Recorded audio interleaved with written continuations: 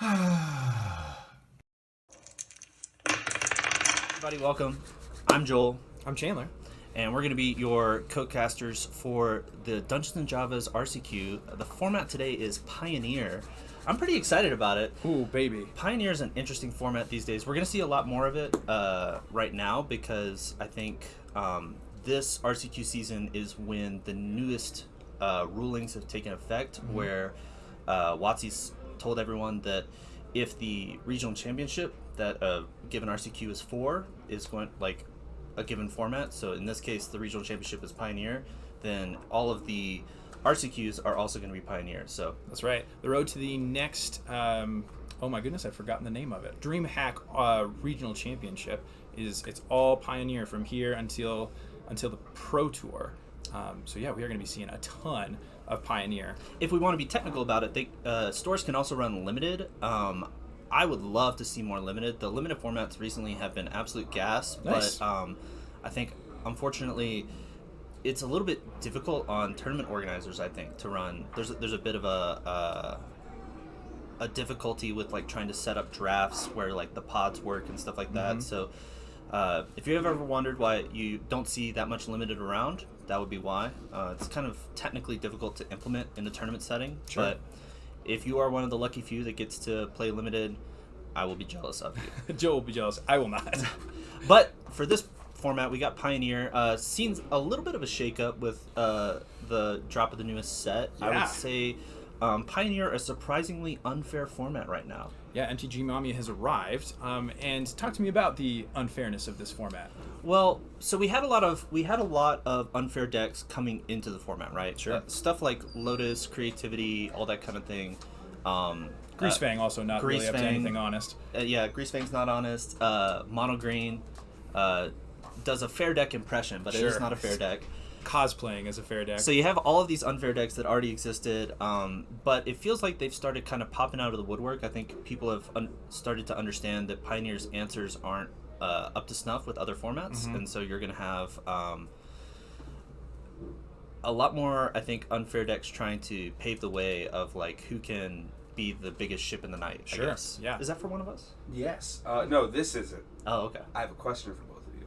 I'll accept. We're gonna get some pizza. Mm-hmm. I need to know what kind of toppings you guys appreciate, because you're gonna have some pizza. I'm a sausage pizza kind of guy. I'm also a sausage pizza kind of guy. There we go. There we Easy. go. Your input is appreciated. Producer Chris making a guest appearance on the stream. There we go. There we go. We're going to check out real quick the look of the metagame before MTG Mom arrived.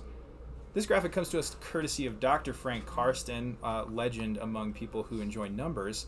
And it's not even that old. You were telling me in the beginning it's about 2 weeks old? About 2 weeks old. This is pre when battles arrived in the format, pre when the 5 Praetors arrived in the format. So things have probably had a bit of a shakeup, but this is what we're looking at for the not so distant past. And at the tippy top, you say that this is an unfair format, but definitely the big bully on the block, Rakdos Midrange, fairest of the fair decks. Absolutely. We're just one for oneing everybody and then playing really good threats, Bone Crusher Giant, Graveyard Trespasser, Blood Tithe Harvester, a surprisingly good card, I would say. It's got to be the best 2-drop in the format. I think Shockingly. it's probably not even close. Really? It's really, really strong, Wow, in my opinion. big statements. Although you are a bit biased as I am a little bit biased. as a Rakdos sacrifice player, I very am. into little creatures that sacrifice themselves for value. It's one card that makes 2 game objects. That's all I care about. That's all you're It's here crazy. for is the thing that makes 2 game objects. Now Rakdos Midrange gonna force people to be playing honest with a combination of really strong removal, excellent hand disruption in Thoughtseize, and then excellent threats that we've already covered. Right. Underneath that, we also have Azorius Control coming in. This is a bit of a surprise to me. It's also a surprise to me. I've been saying for probably the better part of a year now that I don't think Control is good in Pioneer. You're completely outclassed in almost every respect. Like the way that people have been building this deck in Pioneer is very similar to Modern. You're just chock full of answers, and you have a couple high impact cards in the late game to try and make it work. What's up? How can I help you? Do you have any? We're about to get round 1 going with like deck lists and stuff. Do you have a preference to who we get for round 1 on the stream, or just like a random table to start? Hit us with a random table. Yeah, Sounds we could do table 1 if you want to. Yeah. Yeah, it doesn't matter. Pizza. We already got it. Yep. Thank you.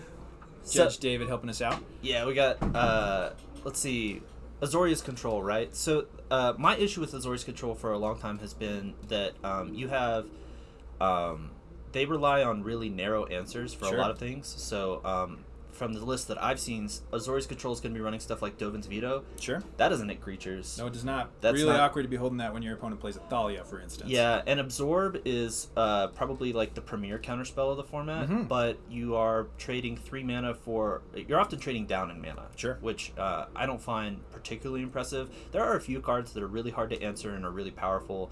I'm thinking of like Dream Trawler is really, really strong in a lot of matchups. And then... Wandering Emperor, kind of the usual suspects. Wandering Emperor really kind of carrying this deck on its back, arguably. Yeah, I'd have to agree, I think. Now, the thing with Azorius Control, it's a huge percentage of the metagame. I do agree that it doesn't feel great. It feels like you lose more of the games than you win, but the games that you win, you spend a really long time being the person who's winning, and that's a real nice feeling. I understand this 10%. No, there's quite a few of these decks on this list that I think... gaslight you into thinking that you're succeeding. The notable suspect is Neoform Atraxa with a respectable 4.6% of the metagame share for 2 weeks ago. Yeah. This deck was kind of like pioneered, I would say, by that's a little format jokes. I would say that deck kind of got started with Todd Anderson's streams. I think he kind of probably put that together. As good a primordial soup as any. Yeah, as far as I'm aware, anyway. And I played it last week at an RCQ, and I gotta say, that deck is good at getting Atrax out, and then really good at losing from there. It's just, nice. I played a Soul Flayer version because I wanted a little bit more oomph in my payoffs. Sure. And that is not the conventional version. The conventional version is running like 4 Taskers and 4 Hooting Mandrills. Sure. And I also got to say that like if you are spending 2 to 3, it's probably not that long, but you're spending like your first 2 turns to set up to play a 1 mana threat. And if that 1 mana threat is a 4/5 or a 4/4, those are very vulnerable in the Pioneer format, and they don't tussle super great on the battlefield. So unfortunately, some of these unfair decks might be flash in the pans, but we'll have to see if anybody brings them here and sees better success than I have. Yes, on the subject of the unfair decks, underneath Azorius Control, we've got just a who's who of decks trying to skip that that messy combat step and just go straight to the win screen. You play a threat. That's boring. That's People been limited there, done magic. that. Yeah. That's what we do in 40-card decks. No, these folks are trying to win in maybe 1 or 2 combat steps and completely ignore it otherwise. We've got Abzan Greasefang looking to hit you with a 13/13 flying vigilance for 3 mana on turn 3. Really good rate. Very impressed with this deck. I'm almost more impressive than the consistency and aggression out of Abzan Greasefang is the fact that you can build it in more ways than just Abzan. Sure. Abzan is by far the consensus version, but I've seen a lot of people see success with Esper, which is more of like a control route with like a combo finish. And then you've also got Mardu, which is just a different look at that mid-range version. For sure. Then underneath Abzan, we've got Mono Green Devotion looking to make, a casual 15 mana on turn 4, and then... just shoulder everybody else out of the game. Boogeyman of the format, now taking 4th place. Yeah, so, its star has really been falling ever since right before the Pioneer Pro Tour, won by Reed Duke on Creativity coming up next. But prior to that, everybody was really up in their feelings about Mono Green Devotion. Yeah, everybody was pretty upset that this deck existed, and then I think in the most recent set, pretty high power addition is the new Pelucranos. Sure. Green 4/5 with reach, very relevant body, very relevant keywords, very relevant devotion in this deck, and then it flips into what is effectively a Wormcoil engine. So pretty huge upgrade for the fair plan out of the Mono Green Devotion. Definitely excited to throw away their Lovestruck Beasts and never touch them again in favor of Pelucranos, especially because Mono Green just has a real tough time beating Mono Blue Spirits. And having a big reach threat that they can stick on turn 2, especially on the play, then the Spirits player never gets an opportunity to disrupt that, just that big old body that can snatch their Spirits out of the sky. And I'm pretty sure everybody's been going to like 2 copies main board and then like maybe even more. And between that and Cavalier of Thorns, it's actually kind of difficult to get into mono green over It's the air now. really tough to contend with them on the battlefield at any vertical. Yeah. Any altitude. Underneath that, we've got Is It Creativity? And that was really the darling of the Pioneer Pro Tour. Absolutely. A couple of months back when Reed Duke won in really classic Splinter Twin style. And since then, it has undergone several evolutions. Yeah, I think this is one of the, Murktide has had this sort of syndrome in Modern recently, and then, in yesteryear.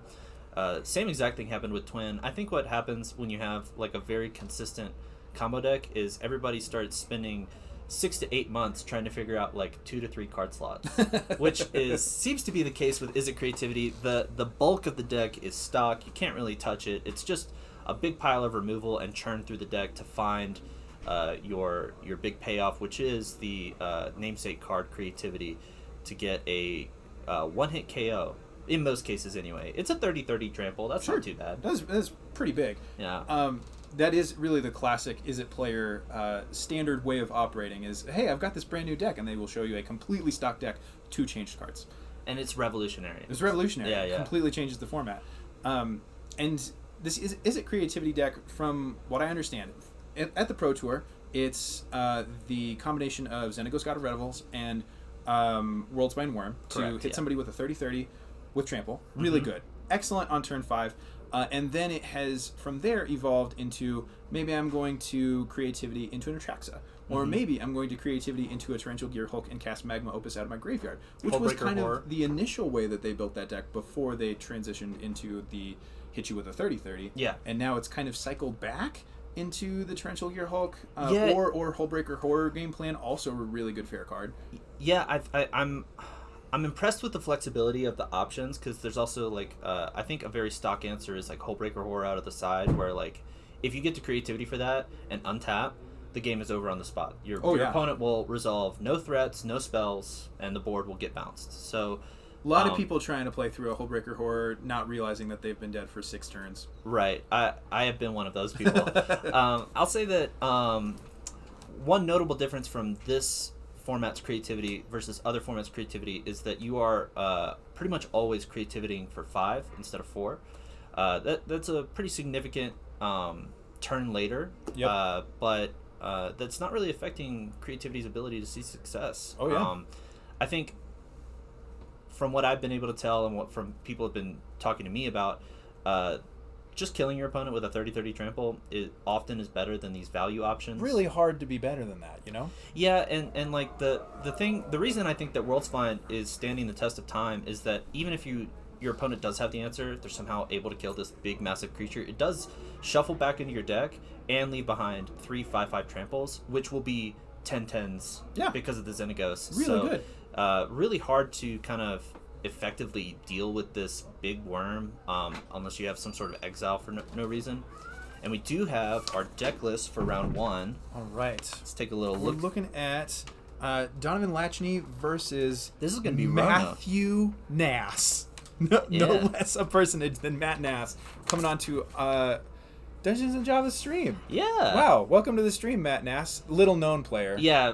Hardly really a real up and comer. Yeah.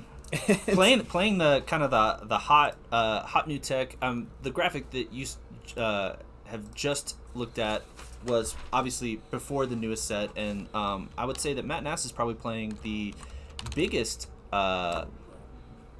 newest combo deck, I would guess, and it's called Rona Combo. This version is using Jeskai Ascendancy, and I think I have to agree with Matt Nass that the Ascendancy combo versions have seemed better. There's just, if you're able to do the thing, there's so many different ways that you're going to win. Oh boy. We're way behind. They've already started. All right. Let's see. Well, let's get the match on the screen. We're going to fill in a little bit of the information as you watch, but let's see. That looks like Matt Nass on the left. Matt Nass on the left, yep. Against And hometown hero Donovan Lachney on a red-black sacrifice deck, looks like. Yeah, Oops. and he tends to be on the more artifact version of Rakdos Sack, so I wouldn't be surprised to see some Shrapnel Blast, maybe some Oni Cult Anvils. Donovan really a fan of the efficient artifact payoff cards. But Huge artifact enjoyer is Donovan. But it has to be said that it does feel like Donovan has to be on the back foot, considering that his opponent is Matt Nass. I'm also interested to see how this format plays out. So one of the things that I've noticed about the Rona combo deck is that you are sort of like Kethis combo back in the day. You're really vulnerable to a whole bunch of different axes, right? Sure. So if they can remove your combo piece at any time, which because they're pretty much all creature based, and then you can also hit the yard, you can hit the stack. There's a whole bunch of ways to disrupt this Rona combo, but Matt Nass is notorious for kind of being able to find the right line to navigate through all of that interaction. Just blessed. Yeah. It's, his hands are gifted. I don't know what to tell you. He's just got a higher IQ than the He's rest paying of us. for I think. MTG Premium, I think, is what's really going on. On this board state right now, we're looking at, on Matt Nass's side of the board, 3 lands and a Mox Amber, a Bitter Reunion, and a Saheeli Sublime Artificer. Going to be making lots of artifact tokens with that. And on Donovan Latchney's side of the board, a Witch's Oven, an Unlucky Witness, 3 lands, and Fable of the Mirror Breaker, and On that bottom side, I believe that's a revealed Gigantha. and a Revealed Gigantha. Yes, absolutely. Now, Joel, we've really been lax in not mentioning Fable of the Mirror Breaker up to this point. Arguably the strongest threat in the format? Certainly one of the most played cards. Certainly one of the most played cards. I think what Fable does, I wouldn't say that it's the strongest threat, but it does more of everything than anything else. Yeah. So it's card churn, it's mana generation, it's tokens, it's 2 bodies that you have to answer the reflection on the backside. Yep. There's just so many aspects of Fable that is doing so much. I mean, 2/2s do get outclassed fairly often on a Pioneer board state, but you can't really imagine anything else doing quite as much as Fable does. It's true. And this is going to be a Jeskai Matt Nass Ascendancy. resolving Jeskai Ascendancy. And Donovan has to be feeling extremely pressured. Matt is at 18 life and has resolved one of the premier combo cards of the last decade. And as you'd expect from Matt Nass, he's kind of kept the best possible hand in this sort of situation because it's not like he's got a Rona and he's trying to go off into the face of Donovan's probably billion removal spells. Right. No, he's got the mid-range plan, which is I have a Saheeli resolved, I'm going to make a billion 1/1s, and then Jeskai Ascendancy to make all these 1/1s into actual pretty potent threats. Very potent threats. He doesn't even need to do kind of the classic Jeskai thing of like, oh, I'm going to draw my deck and make a million. Mm-hmm. Donovan's looking to grind. Donovan's looking to play good, fair, honest Magic with his favorite artifacts. And Matt Nass said, pass, homie. Right. And so I think in these situations, Donovan is looking for can I take a look at his deck list? Absolutely. I'm wondering if he does have those Shrapnel Blasts, because those are going to come up huge in this matchup if he does have them. I see 4 Fatal Push, 3 Claim the Firstborn. I don't think I am seeing...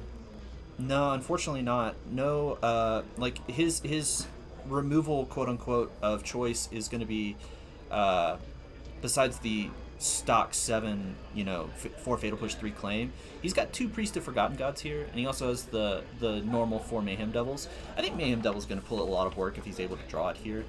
Oh, yeah. Against Matt Nass's board of 1/1s, that'll be doing a lot. I don't know if Priest is where he wants to be against the Saheeli, though, so...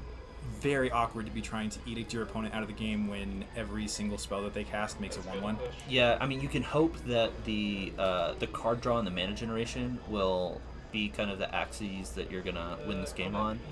Donovan forced to spend a Fatal Push on that Saheeli token. Can't be feeling great about that, but he is gonna try and get some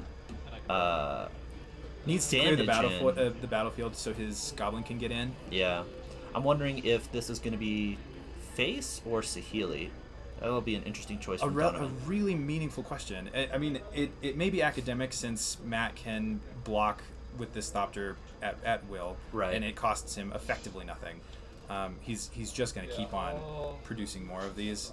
He's not even bothering with tokens. These not Thopters, servos. They these are servos 1/1 mean servos, so yeah. little to him that he's just using sleeves to represent them. That's an interesting block from Matt Nass. It was at Saheeli. Yeah, I going think at that makes more Saheeli. sense. So blocking the Cauldron Familiar here is sort of free because Donovan's kind of incentivized to trade the Cauldron Familiar, but then he has to sack something else to make that food. So it's kind of like an awkward situation that Well, I think Matt could put he Donovan in. he put it under the bus of the Goblin token He to did. prevent more damage coming at the Saheeli and let the cat through. Right. And I think that makes a ton of sense if the target is Saheeli. Kind of surprised that Donovan's choosing to attack the Saheeli. The rep, I think, against board swarm styles, Rakdos Sacrifice is still a little bit favored just because you have a pretty good drain plan. Sure. So you can sort of go over the top. You don't have to win on the battlefield to win in general. And he's going to be using that treasure token in a land to play a Blood Tithe Harvester. Long remembered and never forgotten. I think it does make sense to me that Donovan is attacking the Saheeli just because. So first of all, Matt is at still a very, very high life total. Mm-hmm. We're a long way from the drain plan being effective, and Donovan I think knows both because of like the smorgasbord of unfair cards on the battlefield, right? Like Mox Amber, Bitter Reunion. These are not cards that say I'm here to play good, honest Magic. Right. And also the fact that his opponent's name is Matt Nass. He knows that like these servo tokens, they're not here to win in combat. They're here to delay of game until Matt Nass can resolve some kind of just ridiculous threat that is going to draw his entire deck. Probably Rona is what we're looking for. We should go over that combo, by the way. Yeah, so Rona says that you may the It's a Rona looter. combo deck is 3 pieces to combo off. Yep. So you have you need a card called Retraction Helix, which I We are believe he's seeing playing right on now. on this board right now, targeting the servo token. Yep. And so there's going to be a lot of triggers here. Every spell is going to make a servo token, and he's giving that token haste with Bitter Union right now. And I believe now the servo token is able to bounce the Mox Amber, and so he's going to play it for, I believe that would be infinite servos, infinite power toughness on that one servo. Or no, he actually has an extra mana. So this is going to be infinite mana off the Mox Amber, infinite servos of arbitrary size, and then he's going to give them haste with the second Bitter Reunion. I'm confused as to how he's untapping things after the Retraction Helix bounces stuff to his hand. Jeskai Ascendancy, when you play, Oh, duh. untaps all your creatures. Right, that's important. So Matt Nass able to assemble an infinite combo that did not rely on a creature, and Donovan, unfortunately, a little bit helpless before what Matt Nass was trying to do there. I think Donovan, in particular, is most interested in boarding in things that can remove Rona. And particularly at instant speed. Absolutely, yeah. These Claim the Firstborns are not it. I'm interested in getting those out of the board, or Yep. out of the main. So Donovan's sideboard right now, I'm going to read to you. 1 Gigantha the Wellspring, that's not coming in. That's his best friend. 1 Angrat the Flame Chained, a Planeswalker, I don't think that's coming in. 1 Feed the Swarm. That's going to be huge. That'll be huge. His so far the only instant speed removal that I've mentioned. 1 Kolagon's Command, also relevant. Kills a thing, kills an artifact. He loves that. 1 Noxious Grasp, not relevant. 1 Obnixilus the Adversary, also not coming in. 2 Roiling Vortex, which actually does stop the combo. Royal Vortex is huge. Very heads up by Donovan to. I think if I had to guess his thought process, he probably put those in his side specifically for this matchup. I would imagine so. Yeah. Yeah. Roiling Vortex, a 2-mana enchantment that can prevent life gain with a mana payment, but also most relevantly domes your opponent for 5 every time they cast a spell that they didn't spend mana on. Mox Amber famously costs 0. So that'll be huge in this matchup. Fully stops the combo. 1 the Stone Brain, also, I mean, that could be extremely relevant. This is a deck that relies on some very specific pieces. Yep. 4 Thoughtseize. Joel, would you be bringing in Thoughtseize in this matchup? I sure would. That As would a be- matter of fact. Bringing in 8 if they let you. And Rakdos Sack is a deck that is pretty much always mainboard configured to fight these creature decks, and so Donovan has. I know we mentioned about 8 cards that he wants to bring in, but he has plenty more than that he's looking to get out. I think we already mentioned the Claim the Firstborns are not it. He's got a single Obnixilus the Adversary. I am looking at that with suspect eyes. Sure. It could be good, could be bad, and I think we already mentioned that the 2 Priests of the Forgotten Gods are also not looking particularly amazing here. Yep. So Donovan's in and outs seem pretty clean. Let's take a look at Matt Nass's sideboard. His is a lot cleaner. He's got 3 Silence, 4 Portable Hole, 4 Rending Volley, 1 Maximized Velocity, and 3 Pithing Needle. I think out of his side, I'm looking at these 4 Portable Holes and 3 Pithing Needles. But combo decks are notorious for having not that many slots to sideboard, so I'm not exactly sure what to cut from the Rona deck. I mean, I think there's a huge incentive to just throw the same 60 down, both because I think he's very well lined up for this, and also as a show of dominance. But I think there's something to be said for like, okay, well, I'm up a game. This is on house money. Let's take a look at what Donovan is going to bring in his sideboard, so that Sure. I know what axes I'm trying to fight on. You know. Yeah. And I mean, also, I mean, this is Matt Nass. Matt Nass has been playing combo decks since before I knew how to spell. That's probably not true. I don't know how much older he is than me. He has been playing combo decks since before I knew how to spell. Oh yeah, way to flex on being young. Well, I got started like probably I think Matt Nass has been playing since the beginning of Magic, and I didn't get started until original Theros block. So I'm That's a long time to wait until learning your letters. yeah, I'm a bit of a young buck, as A late it were. bloomer. I think so. I also wouldn't be surprised to see the silences just cause in this matchup, just to prevent, just to say like you can't fatal push my stuff right now. You can't Kolagon's command my stuff. Yeah, some sort of like in my own upkeep silence. Do you have anything? No. Okay, now I'm free this whole turn. We're gonna do whatever I want. Do whatever I want. Yeah, that could be compelling as well. I think that's a good point. That silence is probably the best blind card of just like stop what you're doing, do whatever I want to do for free. That all seems not too bad. Matt Nass's game 1 hand was probably the best he could have asked for in this particular matchup. We'll have to see if he's gonna. Yeah, really excellent to be clogging the board with small creatures that prevents Donovan's admittedly kind of anemic aggressive start. Yeah.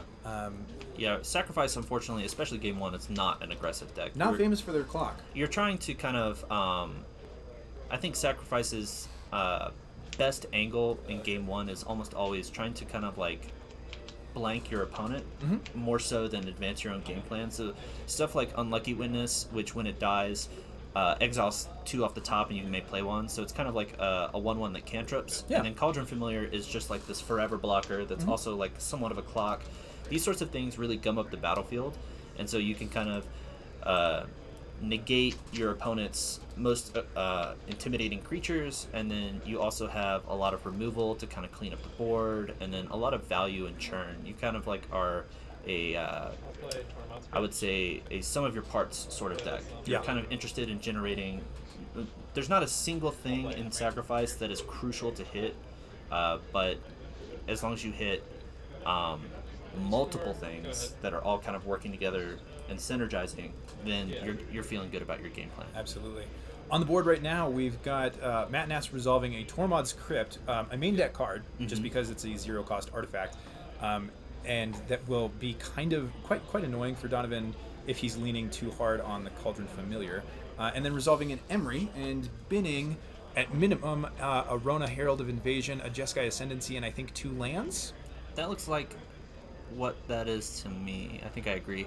Tormod's Crypt in the Rona combo deck is sort of like incidental value, lets you get Emery out earlier, as you can see here. It's also just a poor man's Mox Amber, so like with the Retraction Helix and everything else, you can combo, especially with an Ascendancy down. Speaking of which, Donovan faced with a tough choice on this Thoughtseize, looking at a Dig Through Time, a Retraction Helix, a Rona, and a Portable Hole. Portable Hole probably not the take here. No, I don't think so. And then Rona, Dig Through Time, and effectively a Pokemon card. Donovan electing to take the Rona. So that's 2 Ronas down, which is kind of a big deal. I don't think that the Rona combo deck has ways of getting them back from the yard. Unlikely, yeah. I will say that taking the Rona now is sort of a sign of weakness, I would say, from Donovan's side. Kind of admitting that he doesn't have any instant speed creature removal. Yeah, and although Matt has probably put that together from the fact that he untapped with the Emery, or that he's about to untap with the Emery. Right. So that would be, I believe, another Blood Tithe, right? Blood Tithe Harvester, yeah, and this is the Nosferatu art, I think, right? I I am one of the outlier Magic players where I only like the non-foil, just regular old cardboard pieces. I don't really know so much about the alternate art versions that have been printed before. I recognize this only because it has kicked my teeth in on Arena several times. I trust your expertise. All right, looks like Matt Nass is going to sacrificing cash that in. crypt Mm-hmm. in order to dig through time. Wow, that makes just a whole ton of sense, doesn't it? It seems real good. And this is kind of the tough choice that Donovan was faced with last turn with that Thought Seeds. He can take the Rona, which he knows is good, or he can take the Dig Through Time, which could be anything. It could even be a Rona. Well, unfortunately, he was forced to take... He couldn't have taken the Dig or the Portable Hole at all because with the Tormod's Crypt on the board and the Rona Retraction Helix in hand, Sure. he just kind of... If he rips a land, he has the whole combo wrapped up. He gets Yep. to... that particular combo, because it's a crypt instead of an amber, you don't make infinite mana, but what you do is cycle through your whole deck, get the perfect hand. I don't know if that quite works. He Does it has not? so if he's got Crypt plus Helix plus Rona, he has infinite casts of Crypt. Although this again is academic now because he's resolved to Mox Amber. But if you've got the Crypt, the Rona, and the Helix, you're just gonna infinitely bounce the Crypt, but you don't actually generate any forward momentum. Correct, but you Retraction Helix the Imri to buy back the crypt, Okay. which will allow your Rona to cycle through the whole deck. I might be misunderstanding how that works. I feel like I might be missing a step here as well. In any case, The intricacies of the newest combo deck are something that I may have. yeah, a little should have unfortunate studied. that a pair of really just fair deck players ended up on commentary for round one. Matt Nass, Donovan Stone resolving Brain. a Stone Brain That's huge. could be really significant here. What are you naming with the Stone Brain here? So it's tough. I think because Mox Amber and Desk were played, you can pretty reasonably assume that's what Matt Nass got off the Dig Through Time. Sure. So I think. That's Mr. Research deck. Thank you. Yeah, Please. I think we know that his last card is a Retraction Helix. So Yes. in this spot, there are two options, and I think it's only the two. You can either take all the Jeskai Ascendancies, or you can take the last two Ronas. I think I would take the Ascendancies in his spot, but taking Retraction Helix is also an option just to rip a card out of your opponent's hand. I don't hate that if that's what Donovan's chosen. Yeah, not bad. They all seem a little... Looks like Donovan went for... Right now he's just looking through the whole deck, maybe. He's taking Saheeli. Okay. That- Donovan's saying, I want to win on the board. Yeah. Which, I mean, makes some sense. He's looking... He knows that his opponent has extremely reduced resources. We've got the Research Desk, which can get Matt Nass kind of back into gear. Yeah. But apart from that, all he's got is Retraction Helix and this Emery. So Donovan is not in danger of getting hit for inf in any short order. Certainly an unconventional choice in this spot, though. I mean, Sacrifice can't really fight on the stack or whatnot, so you tend to rely on these Necromentia Stonebrain style effects to prevent your opponent from being able to combo. But I think in this spot, Donovan's deciding that he's more afraid of the Rona Fair Plan, and he says, okay, well, you don't have enough resources to combo me out, so I'm just going to call your bluff and try and beat you on the battlefield. Kind of a bold choice when Donovan doesn't have any creatures right now. Yeah, no clock on the Lachny side. All right, cashing in that Research Desk with Ox Amber Mana. That's That's a a Rona. Rona. And I do believe... Rona and an Ottawara, I think? Donovan has a single treasure up, and so... He can kill this Rona in response. And I don't actually know if Donovan has cards in his hand, though. He has one card right there, just above the J Okay. of his playmat. Yep. Now, relevantly, Rona does need to be not summoning sick in order to execute the combo. So Donovan has a stay of execution here, but he knows that Matt Nass has fully infinite mana lined up next turn. We've got the Mox Amber, we've got the Rona, and we've got the Retraction Helix. So Yeah. all he needs is any payoff. A Mayhem Mayhem Devil Double, is that actually kind of gets you strong. there. I think Rona is a 1/3, so Yeah, he he is doesn't one quite have sack short. Sacrificing the treasure and paying a mana. So for 2 mana right now, but since he's cashing in the Mayhem Devil trigger, he has to decide his targets now. So it looks like he doesn't have the 3rd trigger wrapped up, and so he's trying to decide, like, do I kill the Emery guaranteed, or do I hope to top deck some sort of sacrifice something to get rid of this Rona? And it looks like he's going to go for the sure thing. I respect that. Completely respectable, yeah. I see. Very dangerous to take a risk on this one. Oh, well, this is interesting, though, because he did actually... So he did have the... Sorry, we were just making sure to close the door so we didn't notify our play area. The players are just about 8 feet away from us, through a wall, admittedly, but anytime producer Chris opens the door, we do want to be careful about what stuff we're just shouting. True. For fear of, I mean, we can't get disqualified from this RCQ, but we don't want to competitive integrity damage the purity of the game. You know? Yeah, we don't want to give players any ideas that they haven't already had themselves. The killing the Emery there was very interesting. I don't know if you saw, but he did have the 3rd sack trigger wrapped up. So he was it with a Witch's Oven, or no? Well, that too, but actually it was because he had Deadly Dispute as the last card in his hand. So he cashed in the treasure token and the 1 mana that he had untapped. He sacked the blood token. Drew 2 cards and made a treasure token, which was going to be the 3rd Mayhem Devil trigger, and he chose not to kill the Rona, which is very interesting in my mind. That treasure has disappeared into the Witch's Oven then? Yes, I believe so. Okay, so electing not to kill the Rona, that's ballsy. Yeah, and it could be, I mean, we've already admitted a couple times now that we don't fully understand the Rona deck. So maybe Donovan understands something that we don't. Maybe the Emery was more intimidating in that board state. Like I said, with like the Retraction Helix, the Emery to make the Rona work.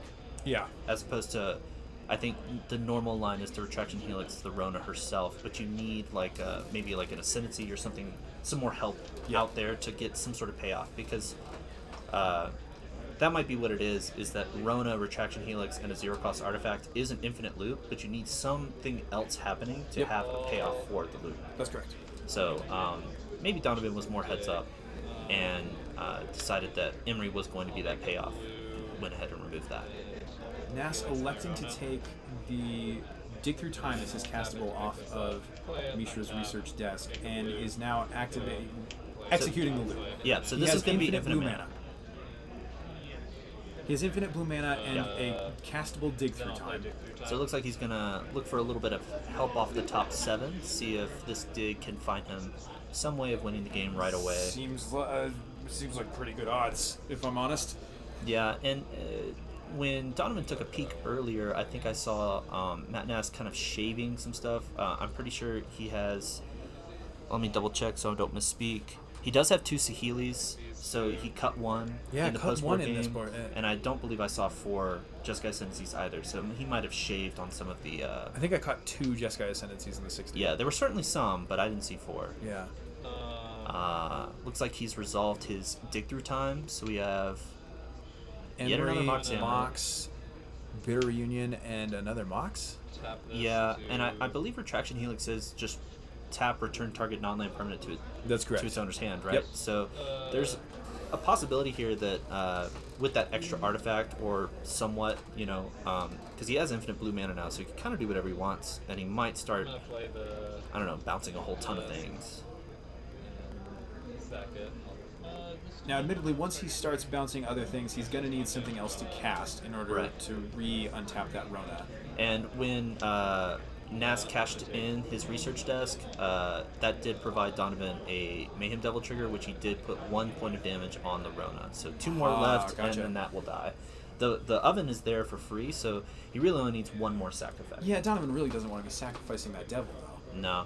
And now that I think about it, Devil actually gives a lot of play to this, because, like, if he is... what if Matt tries to combo with Tormount Script? He just dies on the spot. Can't do it. Can't do it. Disallowed. I'm going to... Of course, Nass has the option to... There we go. Bouncing the Mayhem Devil Makes in ton of order sense. to protect himself. Yeah. Donovan smartly reading this Retraction Helix, making sure he knows exactly what's going on. And unfortunately, I don't think when he's tapped out like this, Donovan's just got to let that go. Yeah, he can cheekily sack this Mayhem Devil in order to get one more damage on the Rona, but as we mentioned, she's a 1/3. So I think what's happening now is, so the Saheeli's gone, right? So I don't No more Saheelis. I don't believe that there is a red legend to allow Mox Amber to tap for red. He's got a red source on the with Sacred Foundry.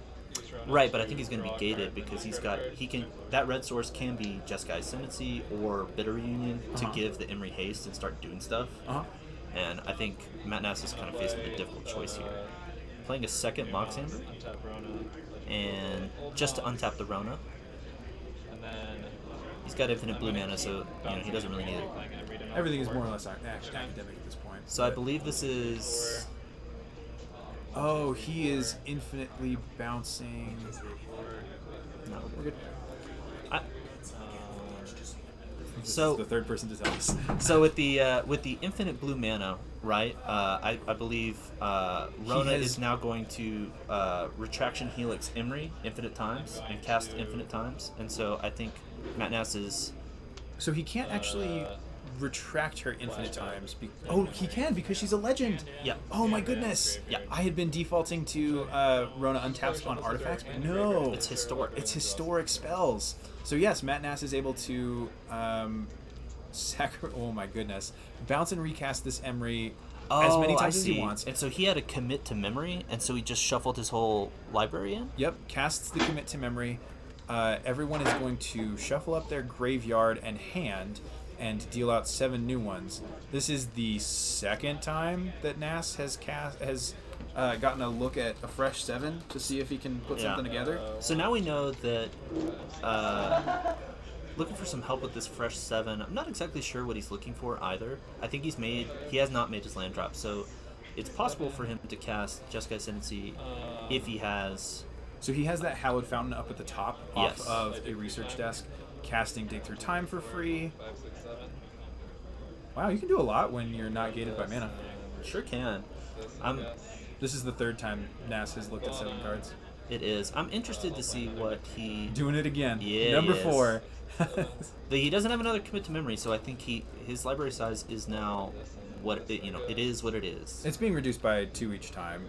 But... Well, he has infinite mill at his fingertips with this Emry. He can just keep doing that, right? I just don't know.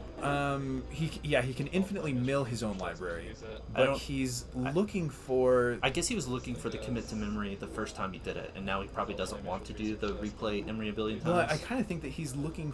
I have to think that he's looking for Jeskai Ascendancy, right? I would think so, yeah. Which he hasn't found, but despite looking at fully 28 cards. Yeah, infinite mana does provide a lot of ways to find that. What is this card that he's just cast?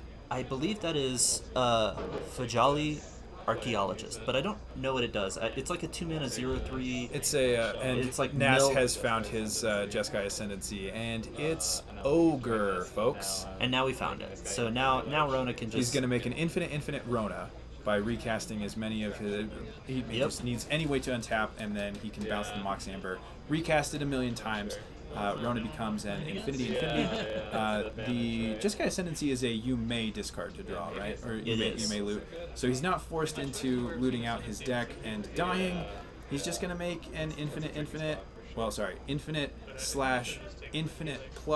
2 because she starts as a 1. Yeah, it matters a lot. Matters a lot. And then he will swing for infinity after looking at, easily fully half his deck. Yeah, easily 60 cards. Considering that he did shuffle his entire library. Oh my goodness! So he saw everything. He milled like 3 times, right? He milled until he found the commit to memory. Yeah. And then shuffled his library in. So you're right. 7. He was looking for the commit to memory. And then he cast Dig Through Time to find Dig Through Time and something else to cast Dig Through Time. Kind of just piecing it together. That was a very I don't know, a homemade victory. That kind of piecing it together. I don't know if I saw other players playing the Rona combo deck, I don't know if I would have seen him piece together that win like that. This Matt Nass fella, he could be going places. He could be good at this Magic game or something. Yeah. But we'll watch his career with great interest. Yeah, absolutely. And he's off to a 1-0 start. Very impressive win for that game 2. Donovan, unfortunately, bring a fair deck to, at the top of the day, we mentioned somewhat of an unfair format. I mean, Donovan, a good, honest artifact player, brought his sword to a nuke fight, and he did his darndest. Yeah, he's trying to deal damage in increments of 1, and his opponent is dealing infinite. So dealing them in increments of infinity. Yeah, I have to say that there is a significant difference between those two. Yeah. But Donovan is not out of this. Not by any means. 6-round tournament. 5-1 is an easy top 8, and then I imagine his breakers are going to be good too. 4-2 could maybe even squeak in. Sure. Depending on the field. So we're looking at a 6-rounder today, with I believe did we have all 64 players? We had 60 out of 64 registered players. A good full crowd. room. Yeah, a good crowd. We I'll give a quick shout out to Michael Greenberg, who is actually playing in the event today, but he does organize these Dungeons and Javas RCQs tirelessly, making sure that they succeed. And as a result of his efforts, we do have pretty good attendance, not just at these RCQs, but every week. Even at the FNMs, we have really strong attendance. So big congratulations for Dungeons and Javas for kind of cultivating a really strong Magic crowd, regardless of Pioneer or Modern. Yeah. Also, big thanks to Matt Nass for making the drive down from Denver. Yeah, quite a few people actually. I saw in the room. There's like a pretty nice back and forth between the two towns. The Denver crowd will come to Springs. Springs will come to Denver. Sure. It's kind of got a good crowd out here. Yeah, little known fact about Denver, just loaded with Magic pros. Absolutely. Not something that I would have expected. Absolutely insane. Like, I came here. I had no idea. I came here from East Coast, and I sat down in my first tournament, and it is Sam Party, Matt Nass, Cedric Phillips, all in the same room, and I was like, okay, well, I didn't know this was going to be the caliber. I mean, I was playing in the Atlanta area before, and that's like a very strong like Plat Gold Pro grinder sort of scene. There's like a dozen of them. Sure, but the Plat Gold Pro scene, it might be a little bit small fry for someone like Matt Nass. Might be, yeah. Well, thank you so much for hanging with us for round 1. We will be back with round 2 in just a bit. Stay with us. Folks, welcome back. It's round 2, not round 1 of 6. You know what? They do pay us, but not much. This is what they get for They not pay paying us in that pizza. much. I'll take it. Honestly, yeah. We've got a spicy one today. We've got Jackson King on Grixis mid-range. Yeah, kind of an unconventional choice, but I think this has been getting... this is like a very common standard thing. Sure. Where standard... it's kind of understood that Rakdos is more consistent, but you get stuff like Corpse Appraiser and Permission, which is a big deal in like the pseudo mirror. Sure. Which I have to imagine is kind of Jackson's thought process here of switching to that. Abzan Greasefang is pretty tried and true. I think for the most part Bradley is on a relatively stock list. It seems to be, yeah. No major deviations that I've seen. We're looking at Vessel of Nascency with a Boom Command. And of course, the classic combo of put Parhelion 2 in the graveyard and then take it back out again. Looks like Bradley resolving a Satyr Wayfinder, I think? No, sorry, that's a Scrapwork Mud, pardon me. To pitch a Branch Loft Pathway and draw a new card. Jackson with 2 untapped mana here, representing Fatal Push. Yep, here it comes. Pushing the Scrapwork Mutt. All right. That's coming back again, though. Later. Not that far off. But Jackson, very likely in this deck, going to have a hard time turning on the bonus mode on Fatal Push and setting up the Corpse Appraiser here with the Fatal Push.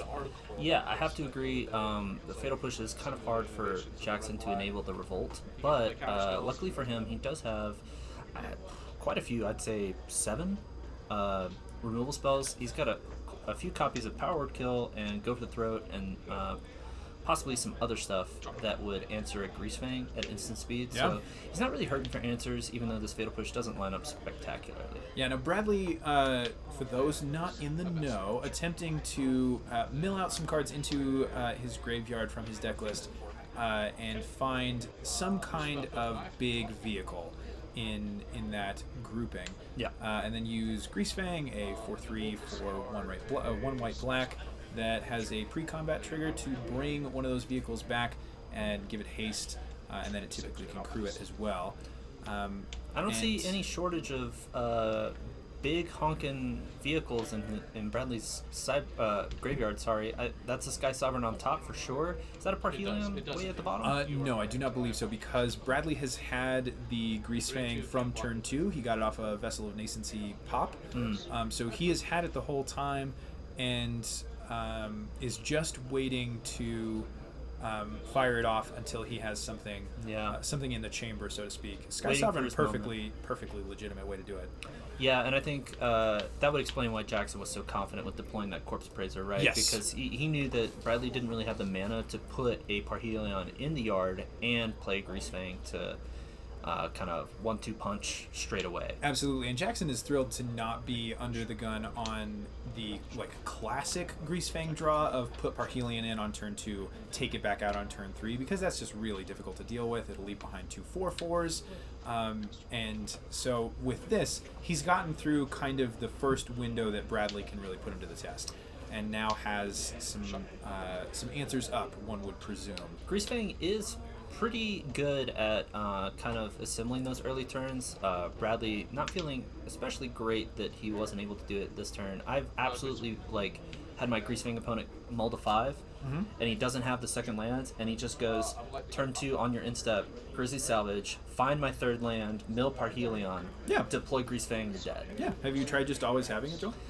I'm not very good at it, is the thing. That's on you. Get good. It's really my fault when you think about it. Jackson gonna go for the throat on this Greasefang before the trigger can happen, and Bradley now looking at, I think, 2 lands in hand and not a lot going on. So there's a bit of a niche interaction here that I'm curious. I'm not exactly sure how it works.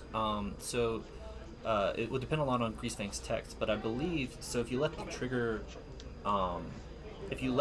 target the vehicle, and then you kill Greasefang in response, the vehicle will return and bounce to their hand. That is correct. So you can deny a lot of their development. Jackson chose not to do that this time, but maybe... I think a legitimate choice here, because Sky Sovereign is an eminently castable threat. Absolutely, yeah. So that could be just an active choice of I don't really want to have to deal with this Sky Sovereign when it seems like Bradley is a little bit out of gas for now. But he is popping this vessel for something. We've got an Esseka's Chariot, 2 Grizzly Salvage, and I'm not sure what that third card is. Rafine's Informant. Rafine's Informant, all right.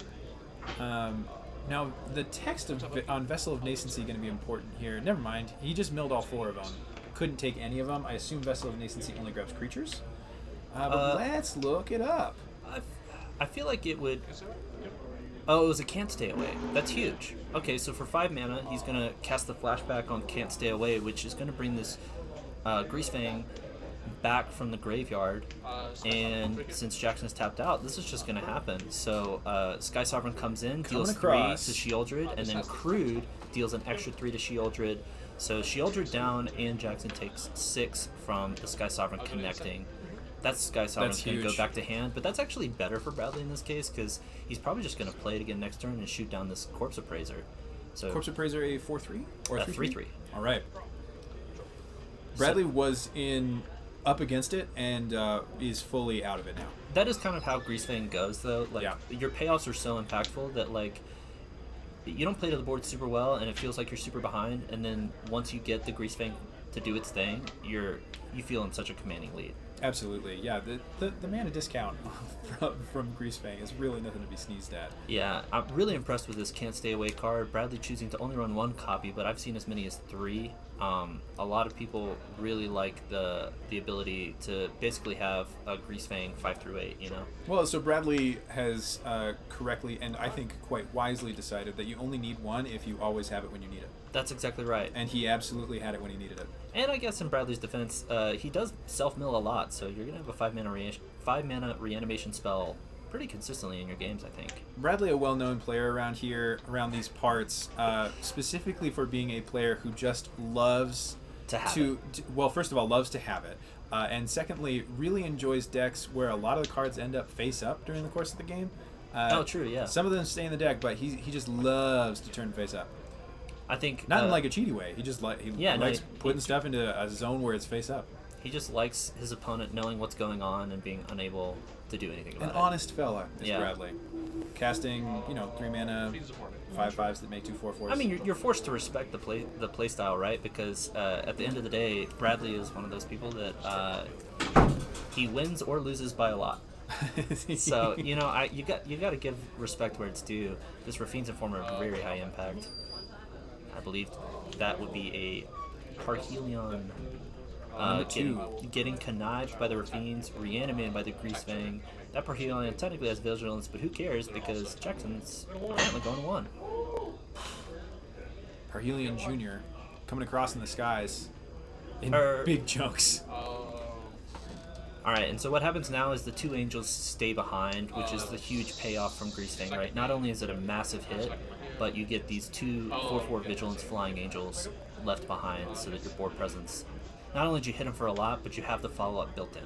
Now, admittedly though, Jackson has a huge board presence. Let's see, we've got a Blood-type Harvester, a Corpse Appraiser, and a Fable Token against 3 blockers. But this Grixis midrange deck, excellent at shooting things out of the sky. It's not that far out of the realm of possibility that he can just kill 2 of these cards and truck in for victory. Yeah. Because Bradley's only at 5. He only needs to connect with 2 of these creatures. And that is a Crocs in the yard. That's not going to help in this position. Jackson's having to think about, how can I live here? Obviously, you're kind of worried about the Greasefang buying back the Parhelion, but first order of business, deal with these 2 angels that are just lethal in the air. Fully lethal, yep. So Jackson needs to remove both of these or find a blocker of some kind. And then maybe you kind of just have to hope that Bradley doesn't have it. Yep. Throwing away a card with that blood. Looking for any kind of card that lets him either win the game on the spot or just survive. I think if Jackson had 2 kill spells, we would already be seeing the combat step. Yeah. Cracking the blood here is a huge sign of weakness, because if he could have generated 1 other blood, then the blood type would have answered 1 of these angels. Now Jackson does have a line available to him here to cast Thoughtseize and go out on his own terms.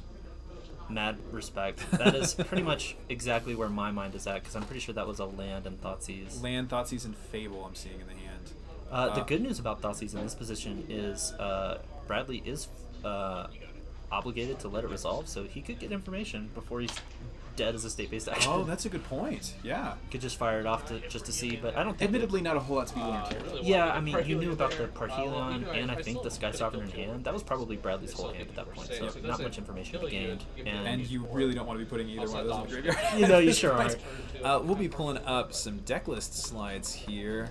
We'll start with Bradley Martin on Abzan Greasefang. Pretty stock here. It's close. I'm not as familiar with Abzan Greasefang. This is another one of those deck lists that sort of builds itself, and so people are trying to look for ways to find cuts to put more mid-range elements in. Mm-hmm. That's what I would say. This Tassiger, Liliana the Veil. These are both mid-range cards that have some utility. Yep. Because Liliana can discard your own equipment into the yard so that you can reanimate easily, and Tassiger has a hidden second mode, which is a 4-mana activated ability that lets you mill yourself, and then your opponent puts I think a non-land card into your hand. So he's like pseudo card advantage that way. Yep. I suppose Tassiger. Do we have Tassiger in here? There is a single one. A single Tassiger. According to his deck list. Huh. I'm either not seeing it or I missed it when we. It's at the top there. Third section, there we go. I think. Gotcha. Yeah. Now this deck, another one that underwent a lot of change after the Pioneer Pro Tour, when I believe it was Nathan Stoyer came with his own version of Abzan, packing Traverse the Ulvenwald and Scrapwork Mutt. Yeah, very popular adaptation. Same idea with Traverse and Vessel of Nascency. Mm-hmm. Vessel's just a really good way to efficiently spend your mana in the first 2 turns and fuel the Delirium for Traverse to find your Greasefang. So. Absolutely. And in the sideboard, we've got Duresses, Rays of Enfeeblement, Surge of Salvation could be huge. Actually, could be. Absolutely is huge in this matchup. And anything else you want to bring in here? I'm kind of interested in the Liliana the Veils. Sure. I think we've already touched on how they synergize with Greasefang's deck, and outside of the Croxes, Jackson's not getting much value out of the discard. And it's just a fine mid-range card. You want to strip Jackson out of all of these permission discard sort of answers. Speaking of Jackson, let's get to the much more exciting deck list on here. One that you haven't seen before.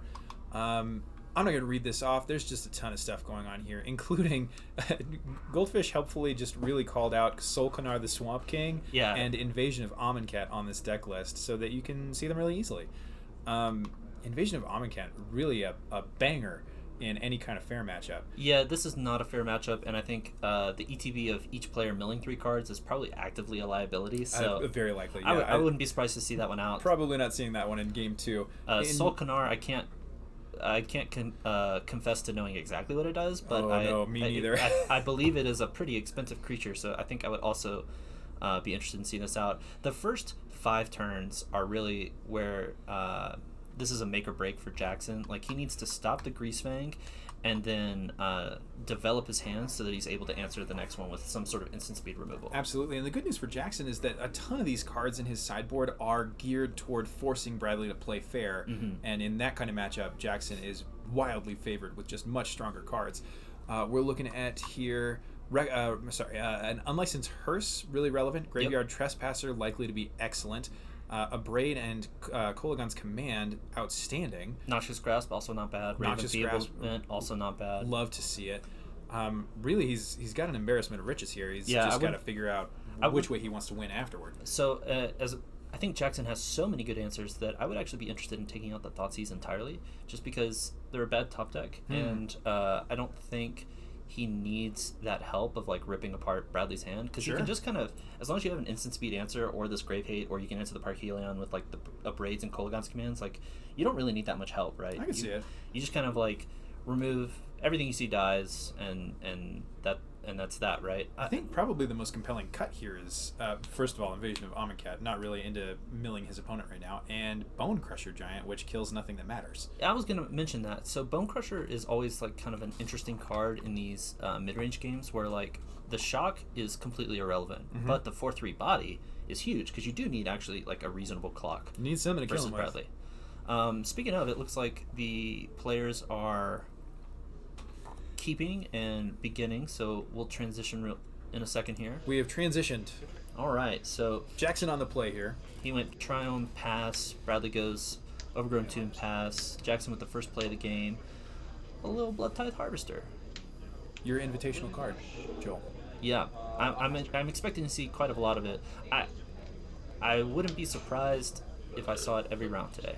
We have quite a few. Really? Yeah, we have a metagame breakdown for you guys probably next round, and you'll be able to see what I'm talking about. But there is quite a lot of Blood Tithe Harvester in the room today. That is true. A lot of Fable of the Mirror Breaker, too. I have lots of stock in that as an inveterate Goblins player. Jackson leading off with an Unlicensed Hearse, which matters as long as it can stay on the field. Yep. Now, kind of a classic interaction in this matchup is the non-Greasefang player will play an Unlicensed Hearse and get it destroyed with a Witherbloom command that also mills the Parhelion. Yeah. Jackson dodged that fortunately, but one way to play around that is to leave a creature untapped so that you can crew the Unlicensed Hearse in response to a Witherbloom command and protect it from that destroy mode. Admittedly, it would turn it into a 0/0, so not really a relevant play on this board state.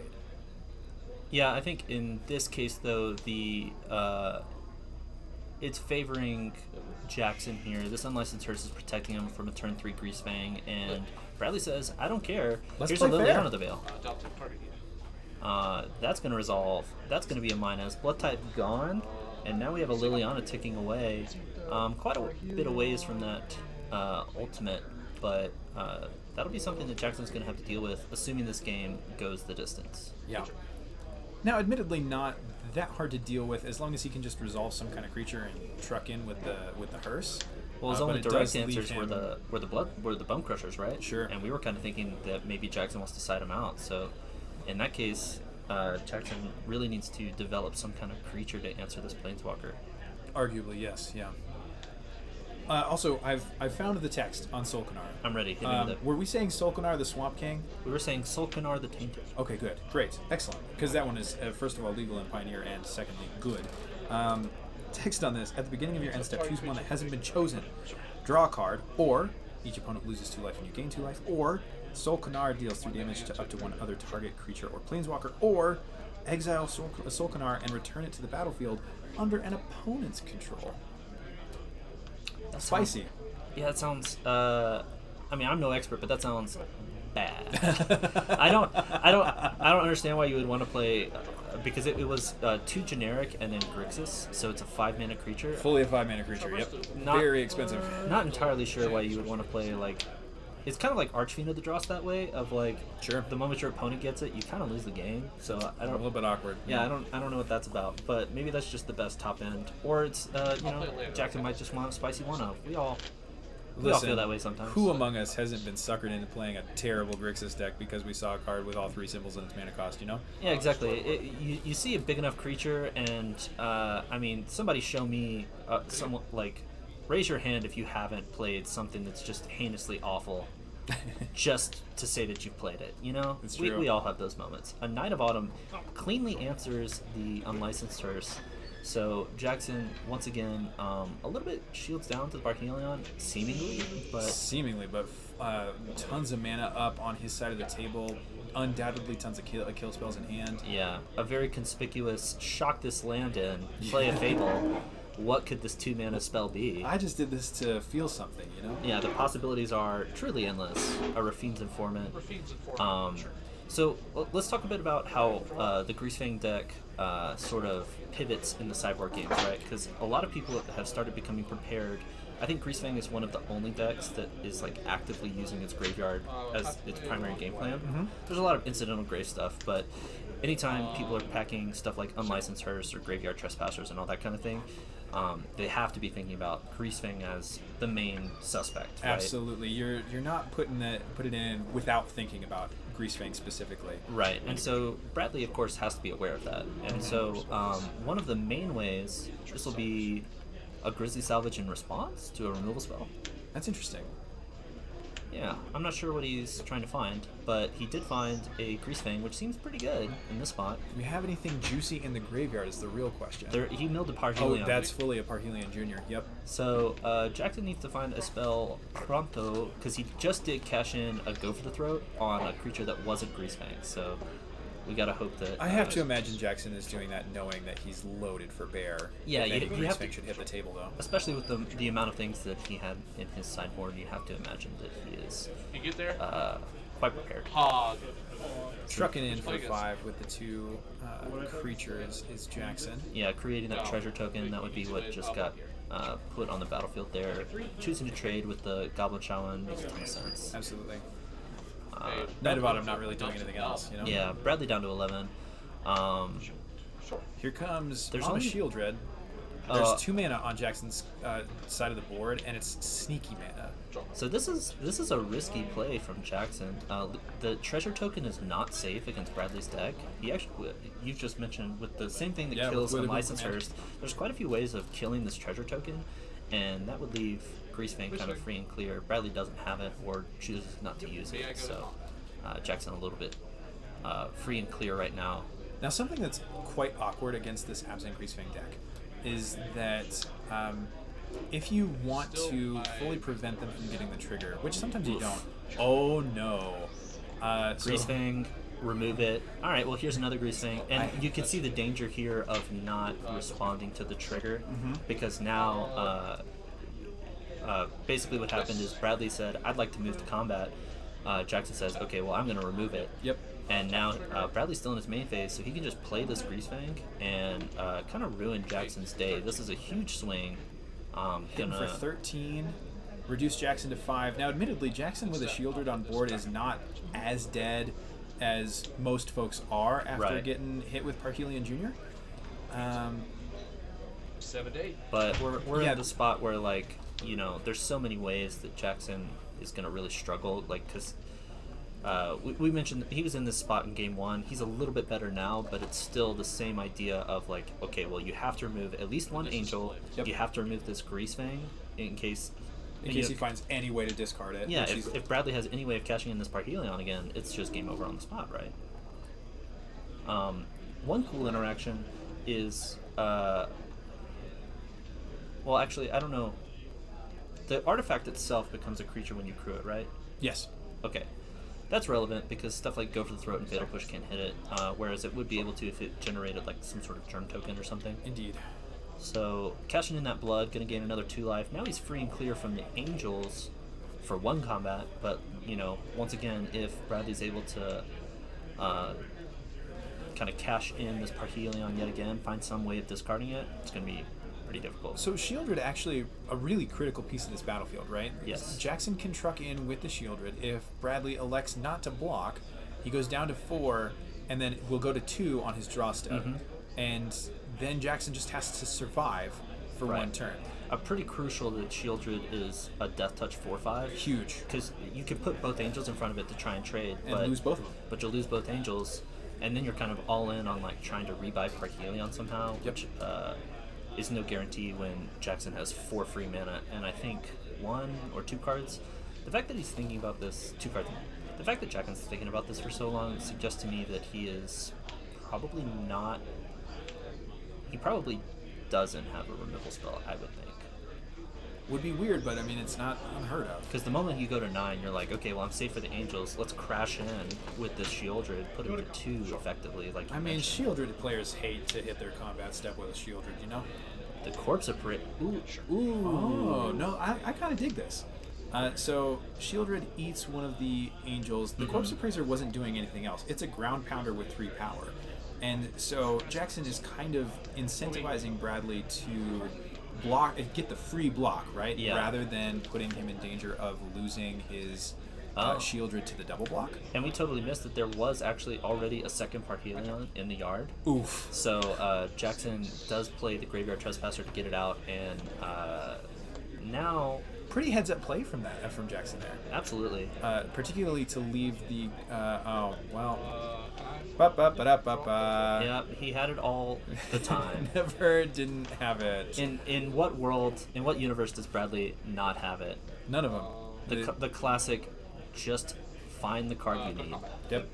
Everything everywhere all at once. There's a universe where Bradley has hot dog fingers, but not one where he didn't have it.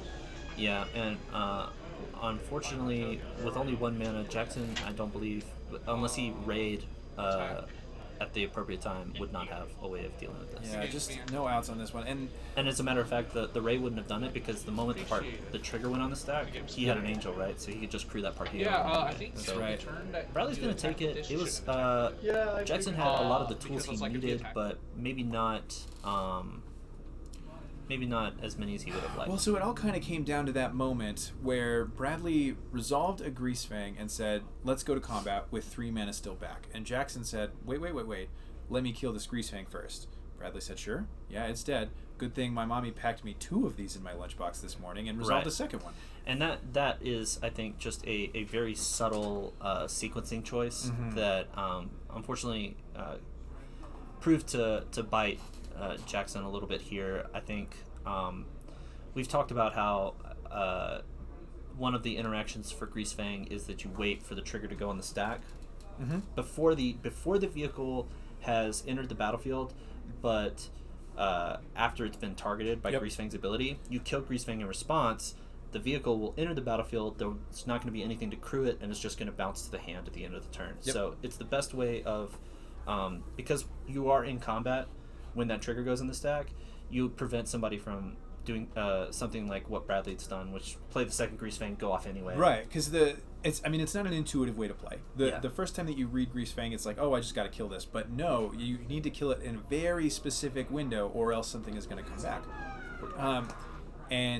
The kind of the level above that in terms of play against Greasefang is figuring out when you can kill this, not just to prevent the trigger, but to effectively neutralize the threat. And it's just not an intuitive line that occurs to all this players. is a lot like I think this is sort of like a pilot's advantage because Greasefang players are going to be very aware of how you can interact at any given point. And I think the best players will be able to come up with some kind of line that plays around, because there's quite a few different abilities. It's not just like have a Greasefang in play, have a vehicle in the yard, bada bing, bada boom, you're golden. No, there is the trigger at the beginning of combat.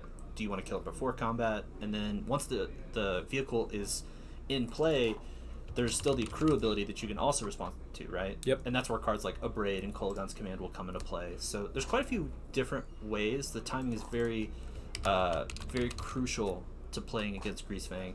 But that'll mean that Bradley, I believe, is at 2-0. Yep. And so we'll have advancing to next round with two wins under his belt. 2 wins under his belt with a fairly strong deck. I really like this Absent Greasefang deck. I think I would have played some version of Greasefang if I was going to play on the day. So a lot of props to Bradley for clean piloting. Yeah. And, as we mentioned, just having it. Just having it. Just having it. The key to all successful Magic players. We're working on a metagame breakdown slide for you. And unfortunately, I haven't done any kind of math yet. So these percentages are not going to be even close to correct. But we do have numbers. But they'll feel good. They'll feel good. Yeah. They look nice. So They're fully just don't pay attention to the percentage. The percentage We'll of the meta fix it is later. not right. We'll handle that probably in between round 3. But Rakdos mid coming in very strong. People 10 love players. these Shieldreds, man. Yeah, and I think most people have kind of decided for themselves that it's one of the best ways to attack an unfair format with a fair deck. I think we saw right there how it can fall short sometimes. Mid-range decks in the combo matchups always have this like wrong half problem. Yep. Because half your deck is some way of interacting with your opponent, and half your deck is threats. And if you just draw your threats, I mean, you lose to the combo deck, right? Yep. So it's a bit of a dicey proposition to try and attack an unfair format that way. And we could see the runner-up here with blue-white controls, 6 players. You have to imagine that's not a matchup that the Rakdos mid players want to see. Sure, yeah. Rakdos mid players hated Teferi.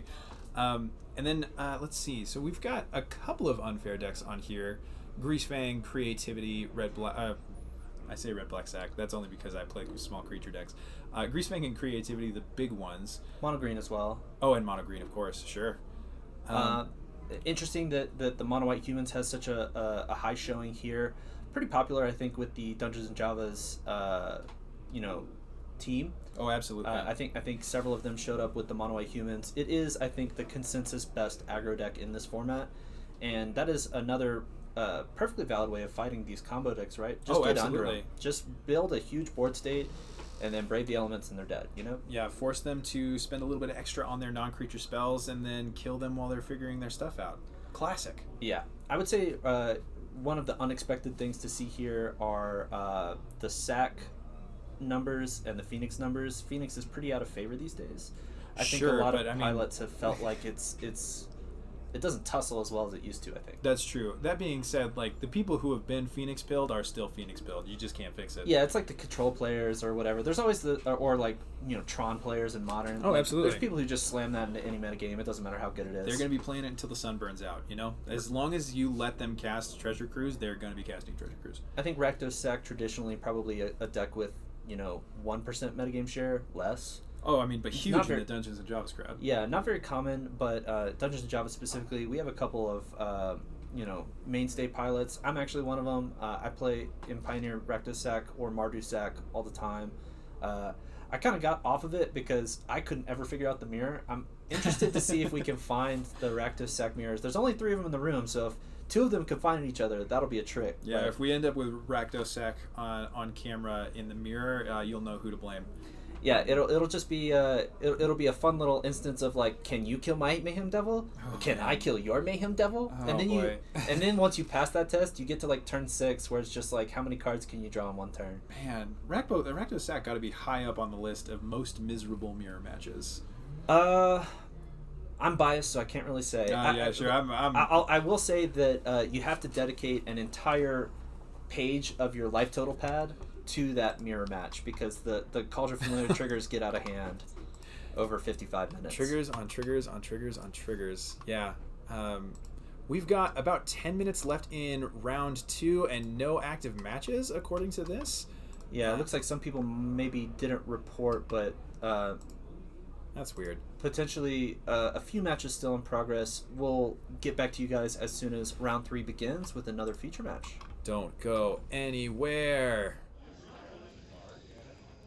I started doing it because I thought it'd be cool, but now I'm pretty sure it's the luckiest way for me to go out.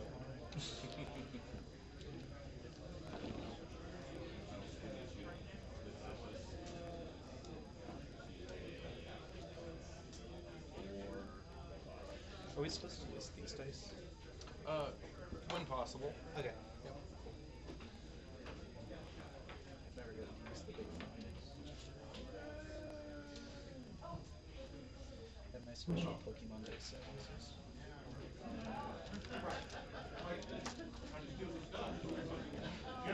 30 seconds. Should we wait until 43? I think we can mulligan. Okay. That's all. That's really easy motion. Yeah.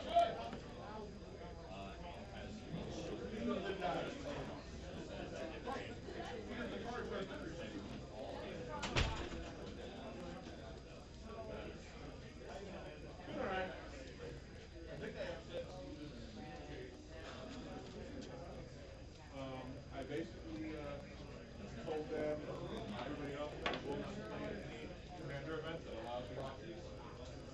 Because it's getting to the point now where I'm spending money to go to an event to play for thousands of dollars, and my opponent pays $10 a ticket.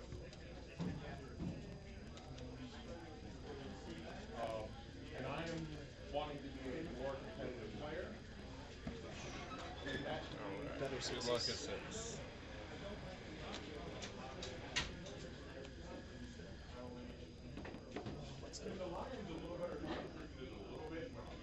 I will keep this. It's bottom. they can't use with Well, the one in Kansas is because Good luck. Good luck. Brexit Shores. Thoughtseize. and then the other one is are against that weekend.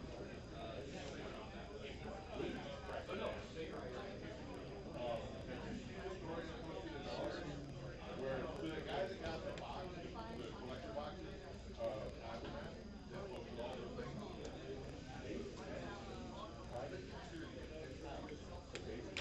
I'll take an oath of myself. Here you go.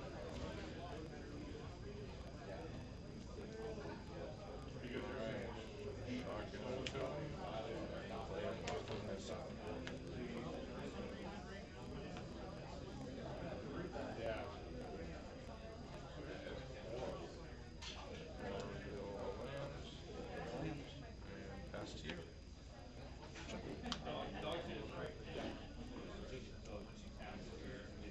Swamp and this.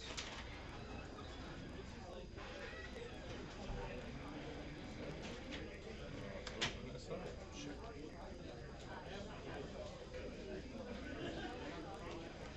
Reveal another land. Legend Roll. Yes. Land for turn. Pass. At the end of your turn, I'll flash a Soaring Thought Thief. Okay. Whenever any rogues attack a mill 2, as long as you have meter more in yard, all rogues get +1/+0.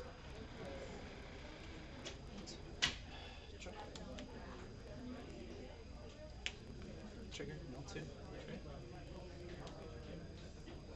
Sword and blood for bones. So take 1, go to 17.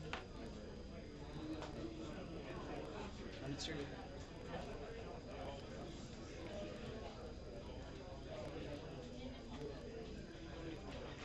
Land for turn. Early on.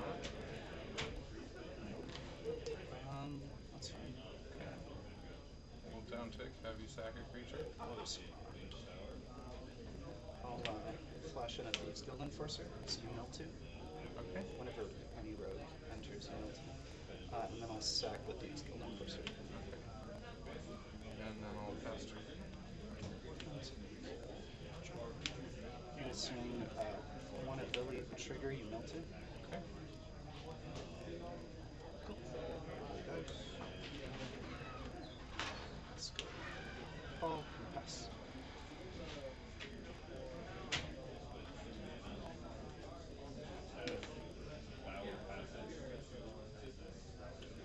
Dark for path.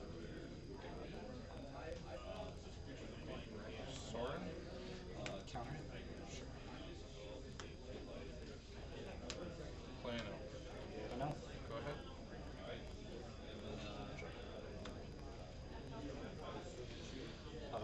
swing, trigger, mill 2. Take 2, go to 15. Because you have 8 or more cards in your hand.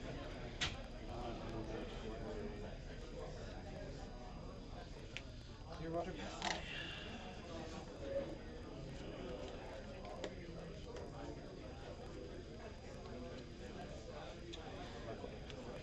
That's the one. Shieldred. Yes. Tap upkeep.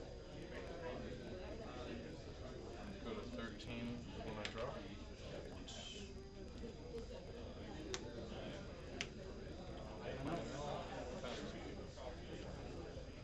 Trigger. Gain 2 to 20.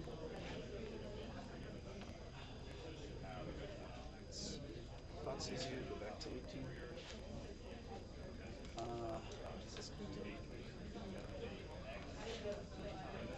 Choose it.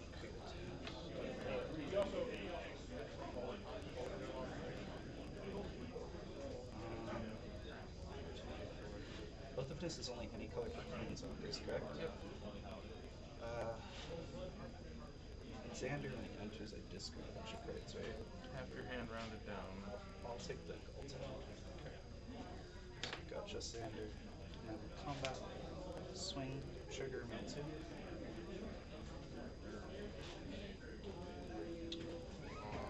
Block Shieldred. Go to 11. Swing, okay. Pass. Trigger, Shieldred. Yep. 9. Soren. Down take Xander. Trigger. No cards. Cards. We'll pass to you. So, Game 2. Go to 20.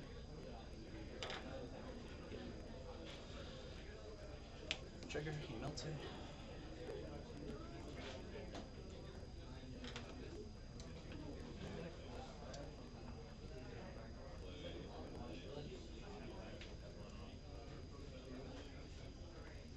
Take 6.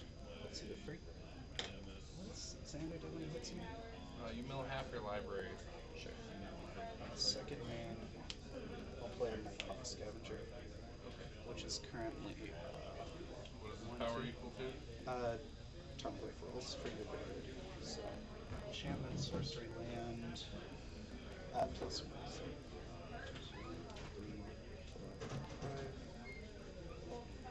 5. Sorcery. Yeah, so it's a 6-3 right now. Okay. Sorry, I'm shaking so much. I have a tremor. You're good. You're good. Check. 1.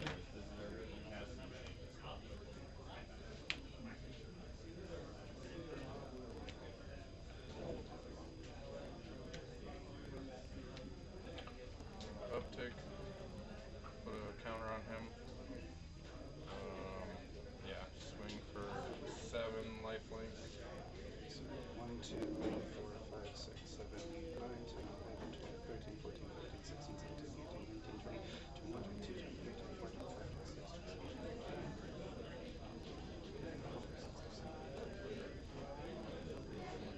27, 8. So 24 cards. 5, 10, 15, 20, 24 gets milled. Do you want to look through that? Sure. I'll take 7, go to 13, you go to 8.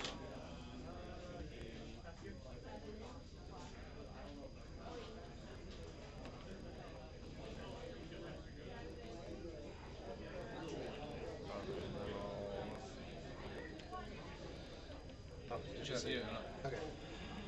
Trigger, game 2, go to 15. Swing out, mill 2. That's 8 flying. Yeah. It's actually 9 flying.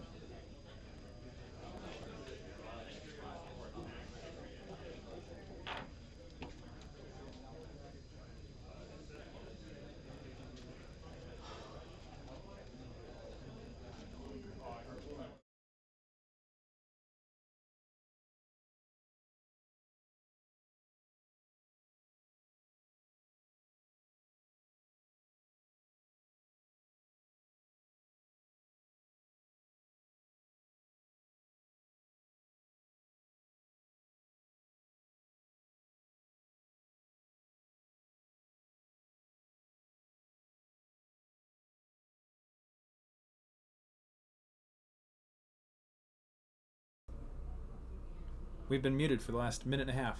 Yeah. How embarrassing. And it's not even clear how long in this broadcast that's happened, but hopefully we've resolved it now. So. Oh boy, that's embarrassing.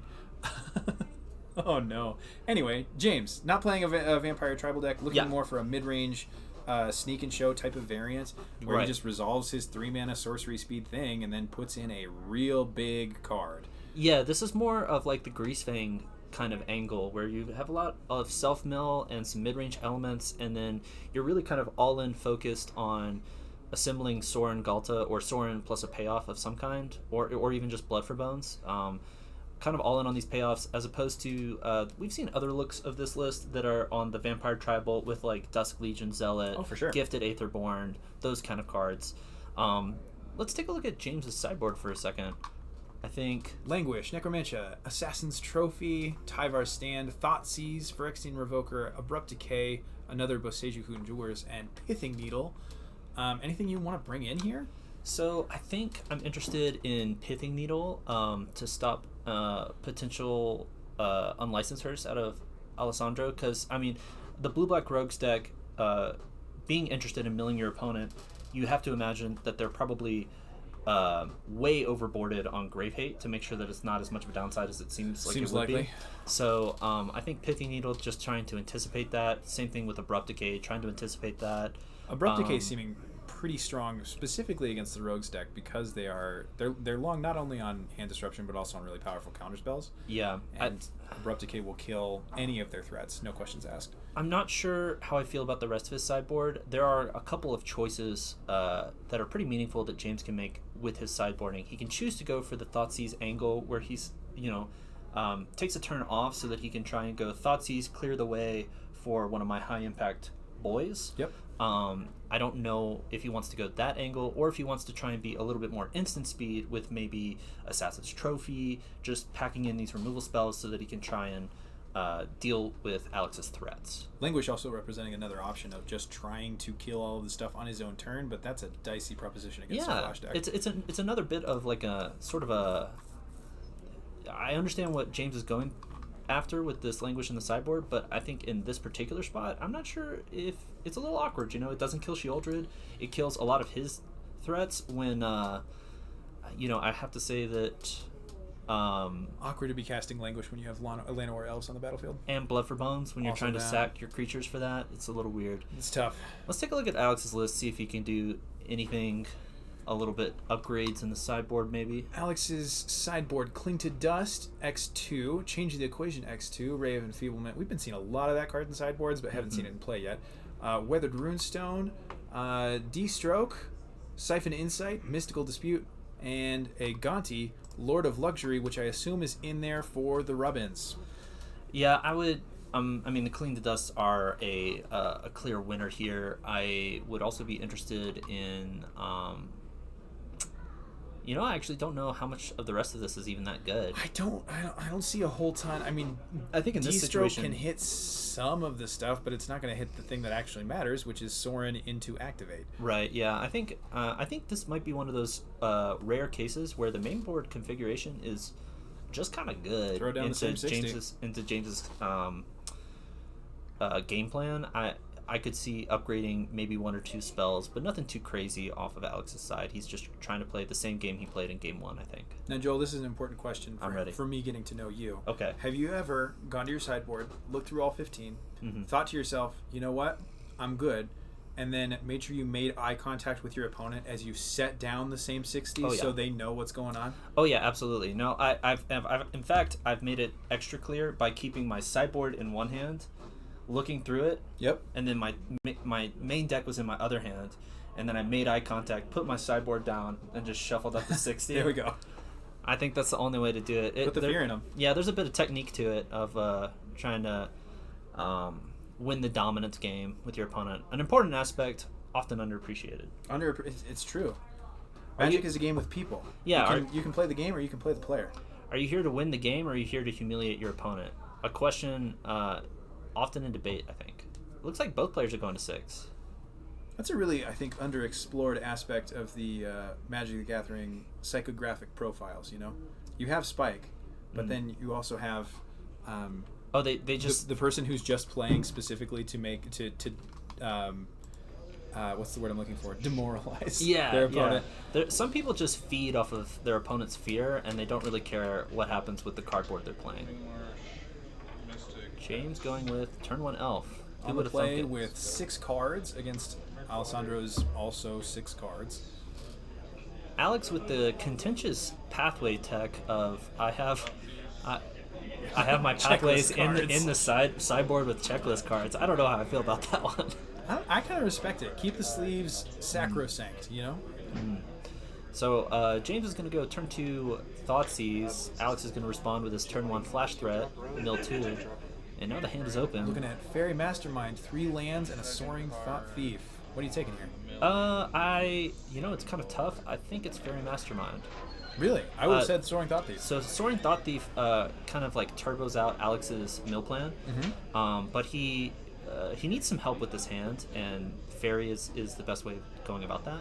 Okay. I think if I were in James' spot, I'd be looking at letting him have the Thought Thief, letting yourself get milled quite a bit, and then trying to rip up blood for bones. Sure. Yeah.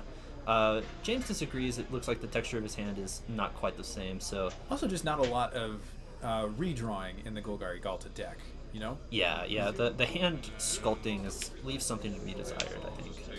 Pathway into second Thoughtseize. That makes a lot more sense. There goes your other threat. And it is I won't say it's a disaster for Alex, but it's not great. Because that's a land off the top. That hall was not revealed earlier, so James knows that Oh, it was. the group. There was a hall revealed? It was Pathway? Pathway Hall and another land. Yeah. Okay, I might have misread the hall as an Odawara. Okay, Alex attacking with a 1/1. James is like, I'll take that trade all Offering day. the trade. And now Alex, the tempo deck, has no presence on board and a grip full of lands as far as James is concerned. Gonna deploy a Satyr Wayfinder, grabbing that land, milling, I think 3 kind of useless creatures. 2 elves and an Oath of Nissa. Yeah, not too much action in the yard for James. Another Pathway for Alessandro, and we're kind of just in a staring contest at this point. Yeah, Alex is going to be looking good 4 lands from now. Getting to activate that hall, it'll tussle real good on this battlefield, but I don't think that's what Alex exactly drew up. A little bit of draw go action. Alex with it looks to be a Drown in the Lock in hand, which is still like significantly meaningful. Yeah, it counters pretty much everything in James's deck at this point. I don't believe James has any way of clearing his own yard to try and combat that drown. So Not that we've seen. not exactly clear what happened there. What happened with that? It looked like James was going to attack but didn't, and then it looked like they were counting the yard for some reason. Not exactly sure. Anyway, James is going to be activating Takenuma. He gets a creature back, Creature or Planeswalker. and that is a Liliana, which is pretty good. Yeah, definitely not nothing. Oh, that was a Satyr main Wayfinder. phase Takenuma. That's interesting. Fatal. Alessandro hitting the Llanowar Elves with a fatal push, and possibly it's possible that he's going to hamstring James's mana here. James is very mana droughted. True. We'll have to see. I think that's a Thoughtseize. Thoughtseize at the bottom. James contemplating his options. Probably wants to lead off with the Thoughtseize just to avoid getting his premier threats tagged with a Drown in the Lock. Yeah, and we talked about this in sideboarding. I think this is a pretty strong game plan from James, trying to... That's a Fairy Mastermind. And he's just going to let him see it. It's a grip of 2 drowns. I've got 2 Drowns. You can have one with the Thoughtseize, and the other one is going for the next card that you cast. Yeah, you may guess which one to take, but I will award you no points. This Fairy Mastermind, I believe, is a 2/1. It's a 2/1. And so... Faster clock than a Satyr Wayfinder. True, it is a flash flying 2/1 for 2 mana, and it has an activate ability for 4, Yep. where each player draws a card, which triggers Fairy Mastermind itself, which says when your opponent draws their second card each turn, you may draw a card. So a little bit of a weird interaction, but that essentially turns Fairy Mastermind into 4 mana. I draw 2, you draw 1. Mm-hmm. A great spot to be in for Alessandro right now, with a counter spell to answer whatever James's one single big threat is, and then this Fairy Mastermind trigger to rebuild his resources. Yeah, and so Alex's turn is pretty heads up. He's going to say, all right, well, James, you have to play something. He chooses to sacrifice that Liliana the Veil and then activate the ability on the instep. Going to go to his draw step. Now, this may end up being really awkward for Alessandro because I believe James has a Sorin Imperious Bloodlord in hand. Whether he has another payoff, unclear, but that Liliana may have been very consciously a bait spell. And that's going to be Shieldred. All right. And that's got some pretty good synergy with the ye old Fairy Mastermind card. I definitely see an Oath of Nissa at the front there for James's hand. Critically not a card that draws a card. Yes. It puts a card into your hand, but because it doesn't say draw a card, it will not trigger Shield, which matters a lot on this board state. James is rapidly approaching the spot where he can resolve a Sorin Imperious Bloodlord and put in a big vampire, and it will not matter. Yeah, it will still lose in the game. I mean, we're getting into these awkward spots where, like, Shieldred has Death Touch, and he's going to be forced to block with the Galta if he puts it into play, and that is absolutely not where James wants to be. Important to ask here, does Galta and Mavrin have any other text besides huge? Yeah, so for the most part, it doesn't usually matter. I believe... Oh, it's an attack trigger. Yeah, it is an attack trigger, though. So it is a 12/12 with Trample. Oh, devastating. And whenever anything attacks, it doesn't have to be Galta, you can choose 2 things. You can either make an XX Dino, which is a copy of your biggest attacking... It's not a copy. It's got the power and toughness of your biggest attacking creature with Trample. And this is going to be... Ka-thunk. Huge. Alessandro with a critical petty theft to bounce James's one big blocker, and then trucking in for a cool... Looks like 13 points of damage. A bit unlucky for James here, I would say. This is one of the worst matchups you could imagine. Absolutely. As the all-in, like, I'm gonna Sorin, do the thing, and you're against mono, cheap threats, discard, permission. Just very difficult to deal with. This really is exactly the way that Alessandro drew up his tournament: is to run into somebody who's trying to do big spells at sorcery speed, and not necessarily interrupting his creatures all that much. Right. Yeah, a clinic. Yep, a bit of a mismatch. I think James a little unhappy with the matchup lottery here, but he played as well as he could. He kept trying to clear the way with the Thoughtseize, and unfortunately, Alex just drew that tiny bit better, and we'll be going to 2-1. Hopes are very much live for top 8 for Alex. We'll hopefully see him a little bit later on in this tournament if he continues to do well. Indeed, this is our round 3 is kind of the for funsies round. Next round, we'll be getting into some real scraps. Yeah, we're going to probably have a couple undefeateds that are looking to win and then double draw in. Yep. So we'll probably get some of those undefeated head-to-heads to see who gets a clean sweep into top 8 and who might have to fight it out for another round. After that, we'll have round 5 and round 6, which is where the knuckles really get bloody as people are trying to muscle their way into the few remaining top 8 berths after all of the undefeateds have drawn in. Absolutely.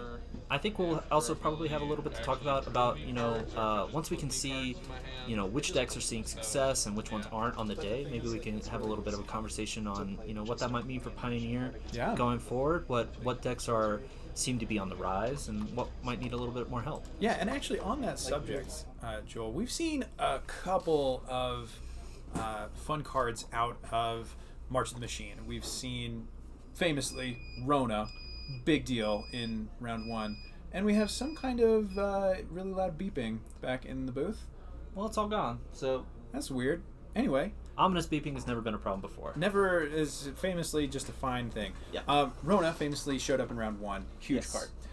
Since then, most of what we've seen from March of the Machine have been sideboard cards, have not seen a battle hit the table yet.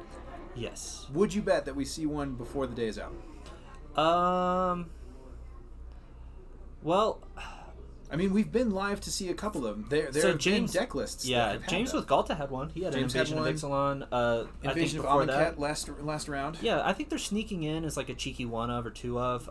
Battles are really hard to make work in Eternal formats. I think the front half has to be incredibly high impact to justify it because you very rarely will flip the back half.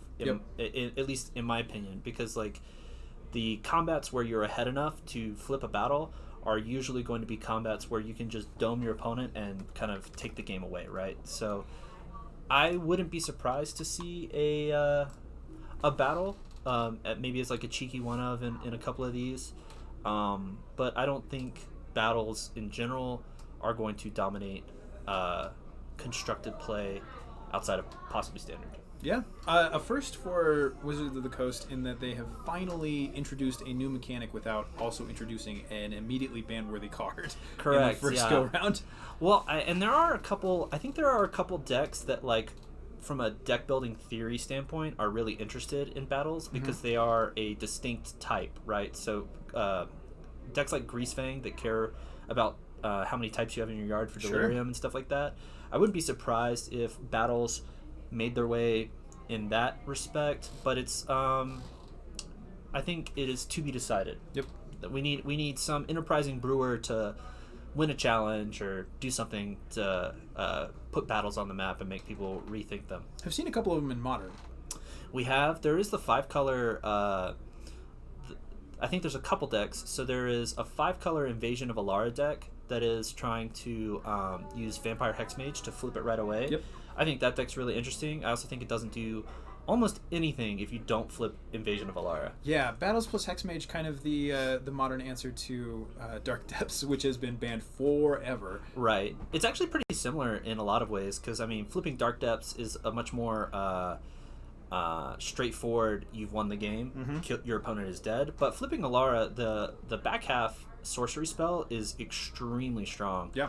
And I'm kind of viewing that deck as like an alternative to 4-color Omnath, where, you know, Omnath has Elish Norn now. Sure. So they're using that. It's actually very impactful in Modern because Elish Norn actually turns off your opponent's Evoke Elementals and their Leyline Bindings, which are some of the premier removal of that format. So I wouldn't be surprised to see... I know Elish Norn is going to be making waves and continue to make waves in Modern. A little bit slept on, I would even say, right now. No Elish Norns at the store today, as far as I've seen. Not that I saw. There might have been one in somebody's blue-white control list, but I think that was more of like a... We'll see. You know. We do also have one 5-color Fires player here today. Oh, very likely to be on Elish Norn. yeah. I 5-color take it back. Fires. We've got one Elish Norn probably in the room today. Yeah, no. In the 5-color Fires deck, it's very impactful for for the same reasons as it is in Modern, right? It's going to double your Leyline Binding triggers. Yep.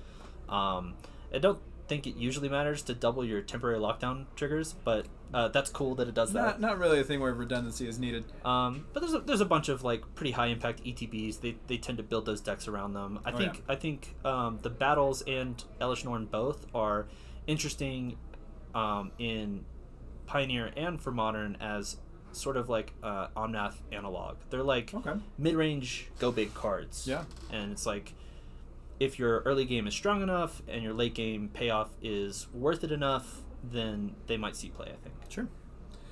Well, folks, we've got a few more minutes left in round number 3 here, and 14 minutes left in the round, and several matches still outstanding. We will be coming back with more high drama, high impact matches as we make our way to the top 8 and eventually to regional championship. Is it in Carolina, or North Carolina, or... This one might be Atlanta again. Oh, Atlanta the first again? one was Atlanta, and now I think we've rotated through all the cities, and we're going back to Atlanta, maybe? Regional championship, Atlanta again. Electric Boogaloo. That didn't even rhyme. No, it's okay. Whatever. Don't go anywhere. Folks, welcome back to the Dungeons & Java's Pioneer RCQ round... Oh, you know what? It is round 4 of 6. Thank you, Joel. Joel pointing out that I have not done my whole job. We have... God, it's an excellent matchup today. Tristan Hinkley, hometown hero, F&M hero, versus literally Sam Pardee, another one of the Denver Killers crew. Yep. And I can tell you that Tristan is by preference, pretty much always on some form of control, and today's not going to be any sort of Loves exception. an island, does Tristan. Yeah, and it's not even going to be that big of a news to Sam because you can see that Tristan's already revealed Kahira the Orphan Guard. No, he could be on Tribal Cats. Well, Sam has no way of knowing. that's true. Sam's completely in the dark and not actually a Hall of Fame Magic player or whatever. So, Brand new to the game. yeah, absolutely never played. This is the first time he's touching cardboard in his life. Sam today is going to be on Blue-Red Creativity. A little bit of a different flavor. I think top of the day we were talking about how creativity can come in different flavors and sizes. Yep. This is a bit of the smaller version where you're trying to do Magma Opus and Torrential Gearhulk stuff. I've played this version myself, really enjoyed it. It works very smoothly. Oh, yeah. And then Sam with a couple of choices here that I really like and probably going to adapt myself. I believe he's got 4 Stern Lesson, which is like a Love that card. counterspell that Not a that counterspell. loots. It's a loot card. It's a loot spell for 3 mana that also generates a Power Stone token, Oh, right, which yeah. you can use to cast a Torrential Gearhulk, or you can blow it up with an Indomitable Creativity. Yeah, I think the idea being that it's... And we are seeing it right now Yeah. on Tristan's end step. Just a note for the viewer: anytime, just as a rule, if you see one of these players put a spell onto the table, it's happening on their opponent's end step. Right, pretty much always. Not a whole lot of stuff going to be happening at sorcery speed in this matchup. Some cool things to note about Stern Lesson. The first is that the Power Stone can actually help cast Torrential Gearhulk. Mm-hmm. So you're ramping to your big payoff, which is pretty nice. And then I think there aren't a ton of ways to actually interact with non-creatures like the Power Stone in Pioneer. So this is a pretty safe creativity target for the most part. Of course, in this matchup, I think Sam's more interested in resolving creativity at all. Yeah. I would be surprised to see Sam tapping out on his turn for the 4 mana spell, just because it is so vulnerable to everything that Tristan's deck is trying to do, like the Dovin's Veto that he just drew. Sam a lot more interested in popping a Torrential Gearhulk onto the table on Tristan's end step. Right. So I've actually played this exact matchup against Tristan, and in when we played, he kind of just had it all and ripped it. Sure. Like a champion. But I'll say that the play patterns are going to change pretty drastically now that Sam kind of has known what is up and that he's playing against this control shell. So traditionally, what you're trying to do in this version is you discard Magma Opus for 2 to which makes a treasure token. So when you are going to creativity, you creativity the treasure token as your target. You get a Torrential Gearhulk, and that's going to flash back your Magma Opus for max value. Yep. Kind of breaking your mana wide open with a 6 mana creature and an 8 mana spell all on turn 4. In this matchup, that's going to change quite a bit because, like we've mentioned, the actual payoffs are kind of expensive. 6 mana for the Gearhulk, 8 mana for the Magma Opus. But the beauty of it is that you can kind of navigate this matchup so that you get the value out of each one of these things. Absolutely. And Sam also in a really quite a favorable position. You don't want to be the person who's low on mana in these kind of blue matchups. And Sam has made all of his land drops so far, while Tristan has been discarding to hand size because he has missed his 5th, 6th, and 7th land drops. Yeah, and unfortunately, this is just... Oh, man. He's just going to scoop it up right away. Oofa doofa. Choosing not to fight over... that was, I think, Tristan on the end step trying to cash in another shark to try and generate some sort of card advantage. Sam taking advantage of his opponent being tapped out, hard casts a Torrential Gearhulk, which flashes back the Magma Opus in his yard, and Tristan says, "This is way too much advantage. I can't compete. Let's scoop it into game 2." Can't compete, certainly not on only 4 lands. A real a tough one for Tristan. Yeah. To get so stymied on his mana. This is not a land light deck. Right. But going into game 2, we'll be seeing some significant changes from both these players. The blue-red creativity deck, excellent at dealing with small creatures, but the blue-white control deck, not really famous for having those.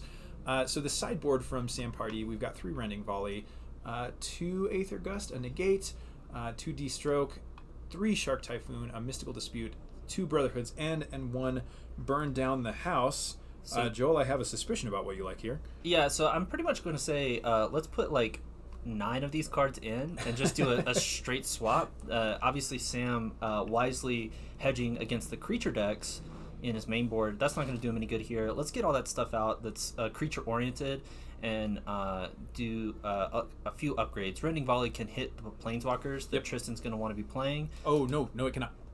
Rending Volley only targets creatures. I'm thinking of Fry, aren't I? You are.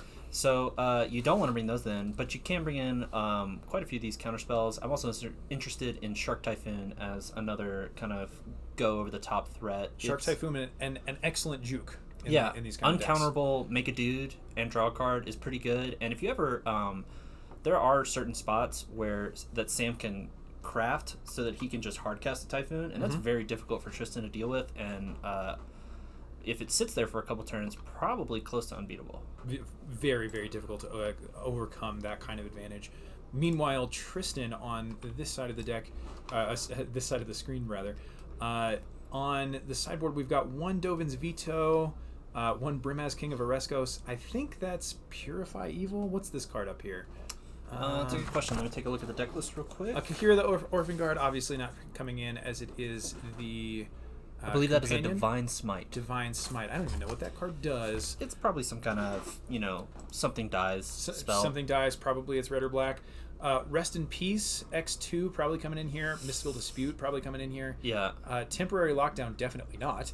I don't know, actually. So one of the ways that Sam is trying to win is through tokens. So you get a 4/4 off of Magma Opus. You've got the Fable tokens, the Shark tokens. Oh, sure. There's actually quite a fair amount of zero-cost creatures. I believe Temporary Lockdown is 2 or less. Temporary Lockdown is all non-land permanents, 2 or less. Okay, so you can't get the Reflection, which is kind of a bummer, but you can get everything else, and that might make it worth the slot. It may, but I'm just so skeptical that Sam is keeping Indomitable Creativity in post board. It's such a liability to be tapping out for 4 on your own turn in this matchup, and he has so much flexibility to be operating at instant speed. Yeah, I mean, Gearhulk's instant. Gearhulk has flash, and Magma Opus itself has instant speed, so you can kind of side out of the early game combo aspect and just say, I'm a go big, is it deck. I'm never going to tap out for my threat.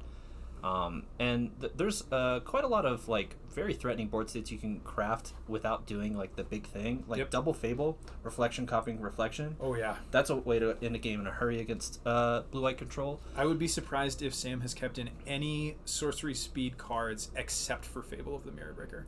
I probably agree with that. For Tristan's side, this Narset is an all-star. Absolutely. Disable Stroke is interesting. I'm interested in these threats, these lockdowns, these disputes. Yeah, I think that's gonna about cover it.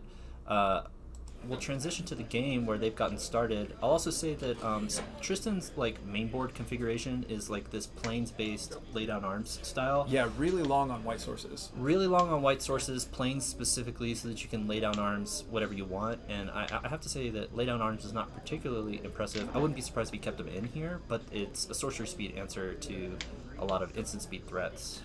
That is true, yeah. I think he can tolerate being hit once or twice by a Torrential Gearhulk just because he needed to cast Lay Down Arms on his own turn, but that is true. He may not want those post-board. Certainly not the Supreme Verdicts, I would think.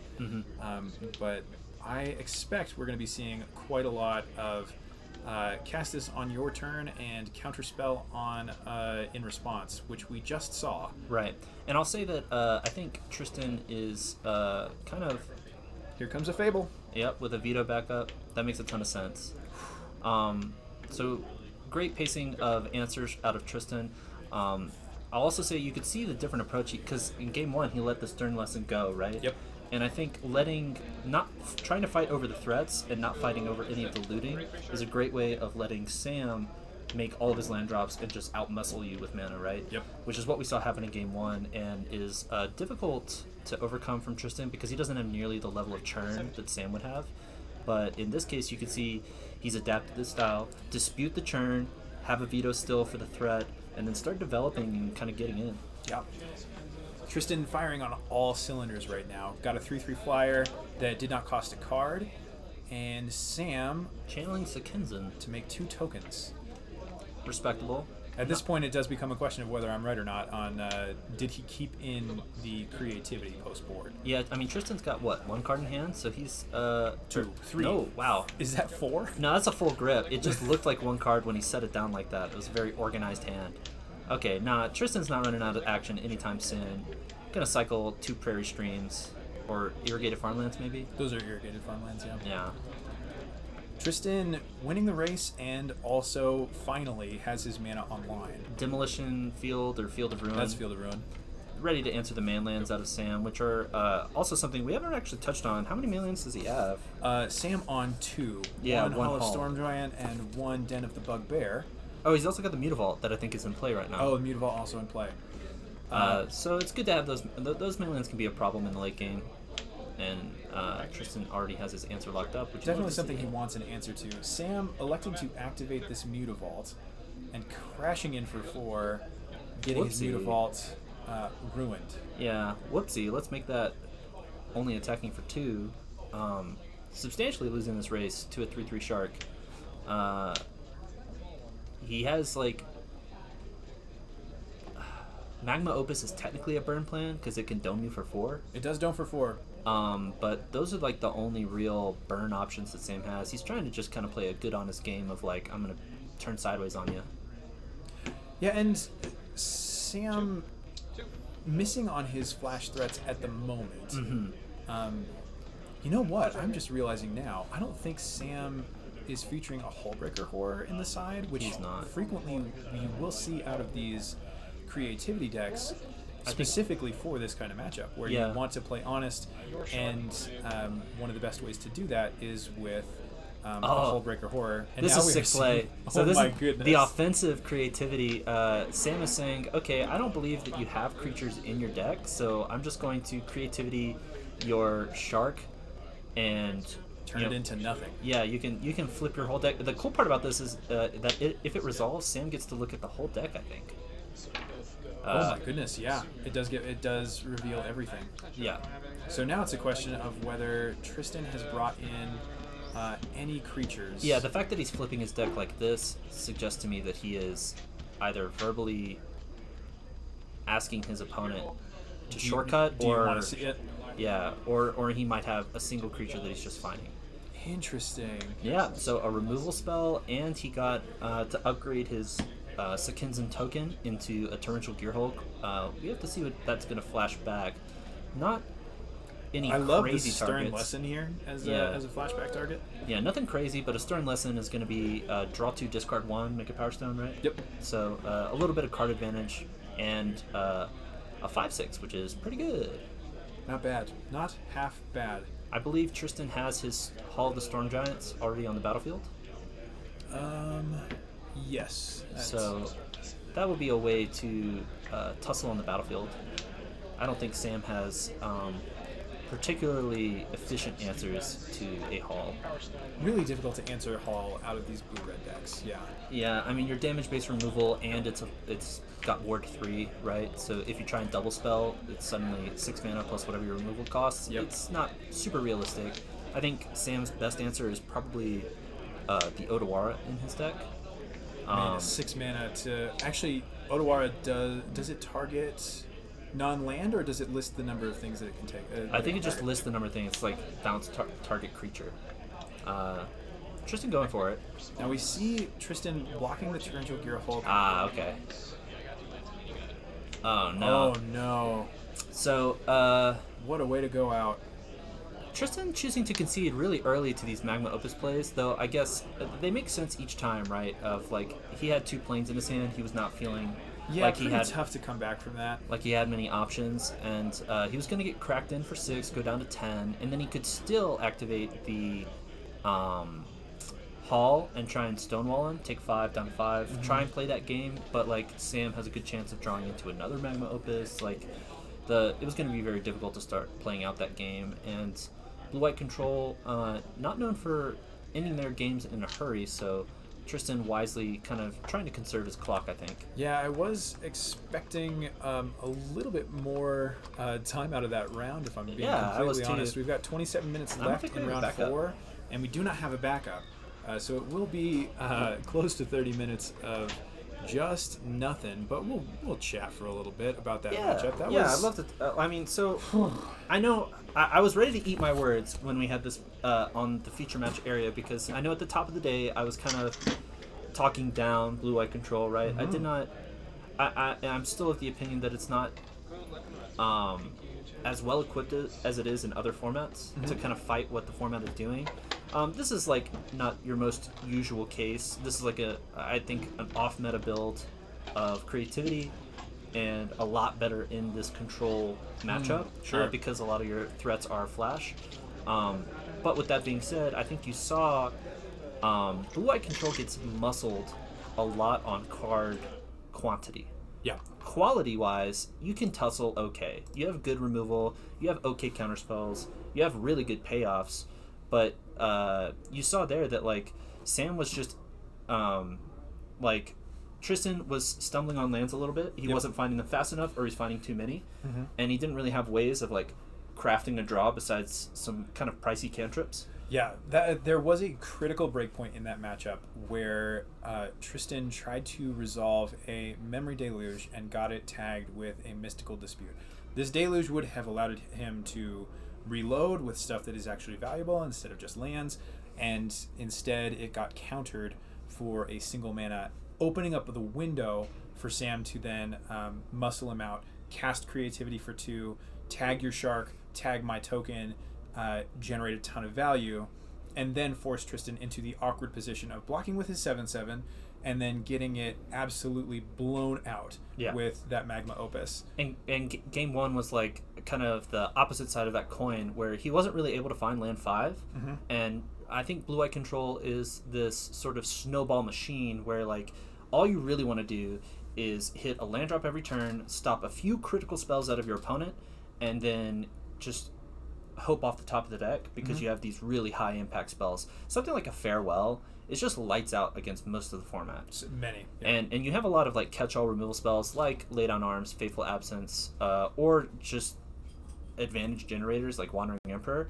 Like, the tools are there. I just think my negative opinion on blue-eye control stems from the fact that there doesn't feel like strong ways of crafting that, like sculpting that into... Right, because Tristan had an excellent series of turns in the early game. Yeah. Where he... this is game 2? In game 2, yeah. Where he tagged both the Stern Lesson and then also the follow-up Fable of the Mirror Breaker to put himself in a good position. And he was in a good spot there, answered his opponent's plays, and then he gets to untap, and like on his opponent's instep, I'm going to cantrip like 3 times. And you're like, okay, well, he's got it. No, he just hits all lands. He doesn't really have selection beyond that one Deluge that got tagged, like you mentioned, and the game sort of falls apart from there. So I'd be interested in maybe hearing from a control aficionado why they think that this is the deck to sleeve up for Pioneer. I think it's an uphill battle in a lot of ways, and Sam Pardee showed a pretty strong showing, I think. All flash threats, not really tapping out on his own turn, not letting his opponent answer a card and then play a threat. It was just kind of a very classic, on your instep, I'm going to do anything I want, and then kind of forcing Tristan to be on the back foot. Right. Pardee kind of proving you don't get into the Hall of Fame by accident. Like, True. He maneuvered that game into several spots that were extremely favorable. Interestingly, for him. he kept in creativity. He did, yeah. Well, I mean, listen, if I disagree with Sam Pardee on card choices, listen to Sam Pardee. I was surprised to see a sorcery speed spell in post board, but Sam also clearly had a plan in order to pressure Tristan on Tristan's end step, and then force through a significant sorcery speed spell on his turn, and we saw him play out that strategy 2 or 3 times over the course of that game. Now, you did mention that we have quite a few really, really good decorated professional Magic players in the Colorado area. We do. And so every once in a while, if I find myself at an RCQ playing against them and I lose, or I just, see them at a tournament somewhere, I'll ask them their opinion. I'll be like, hey, what do you think about this thing? Yeah, what do you think about this? What do you think about that? What was your thought process behind this matchup? And yeah, let's pick their brain, especially on something like this where we know that creativity has undergone several iterations. Some people prefer to hit for 30. Sam has decided to hit for chunks of 9. Right. And so you get to thinking, you're like, let me absorb your wisdom, because a lot of these, as long as you're respectful and you don't take up too much of their time, I found that the pro players are all very friendly, very respectful, and they're more than happy to answer questions a lot of the time. And so I go up to Sam Pardee and I'm like, hey man, the consensus seems to be that Xenagos Worldspine Worm is how you play creativity, and I can't help but notice that you're playing Gear Hulk and Magma Opus, which I'm a huge fan of, but why? And the answer that I've gotten is, I don't know, man. It seemed like a lot of fun. So, and you might think that that's a one-of situation, but it turns out that I've asked these pro players like 2 or 3 times now, hey man, why'd you make that choice? Why'd you do this thing? And they're like, seems like a good idea at the time. And the fact that they 2-0'd me pretty much every time seems to suggest that there's something there. I think my only conclusion is that these extremely decorated pro Magic players are an enigma. Built different. Literally built different. It's not your fault that you lose to them. They can't explain how you lost to them. They're just kind of like summoning from the ether of their soul the winning line, and you can't beat that. Yeah, some people are just able to dance through the rain without getting wet. That's exactly right. We mere mortals, we're stuck here with nothing but our awkward, ungainly, made from mud hands. Oh no. Well, Sam Pardee with a much-deserved win, a pretty quick one against Tristan, who I think played the best he could have given the situation. Sam just with flash threats against a little bit of a stumble out of blue-white control. Yep. We're going to see Sam, I think, double draw now. Almost into top certainly, 8. yeah. So we'll probably see him. Yeah, over the next couple of rounds, we'll see folks double drawing into top 8. Mm-hmm. So round 5 and round 6, that's scrappy time, baby. Yeah, so I believe going into this round, there were only 4 3-0s. Mm-hmm. So Sam will advance to 4-0. Oh, pardon me. It was 6 3-0s? There were 6? Oh, no. We can find out. We can find out. We've got the standings right here. I don't know what I'm talking about. Let's see. Standings at the end of round 3. We had quite a few actually. So there were 8 players with 9 points. So at the end of this round, there will be 4 4-0s, Sam being one of them. Yep. All 4 of them can double draw. So we have half of our top 8 already locked up. We're gonna have to see with the losers of this event, or losers of this round, and we'll drop to X and 1, and there'll be quite a few X and 1s catching up to them as well. Yep. So we'll be taking a look at all of them who are pretty, I think, pretty locked for top 8, or at least trying to fight it out for it. Absolutely. We'll be seeing some killers. We'll be seeing them in desperate straits, trying to secure their spot at the top tables. Don't go anywhere, folks. We will be back in just a little bit.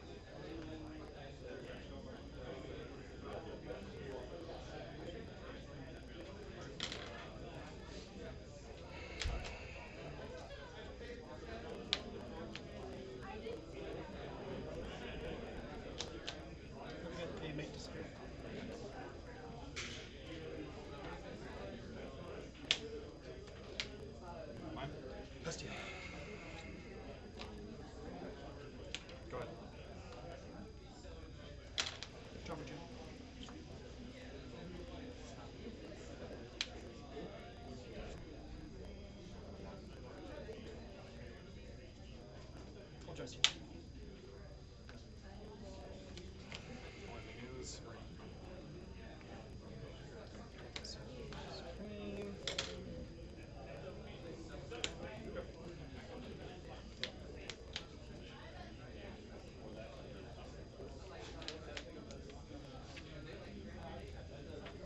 Shock. Immunity. Pass. Cover turn.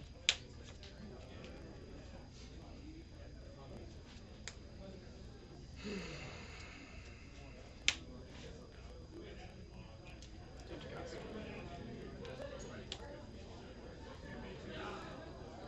They disappear. Yep. Go. Pass. Cover turn.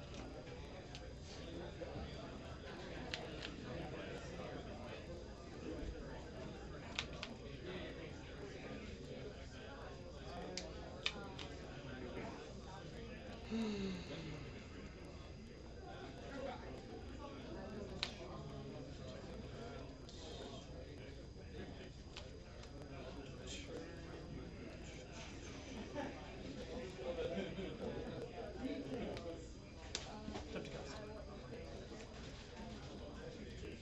Sure. Trigger.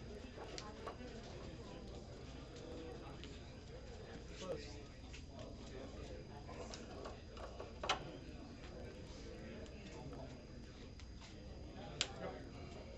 On your end, I'll field your hive.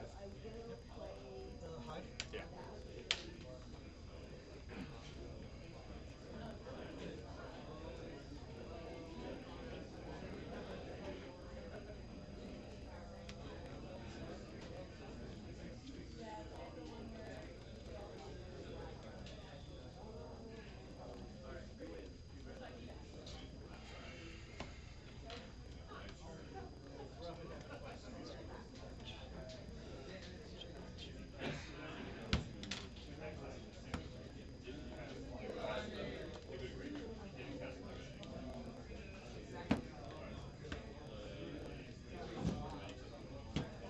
Move to mine.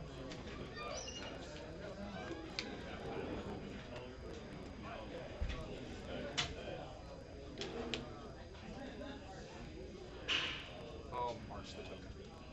Pass. Cover turn.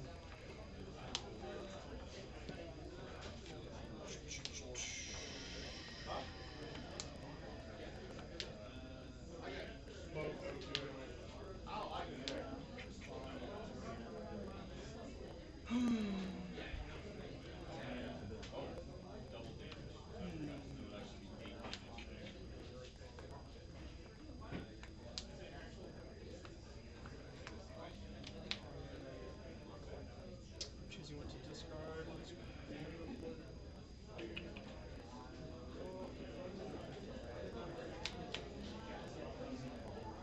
Notice.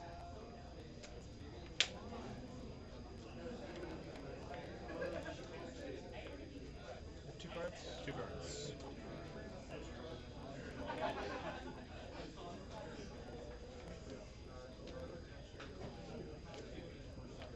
Bone crushing. 2D. Take two. 16. Play. Sure. Pass.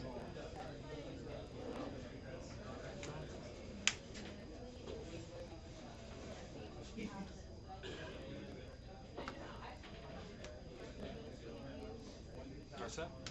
Okay. Down two. Yep.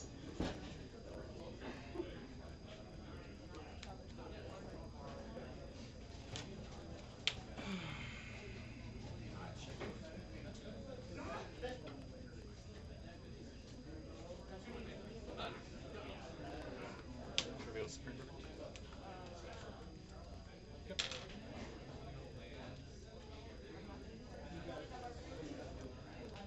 Pass.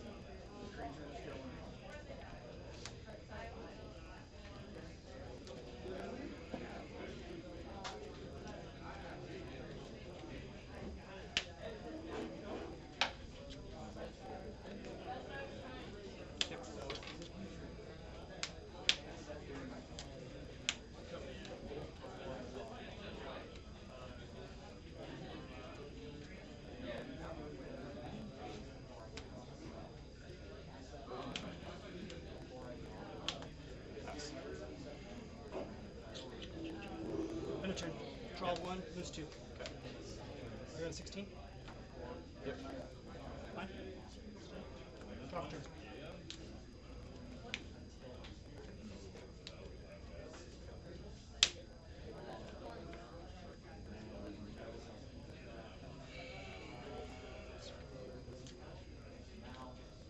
Two to you, then I'll play. Okay. 14. Red for that. Just cheat here. Yep.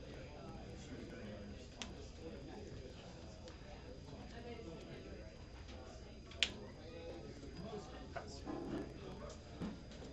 Draw for turn.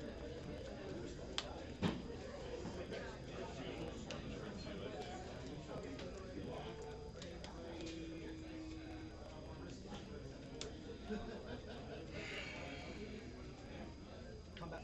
Yep. 4. Take 4. Give me a 10. Yep.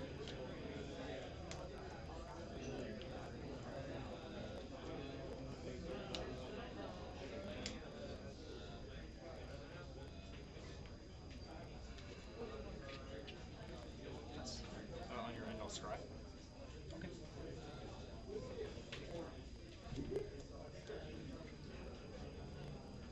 Both. Okay. Draw. Pass.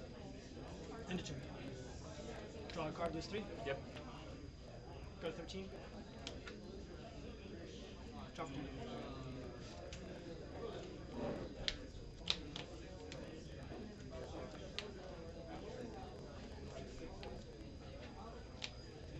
Combat. Yep.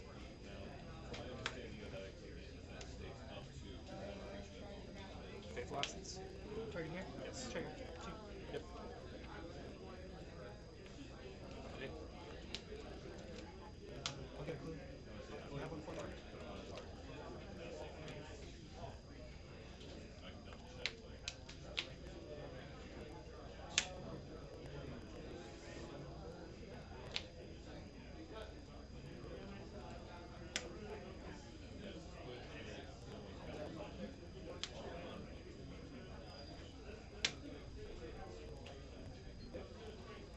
Yep.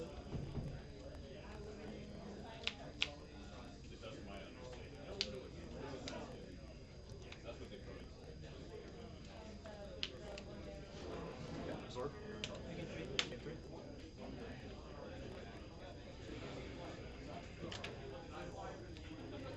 It becomes day. I'll target a pressure, drain you for 1. Sure. So you go to 10, I go to 14. Yep.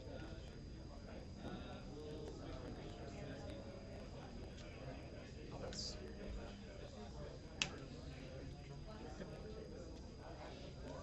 So 2 cards in hand. yeah, 2 cards, and this is day night.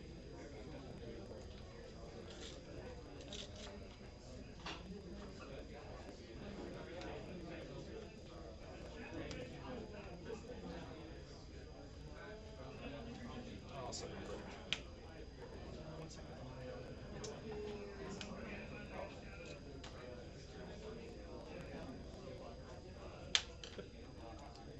Pass. You have 1 card? 1 card. Draw for turn.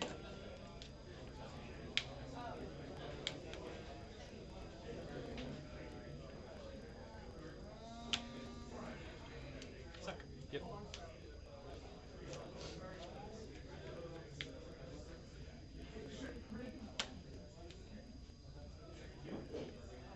Suck. Sure. Discard. Trigger. Yep. Yep.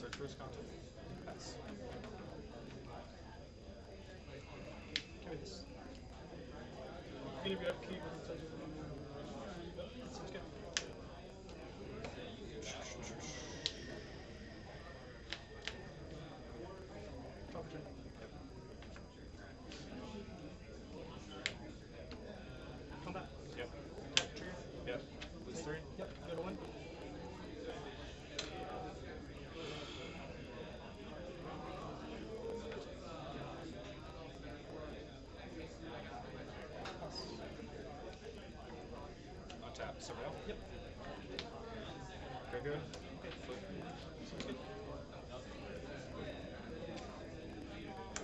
Draw.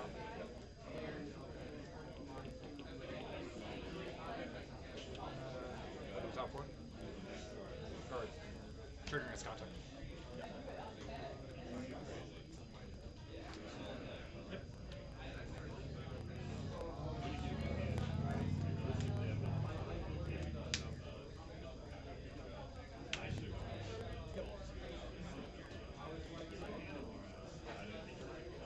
Land for turn. Wandering Ember.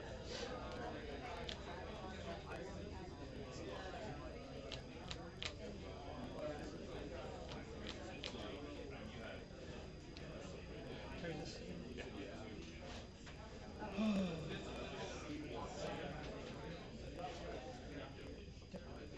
Down tick targeting Proxima. Awesome. Hold priority. Hold priority. Hold priority. Then resolve the first one. Yep. So no lives gained. Yes. Yep, you play Yeah, Proxima. yeah, exactly.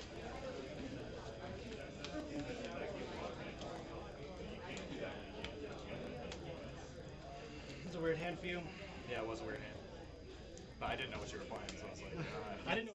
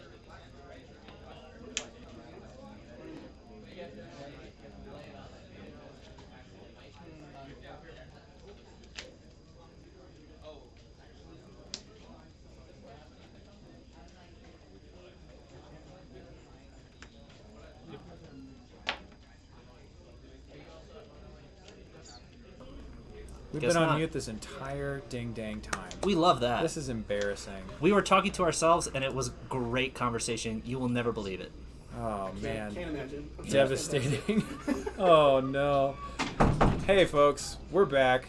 Man, the entire first round is just speaking into the ether. Whatever. I will say that in our defense, we saw Gain on the mics, and we thought that we were unmuted. I checked personally, and it turns out that You were you looking can at the wrong mic. Yeah, you can scroll down actually with the audio sources, and the important mic was down there. So our commentary was excellent. You've never heard anything like it. And you never will again. It's exactly right. We're back to being just a pair of schmucks talking about Pioneer Magic.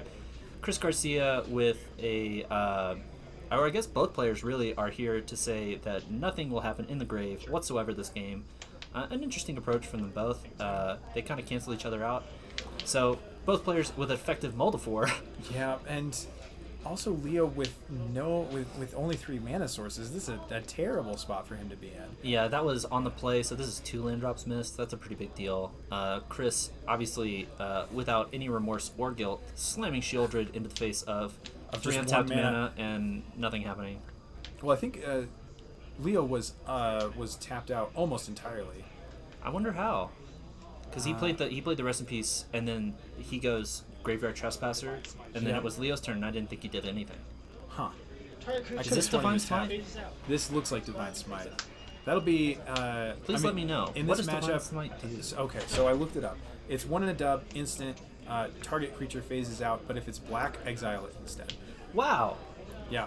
It's like he came incredibly prepared for this matchup or something. Just outrageously prepared for the red-black mid-range. Yeah, and I but have to it say, does not look like it's going to matter. This Graveyard Trespasser is going to keep on trucking in. It doesn't get its trigger, but who cares? It's a 3/3. yeah, he's in a rough bind. Leo with a ton of pretty maybe efficient answers in hand. I saw Make Disappear, March, and Dovin's Veto, but no mana to really... Yeah, just no way Get in on that. to leverage these cards. As efficient as they are, Yeah. he can only cast 1 of them per turn. and- Okay, I see what happened. So in Leo's own upkeep to not take the 2 damage from Shieldred, he Oh, Divine he Divine Smited, Smited. but Oh, yeah. unfortunately this went shields down so that Chris was able to deploy the second Shieldred, and now it's looking really rough for Leo. That's an extra Rest in Peace in hand, which smells to me like a free evoke on this march. That does smell like free evoke on this march. I would probably do Unfortunately, it the twice free if I were evoke him. on this march only gets him up to 2. Yeah, he's gonna have to do it again if he also wants to leave up a counterspell, which, if I'm Leo, I think you have to. Let's see. So, yeah, if he double pitches to March of Otherworldly Light, he can kill the Shieldred. And we know he has Make It Disappear and Dovin's Veto, so he is able to double pitch to this March and 1 mana kill your Shieldred while holding up Make It Disappear. Unfortunately, Chris can untap and potentially just pay for Make It Disappear. So Leo with kind of a complex decision here, choosing to pass. All this stuff's instant speed anyway. Who cares? Now he's not completely out of it. Do we see Supreme Verdict in the hand? I think we do. And that can clean up the board state, and it's not as if Unlicensed Terse is doing anything. Ooh, but Animated Den, and he's just letting it happen. this is not great. I mean, yeah, Yeah, no Leo real way sees out. the writing on the wall. It's been garbage time for a minute. Yeah, that was 1 answer in hand and no, and dead kind of 2 ways, unfortunately. Yeah, it's A little bit of a stumble. I think Leo kept a 2-lander and then ripped 1 land. But again, I think this is the second match that we've seen where Blue Eye Control kind of at the mercy of its own, first 5 cards or so. It's really just kind of wanting to rip land after land until Yeah. you get to like 6 mana, and being unable to manipulate the top of your library while also interacting with your opponent. Just a tough spot. Yeah, just suffering from a bit of inefficiency, I would say, compared to what a deck like Red Black Midrange is doing, where it's just very easy to kind of go 1 mana, let's see what you got, deploy a threat, clear the way, or just like attack from so many angles, right? It was a good try from Leo. I didn't have any problems with his play for game 1 or game 2, actually. I just think that it was a little bit... and I think the consensus is that Red Black Midrange is supposed to be favored. You know, discard into cheap threats is sort of the recipe that you want to be controlled anyway. Just a little unfortunate. Those Croxa hits in game 1 were also pretty nuts. Just enormous. Two board wipes in a row is really tough for Leo. A good try, an excellent showing. He now falls to 3-2 and will no longer be in contention for top 8. He may play the last round and try and go for that 4-2, which would be an excellent record on the day for Blue Eye Control. Meanwhile, Chris Garcia going to 4-1 is going to try his best to draw in the last round. I believe that there will be enough X and 1s that will not be possible. He will probably have to play out round 6 to his misfortune, but to everyone at home's delight. Yeah, we got really tense win and ends all the way up to top 8 for you guys today. I guess I want to talk about Rest in Peace. Let's do it. In that matchup, as chat has pointed out, Leo brought in Rest in Peace, and Chris brought in Unlicensed Hearse. One of those people is wrong. Yes. And I'm pretty sure that it's Leo. I don't know that maybe it's just that he doesn't feel like he has enough answers to specifically Croxa, but it seems like he really needs to be able to leave his mana up to counter a spell. Yeah, so it crushes Croxa as a threat entirely. It also prevents the extra damage off of Graveyard Trespasser. Sure. But turning off your own deluges and your let me just double check that I'm not speaking out of turn. Yeah, he's a 4 laydown arms deck. Like I feel pretty confident that Blue Eye Control is supposed to force midrange to play these Grave Hate cards that really only attack Memory Deluge and just fight on a different axes. I think that's a really good call out. Both players bringing them in certainly had to be wrong. This might be one of those situations where you're supposed to we're talking ourselves into Leo attacking the matchup in a different way, and but it also, I think, regardless of which way you fall on that, shouldn't you, with the Rest in Peace out of control, you should probably also be trying to level 3. That's like a level 2, level 3 decision, right? Sure. Where like at level 1, you're thinking, okay, well, in this matchup, Graveyard Hate hits this thing, but if you are in Chris's spot, if you think that he's going to bring in Rest in Peace, well, that just blanks all of your graveyard interaction, right? So maybe just don't bring it in at all. Yep. So kind of a weird situation where maybe they could have anticipated their opponent. Maybe one of them shouldn't have brought in Graveyard Hate at all. Kind of hard to say.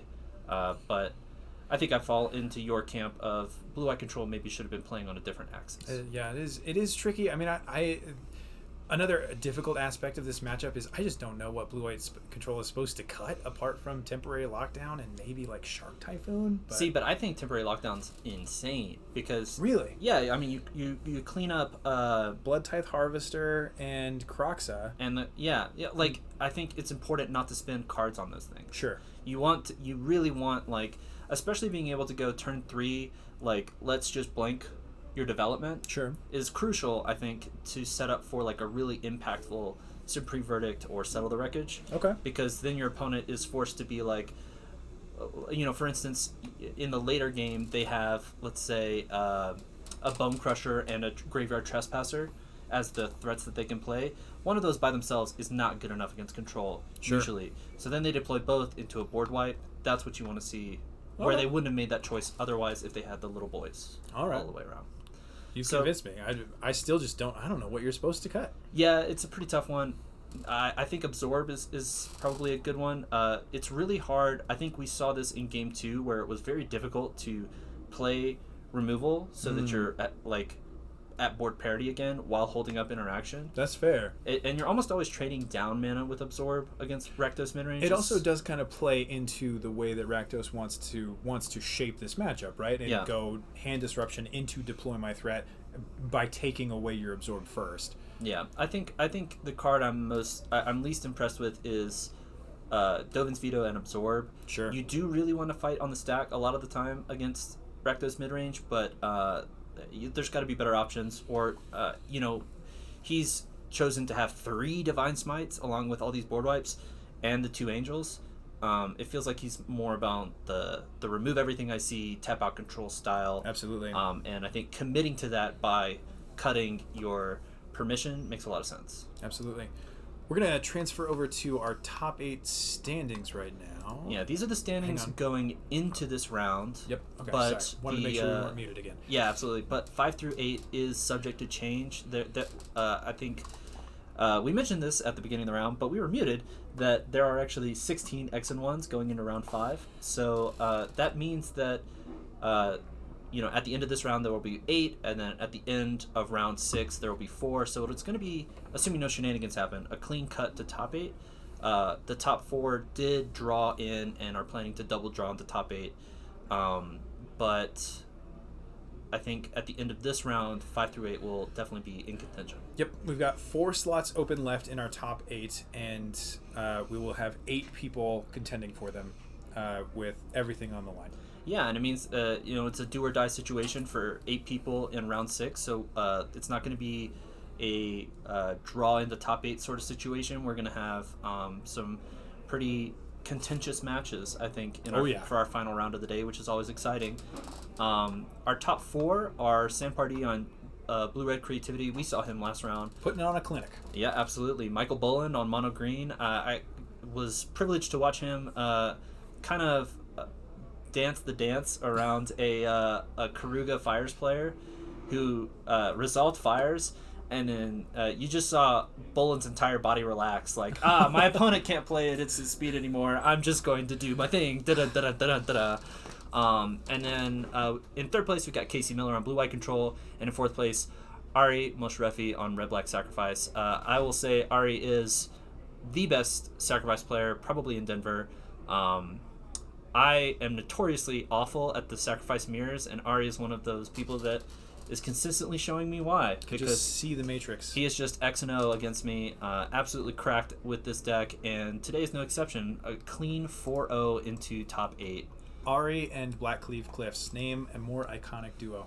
Absolute machine with this top 8. I believe last week in Wyoming he also top 8'd. So he's having a streak of really strong performances on this Sacrifice deck.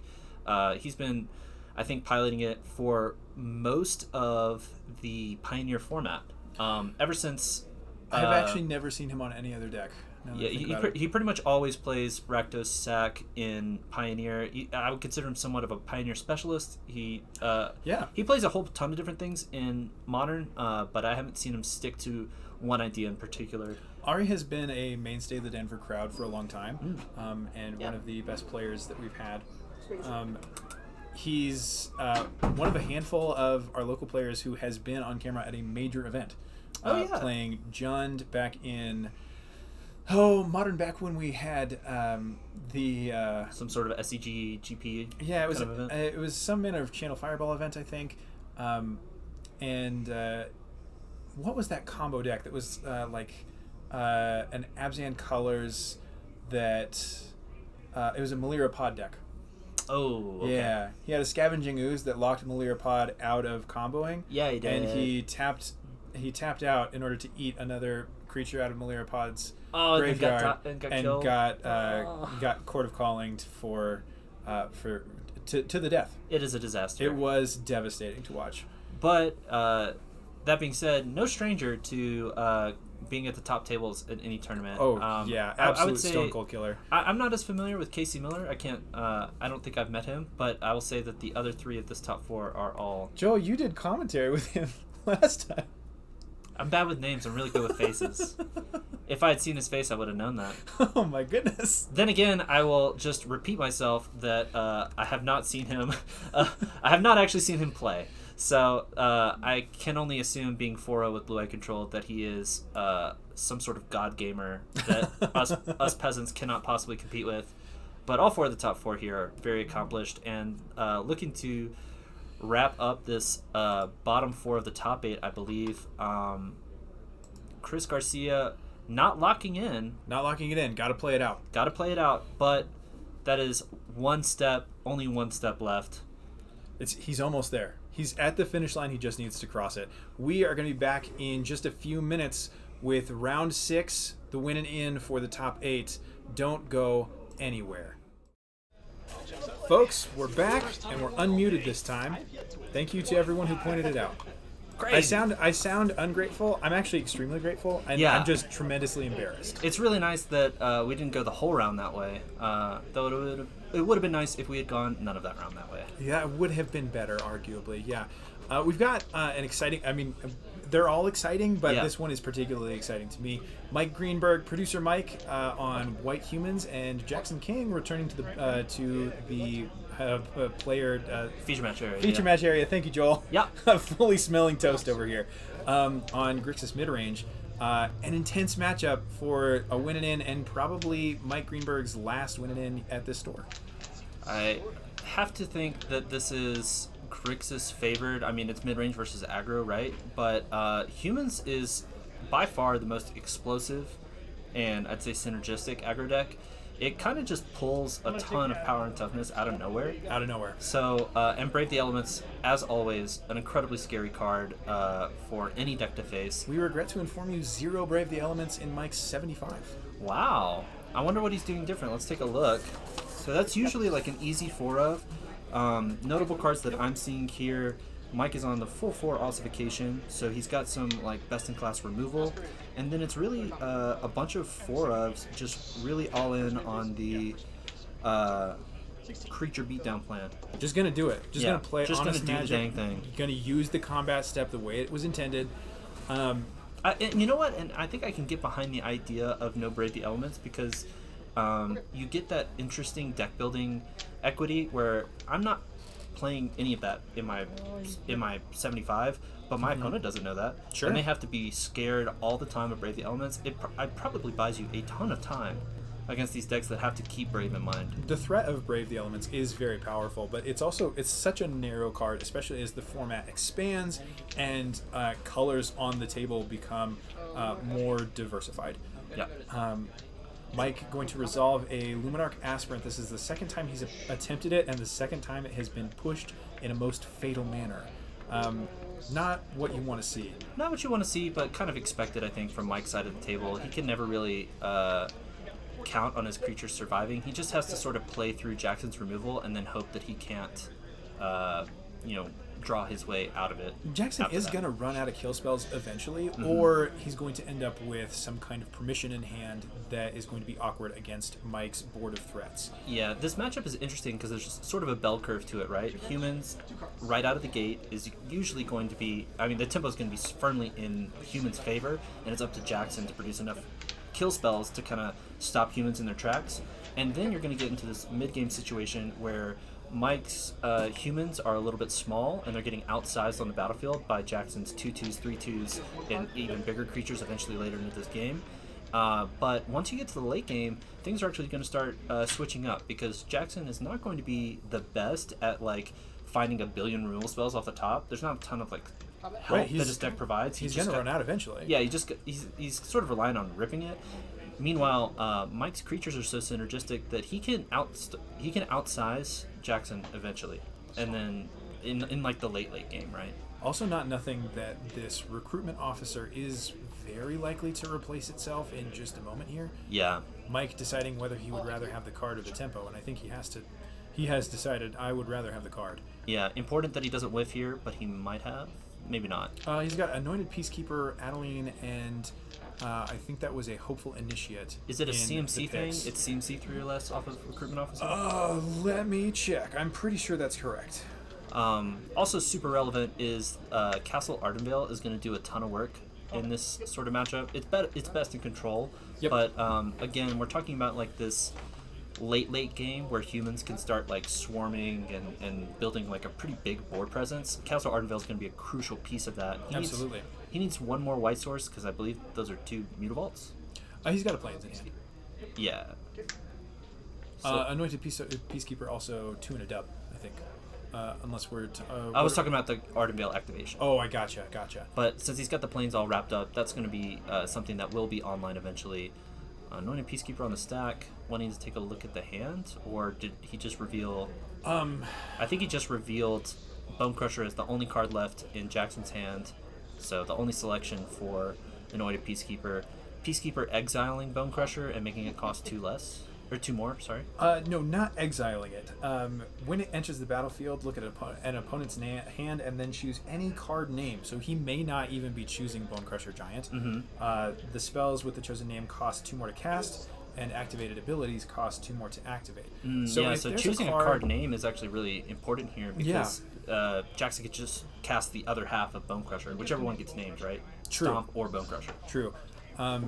Now, if he names Bone Crusher, then Bone Crusher is always going to be a 5-drop, but Stomp will only ever be a 2-drop, and then vice versa. To Stomp may be upgraded to a 4-drop, but Bone Crusher Giant will remain a 3-drop. But that's not even the end of the list of options, right? Like, Mike can choose to name something that he's worried about Jackson resolving, that he's worried about him drawing. And he also now has the information. Jackson's out of his cheapest and best kill spells. Yeah. Something like an Adeline off the top would be crucial. Stomp is still pretty relevant against the humans deck, so depending on what Mike named, that can still come into play. If he chooses not to name Stomp or Bone Crusher Giant, whichever one, he's probably naming some sort of removal spell or Shieldred, I would think. Shieldred's a huge problem. It can really start pulling the mid-range player out of kill range.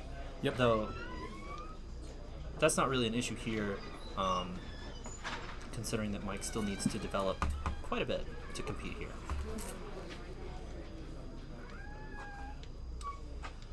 He does have a full grip, which is good news.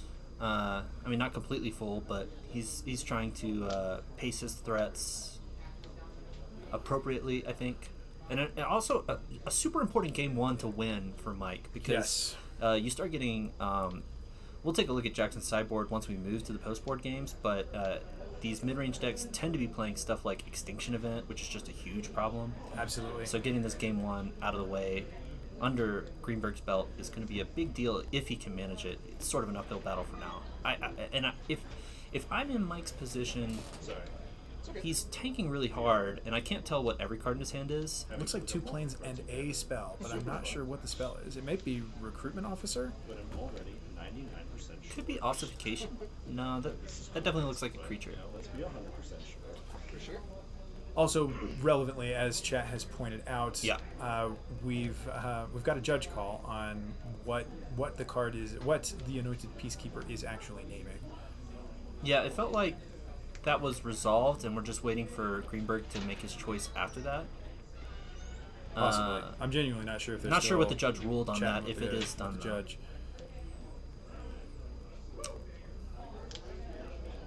I do believe that Stomp is the name of the adventure part of the card. They are 2 separate names. Right. I think I'm not a judge. We'll have to Yeah. wait on that deliberation, but that's my understanding. I suppose the confusion may be rising from the fact that Stomp is not like its own card. It's a spell that's stapled onto Bone Crusher, but I think it should still be a legal name. So, Also, thank you, Smoochiolo. It is a Shuffle Tunes. So I am thinking sort of along the same lines. Greenberg put his hand down, so we have to assume that the judge call is just still in progress. But my justification for thinking of these as 2 separate names in terms of Peacekeeper is if you have like the double-sided cards that can't be fused. Like for instance, Wear and Tear can be fused, but I don't believe something like Crime and Punishment. I think you have to choose one half or the other. I think so. And naming crime or naming punishment are 2 separate things in this instance, I believe. Here we go. Recruitment Officer. Okay. And there's 1 card left in Mike's hand. He's nearly gassed out. Recruitment Officer is exactly what he wants to see, though, because Right, but interesting to be playing it into what he knows is a Stomp on the other side of the table. Yeah, you would think that he could wait a turn and so that he would have enough mana to play and then activate right away. Yeah, chat makes a good point. It is not necessarily a card, and you are naming a card name. Yeah, we'll have to see. I'm not exactly sure what the judge ruled. It looks like Okay, stop coming down and tagging that recruitment officer before it can get that sweet activation. yeah, an anointed peacekeeper does not exile the card, so we don't know for sure that Bone Crusher wasn't named. Right. Okay. So we'll have to see how much he pays for the Bone Crusher coming up to see if that was the tax or not. Okay, Nope. he must have named something else completely. Smashing in with the 4/3. Greenberg has no permanents, or no non-land permanents, I should say. Yep. We're going double block. That's a rough one. Which one? Fatal push off the top. No, even more Is devastating. that fatal push number 4? Yeah. It is fatal push number 3. That is so many. This is Jackson couldn't have written up a better hand in this spot. I will name. It is exactly what you want to see in this matchup. Yeah. Yeah. So now this is interesting though. So Greenberg has named one thing that costs 2 more. We don't know what it is. And now this is going to be second Peacekeeper, so he's going to name another thing to cost 2 more. So I mean, arguably the same thing, right? He doesn't care about the Thoughtseize, so he wants to lock his opponent out of maybe casting Shieldred. He doesn't know. There's a ton of things, He doesn't yeah. know what Jackson has in his deck. Mike Greenberg, famously on around this store, is a Grixis maniac. Yeah. He's not playing mono white humans. So he's kind of an insane player all around. He kind of just picks up any deck and is pretty good at it. chat, no, the Peacekeeper tax will not persist after the Peacekeeper has left the table. Yeah, it's a property of the card, I believe. It just says there's a line of text that says spells with the given name cost 2 more to cast, and that will no longer apply when Peacekeeper's down. So you have to imagine he's probably naming the same thing that he named before, but doesn't matter now because it's dead. No longer relevant. Yeah. All right, something else with 3 power to trade with the Bone Crusher on board. That's a Corpse Appraiser. That Corpse Appraiser is huge. Exiling something to buy back, or To, top 3 and then pick one. Could be anything. Could be bees. Grixis maniacs love Corpse Appraiser. It's the one reason to be Grixis, and that's a scoop it up. It turns out that if you have, I think 7 removal spells, and 2 of those removal spells are threats, you win the game. Just tough for humans to fight through all of that. Yeah. The good news is that in Game 2, I imagine Mike will be bringing in all 4 of his wedding announcements. Yeah, wedding announcement is insane here. I'm also kind of interested in Brutal Cathar. I think humans gets a lot of, like, the more tax elements that you have, the better the better they get. Sure, true. I'm particularly skeptical of Brutal Cathar just because Jackson is so flush on kill spells that it seems unlikely that Brutal Cathar is going to be anything except for barely a bounce spell, like a falter, effectively. Yeah, it's a magnet that doesn't take, on some of the more impactful. Like if he has to remove Brutal Cathar for the 2-for-1, and it's not removing a Lieutenant, Aspirant, Thalia, Guardian of the Raven, Adeline. Sure. I think you take the win. Sure. Destroy Evil, I'm interested in. Destroy Evil for sure. I'm very interested in Invasion of Gobakon. All right, give me the good word. What does Invasion of Gobakon do? 1 and a dub, battle type siege. Oh, this is the one that I actually know what it does. Yeah, Go at ahead, ETBs, you look at target opponent's hand, and I think you increase the cost of one of those spells, or rather, you exile it. It's effectively an elite spellbinder trigger. It has 4 defense counters, 3 defense counters. I believe it's 3. It's Sweet very Lord. attackable. I think it's 4. We're gonna have to put a bet on this one. Anyway, it flips into a thing that you can sacrifice. It flips into an enchantment that buffs creatures that have survived the attack step, and then also you can sacrifice it to make them indestructible and hexproof for the turn. So antheming your board here is really nice. Being a protection spell is really nice. I'm not sure. So the issue with the Invasion of Gobakon in this spot, You were right. It is 3. Damn. There are a lot of things to like about this card in this matchup. One of the things I don't like is that the best part is that when you swing at the end step, they get a 1/1 counter, right? Yep. But that's kind of relying on your creatures surviving, swinging into Jackson's creatures. And I think by and large, Jackson's going to have the better raw stats. Sure. Well, I don't know. Thalia's Lieutenant gets pretty large. Yeah, if his stuff survives, I think we talked about this in Game 1. Like, Greenberg has a real shot at, like, outsizing Jackson in the late game. Yep. He's just got to get there. Can't have Jackson drawing 7 removal spells again. Let's take a look at Jackson's Meanwhile, sideboard. Jackson sporting 2 Ray of Enfeeblement, 2 Noxious Grasp, definitely going to be seeing those, as well as probably the Abrade and the Kolagon's the Kolagon's Command.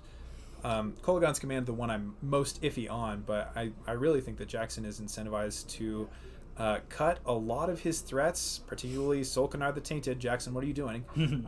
And just throw in more kill spells. Yeah, so it's a pretty easy swap of all of these Thoughtseizes will become better removal spells. I'm actually interested a lot in Bankbuster in this kind of format, or in this kind of matchup, because Grixis, I think, is really interested in playing like the control route and just being able to bury your opponent under Bankbuster's draw, like, what, 4 cards? Is it? 4 cards. Yeah, 4 extra cards out of a Bankbuster is a big deal, I think. Players are ready, and Mike has led off on a plains and no threats. Aspirant counter. All right, Aspirant. Aspirant surviving for the first time and becoming a 2/2. We can't guarantee that that'll stay the case. Yeah, might not survive through Jackson's turn, but, we live in hope. And it's a Blood Tithe Harvester. He did it. He is gonna untapped live. with Luminarch Aspirant. He's even going to get a second counter on it. Yeah, what do you know? It's huge. Yeah, all of the 7 removal spells were used up in game 1, and Jackson no longer has any. I don't know if Crazy. that's quite how that works. No, I don't think it is. We'll see the truth of things in just a short while, I imagine. Mike's got to think around this next turn. That's a wedding announcement. Can't ask for a much better option than that. Ding dong. Wedding announcement going to be huge in this matchup. We saw a ton of point removal out of Jackson's side of the board. I'm not seeing a lot of sweepers in his 75. So this wedding announcement is just kind of going to exist uncontested. Yeah, if you don't... I mean, we assume that Jackson sided out of his discard, right? And so if you can't tag it with discard, there's very few answers, actually, in Jackson 75 for a card like this. We're just taking a quick look here.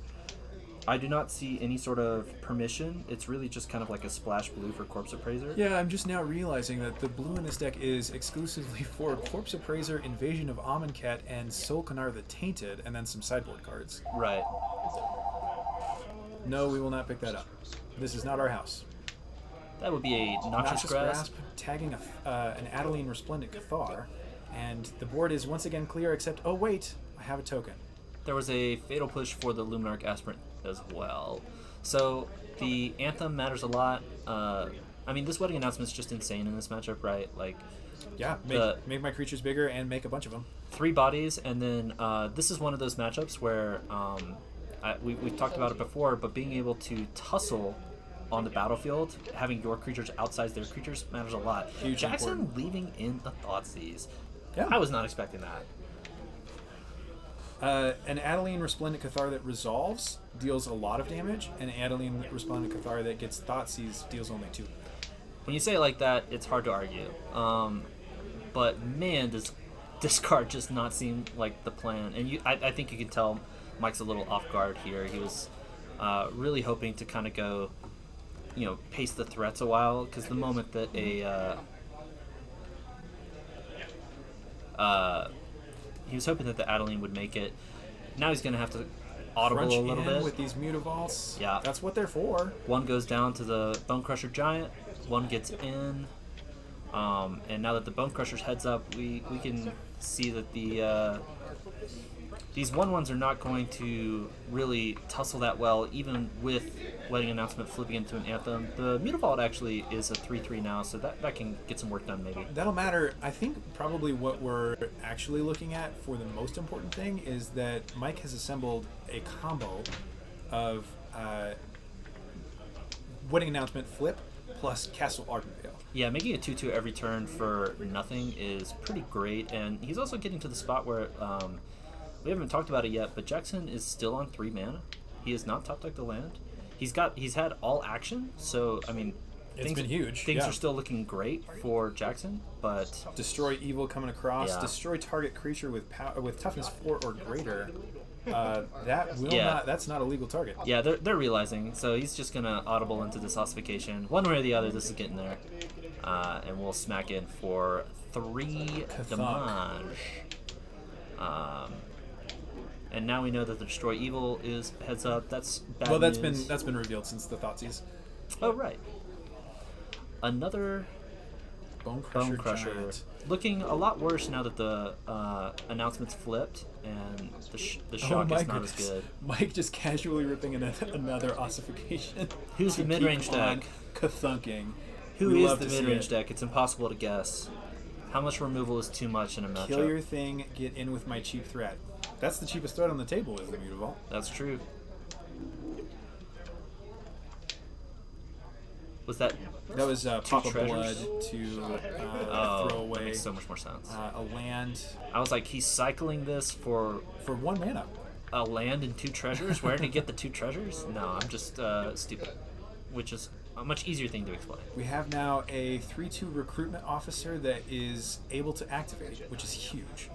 Yeah, I think we're also just now that there's been, especially with this, with like even more development, I think we're transitioning to this late game that we've talked about. Fable can produce quite a lot of material. That's true. And, but so does Castle Ardenvale, so does Recruitment Officer, and that is... Oh boy, this is one of those Gothic group printings. I don't think it's Adeline. Is that Thalia? Yeah, Guardian of Thraben, maybe? I think so. That would be my best guess. We're getting into the weird spot where it's like, do I even want to deploy this Thalia, or would I rather just Ardenvale, you know? Yeah, I mean, I think there's a really good argument to do that, or just keep on drawing cards with the Recruitment Officer.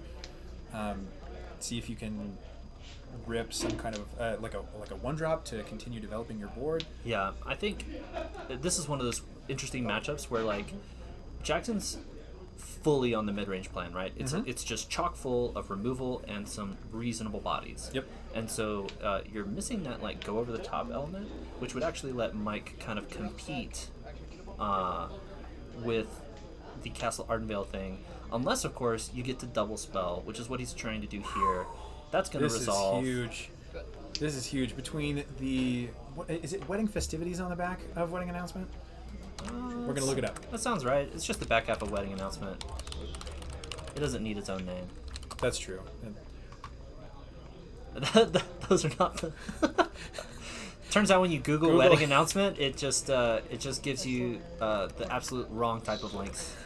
Wedding festivity in the singular. Yeah. Anyway, Google doesn't have MTG in the forefront of their mind. Yeah, bad SEO on Wedding Invitation. Anyway, it is Wedding Festivity, and more importantly, Mike's creatures are enormous. Chapter 2 just getting rid of a Fable and a land. He didn't want that Fable. That's interesting. It's slow. Yeah, but you He's have under the infinite. gun. If you're Fable, you have infinite blockers for Mike, right? I mean, it's Or gonna, infinite, in like infinite 3 attackers. turns. I mean. Yeah, Mike. It just takes a long time to get all of that up and running. Like he needs to wait for 4 turns, right? Like this turn and then 3 turns after this. Yeah. Then you've got double Fable, and with this board, by that point you've been dead. Yeah. You were already Shindarued. All right, so this is a Ray of Enfeeblement tagging a Thalia. that he will pay 2 for. That Thalia was actually pretty threatening. I think it was like 5/4 first strike. It was huge. We're passing.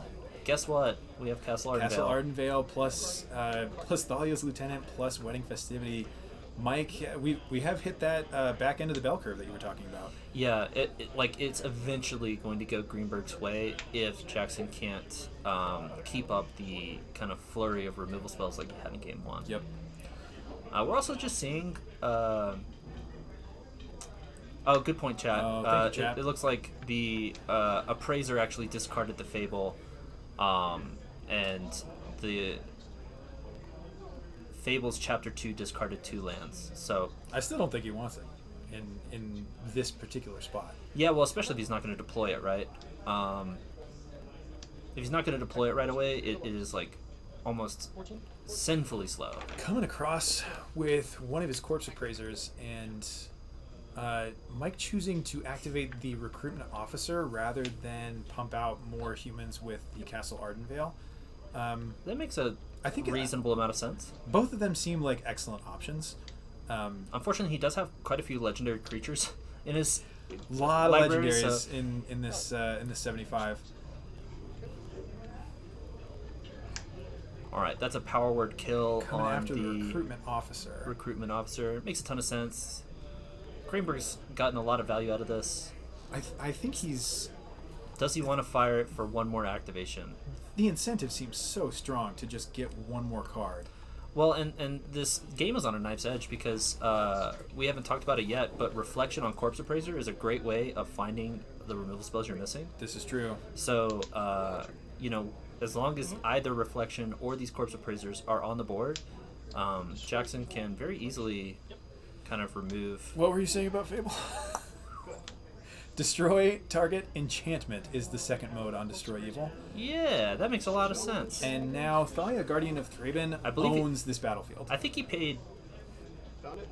Oh, I see what he did. Yeah. All right. Shieldred, a reasonable top deck for a reasonable player. It's certainly going to impede Greenberg's clock. He was probably starting to feel. I think you have to feel like you're in a good position when your opponent's at 9. Absolutely. Shieldred is going to change that math in a hurry, especially when he cashed in his Destroy Evil. I think he had to because of that Corpse Appraiser interaction we were talking about. Yep. But Shieldred is still a huge problem. Another Mutavault coming down, and a pass.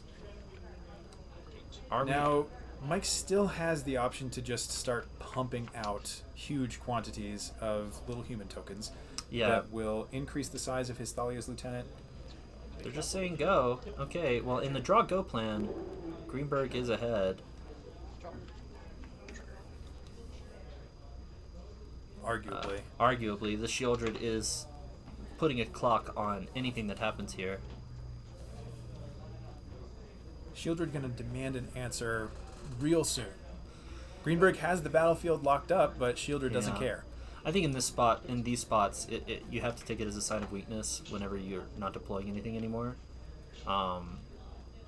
Because I believe Greenberg has enough lands to deploy a 2-drop and make a dude off the castle. So you can start guessing quite a bit on what Greenberg actually has.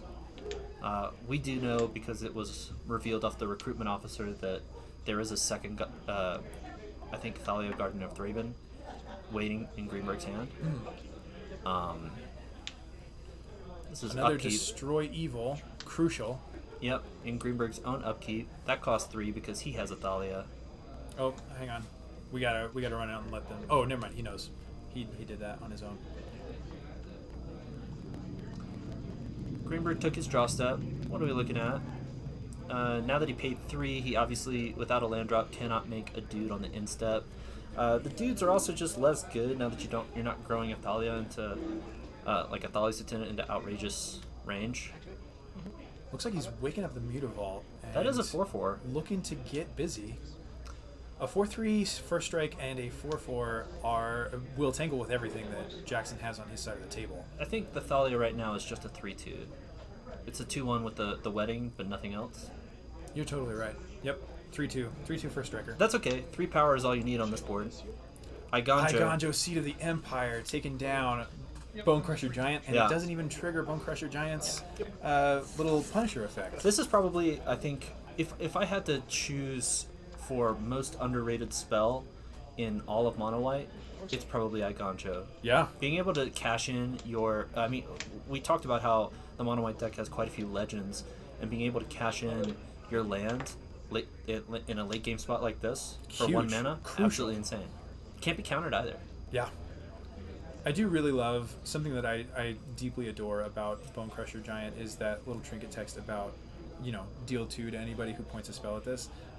And yet, every Bone Crusher Giant that I've ever seen die has died not to a thing that It's always pointed a activated spell at abilities, isn't it? It's always abilities. Is that another wedding That's announcement? another wedding announcement. Okay, that's going to be a big deal, but I think it's up to Jackson to put together some sort of board state where Greenberg will die to these Shieldred triggers. This is a weird spot where Michael would happily trade these ossifications back for getting Gravy Elements again. This is a Croxa. That's really bad. That's really not good. That is really not good for Greenberg. Go ahead. So that was his last. That was the Thalia that we knew about out of his hand, and then. No. Yeah. Wait, why did he take damage? I didn't see him pay 6 for the Croxa, so if there was only one trigger involved, then he should have discarded the Thalia and taken no damage. Yeah, I'm a little confused about. Let me go pause the game and just make sure that wasn't a game mistake. Sure, This sure, is probably sure. something the casters missed, but I'm gonna double check. Joel will be out there for just a moment, checking out the legality of all the plays, making sure that everybody is playing Magic the way that they're supposed to. And that leaves you here with me. Late Night Tunes with Chandler. I don't actually have any music to play, which is embarrassing. Did that. It's just and then escaped. vamping. Next game, I escaped it. Next turn. And he had no cards. we missed. Okay. All right, you guys are good. Yep. Yeah, nothing to discard. That's correct. Everything's fine. Everything's fine. Oh, we discarded the Thalia last turn. Yeah, we Thanks, chat. we just missed the first Croxa. Really appreciate chat always being correct about this stuff. Yeah. I don't have to be good at the game to talk about the game, turns out. Mike sending it in with everything, and this Yeah. looks like the last act of someone who has seen the writing on the wall. Yeah, this is somewhat desperation. We'll have to see how the combat plays out. I mean, So he the has a Sheoldred- Croxa left over. Yeah, the Sheoldred is down, but with nothing to block. Yeah, with nothing to block and no cards in hand. He does have a card in One hand. card in hand but to it is discard a to the land. Croxa. And then Croxa is going to truck in, pitch the land, and lightning bolt the face. Oh, man.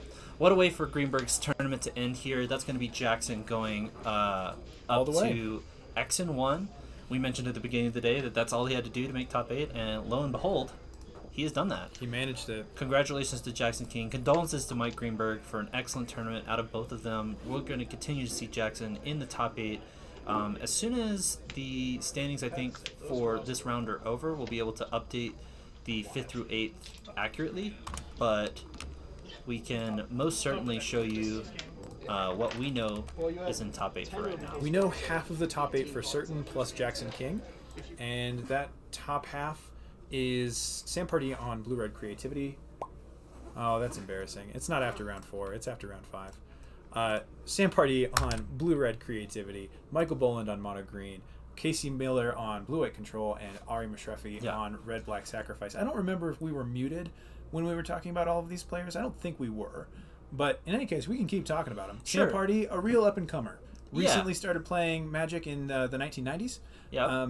And, you know, just showing us how it's done. Yeah, it's hard to date yourself harder than a fossil, and yet here we are talking about the 90s like they're yesterday. Sam Party is an incredible Magic player, and I will say that these first through 4 standings are subject to change. They're guaranteed to be in the top 8, but like kind of the order they appear depends on who makes it after this round and how their match win percentages have changed. That since is round true. 4. Yeah, I think they are actually even likelier to be in the lower half of the top 8 because they double drew in, whereas everyone else who's getting into the top 8 will be coming in with 5 wins and 1 loss. Yeah, because everyone was forced to play out except for these 4 players. That means that we will have 4 5-1s who will have 15 points, whereas 4-0-1 is only 14 points. So these are actually going to be the bottom half of your top 8 once everything pans out at the end of round 6.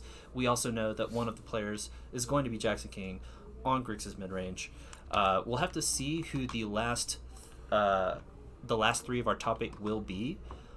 We have some interesting ones though. So several people that you've seen before. There's Matt Nass on Rona Combo against Tristan Hinckley on Blue Eye Control. There is John Yunko has just taken down Bradley Martin. We did see Bradley Martin earlier today on Absent Greasefang. And that was the mirror match between John and Bradley, yes, by the way. So we are going to have another Absent Greasefang player in our top 8. Got to imagine that was some gripping magic. A play draw wins the game. Bradley pulled me aside as I was going by the table and let me know, hey, we're doing the Absent mirror match just in case you want to put that on camera. And I told him under no circumstances. That sounds about right. Death first. So we've got And then our last tense match, I think, will be between Christopher Garcia, who we saw last round on Red Black Midrange, against Joe Nunez, also on Red Black Midrange. That must be a nail biter. Yeah, the Red Black match. Midrange is quite different from the Greasefang mirror, where Greasefang is mostly like, am I on the play? Are you on the play? Am I on the play? Did you do it? And Did then you we do it? win. Did you do it? Did I do it? Red Black Midrange is a absolute slobber knocker of a matchup. It's very difficult. It kind of steams your brain by the end. Decision intensive. Yeah. Intensive. By the end of the third game, it's usually you're kind of fried and ready for a break. But unfortunately, you went to time, so you have to go straight to the next round. Usually, how Red Black Midrange mirrors go. Very skill intensive. We'll have to see who pulls it out between Joe Nunez and Chris Garcia, but that actually kind of we'll have to figure out who wins between Tristan and Matt Nass. But because we do have two mirrors, that would mean that your top 8 is going to be Red Black Midrange, Abzan Greasefang, and then either Blue White Control or Rona Combo. Yeah, and then Grixis Midrange. Grixis Midrange. Which we've just seen. So, pretty interesting, pretty diverse. Yeah. I think that depending on if Tristan wins his matchup, that would be potentially 8 unique decks, I think, in the top 8, which is always fantastic Well, to see. actually, if Tristan loses, then we'll have 8 unique. Yeah, if decks. Tristan wins, we'll have 2 blue whites. If Tristan loses, then we'll have 8 unique decks. Though you might call Grixis midrange and Rakdos midrange kind of splitting hairs. Very similar. Yeah. But either way, it's been a fantastic day of Magic. I think we've seen a lot of interesting matchups. Yeah. But I think in this particular tournament, at least on camera, quite a few 2-0s, which I don't know what to make of. Yeah, sideboard cards not coming in quite as swingy as they classically have in other formats, right? Like, yeah, there seemed to be a little bit of like somebody didn't find the cards they needed, or like or stumbled really hard on mana. Yeah, there's some kind of formula that these decks are trying to, achieve to make it to the end of a best of 3, and I think we've consistently seen today that sometimes in Magic there is an element of you can stumble, and I not to say anything about the player's ability to sling cardboard. I think we saw some really heads up plays, some really tight decision making, but unfortunately it hasn't necessarily translated into the dubs for some of these players. That's Magic. It do be Magic sometimes. That do be Magic sometimes. Well, this time we weren't muted, and everything else aside, a little bit better of a round than the last round. So, thanks so much for catching cards, by the way, Joe. Yeah. Really appreciate that. Thanks for being on top of things. Thanks for sticking with us. Thanks for watching alongside us as we get some good old-fashioned Pioneer Magic. We're going to see you guys in top 8 very, very soon. Don't go anywhere. That drains on ETV as a callback to Savannah Light. If Cauldron Familiar was a 2-1, I would lose it. I would love it so much. It would be banned. It is banned in Alchemy or Historic or whatever. Right? It's nerfed. Oh, it's nerfed. It's nerfed. But it's basically banned because it can't block, so it's worthless. Why would his favorite thing to do is block? I was playing Sack one week. And I was playing against one guy. I tried to block with a Cauldron Familiar. It was like, it can't block. I'm like, yeah, I can. Oh, in person? Not Alchemy, yeah. Yeah. That's, I'm sure there was a lot of truths that guy had to learn that day. Yeah. I think he was on like mono white humans too. He was like pulling up alchemy cards. He's like, "Do you know where I can find this in paper? Like, the store doesn't have any of them." Looking for 4 Kemba's Outfitter. Yeah. I showed him to David, and he just laughed at me. Why can't I play Belt of Giant Strength? I don't know. There are some like Well, that'd interesting be fun. alchemy cards, but then Belt there of are Giant Strength isn't even really an alchemy card. It's one of the Lord of the Rings cards. alchemy. Or not Lord of the Rings. Commander Battle for Baldur's Gate. Yeah, Baldur's Gate. There are a lot of alchemy cards where it just seems like they could have made it in paper, and you're like, This didn't need Yeah. to be an alchemy only. If they made it on paper though, how are they gonna push the alchemy set online? That's, I mean, Yeah. yeah. Someone did the math, and over, You could totally do Molten Impact in paper. yeah. That'd be a nice one. Since they implemented Explorer into Magic Arena, they've only added 9.6% of all legal missing Pioneer cards into the format. Yeah. I mean, the relevant missing ones are like Ascendancy, Retraction Helix. I think Dreadbore's still Yeah, might not be Dreadbore's there. missing, Del Spells. Yep. Um, But like, they clearly have a team that's making cards. yeah. Can't be that hard Like, to stop programming alchemy. 20 alchemy cards per reset, Yeah. half of which are unplayable. You can also split these. Yeah, yeah. Does the stream team want it back for Hockey Turkey? Let me check. I'm assuming no, because I think they have them and you need them for sideboarding, but let's find out. Okay. Joe's on the play. I am on the play. I'm taking notes, not for live show, but for me.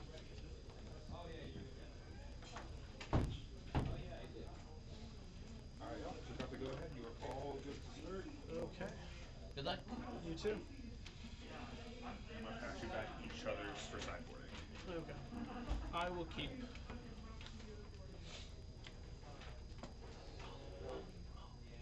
I'll keep this off. Whenever you're ready, sir. Go Thought or Swamp Thought Seeds.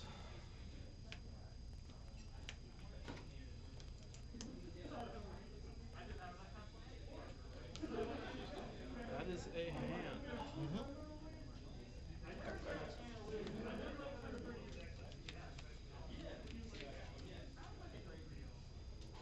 What's that?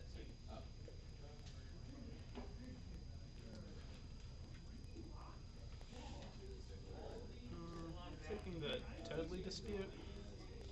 Deadly Disputes go? Go for it.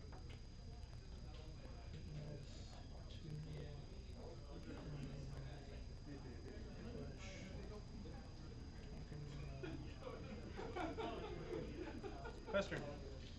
Good. Draft.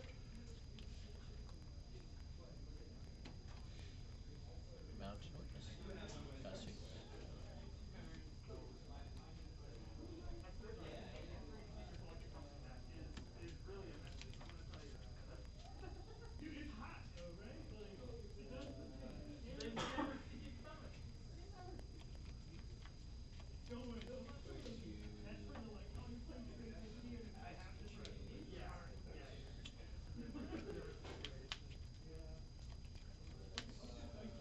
I'll pass turn.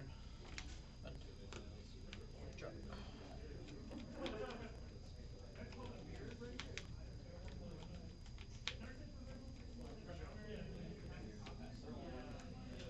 Comment? Yep. What? Take one. 17.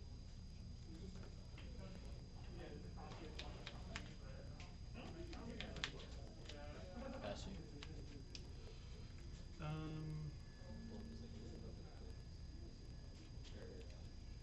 In your second main, Sure.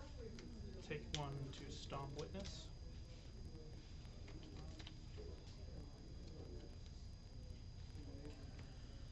Or respond by Fatal Pushing Witness. Sure. Second main. Got two.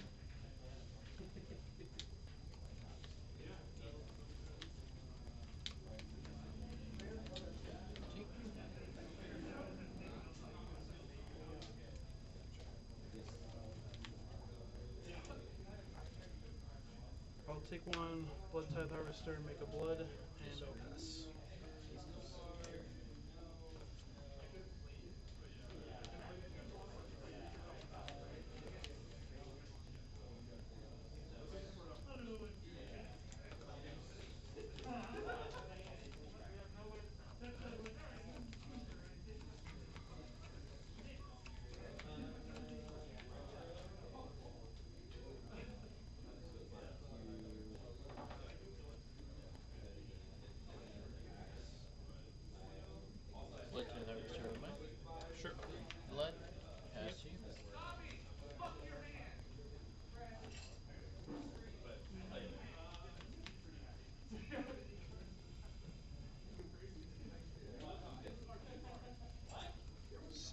blood. Discard. Heartless Act, draw a card.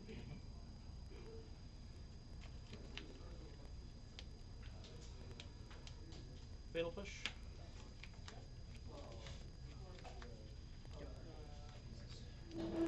Swing 3.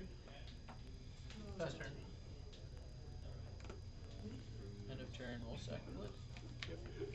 Discarding a Cauldron Familiar. Tap. Draw.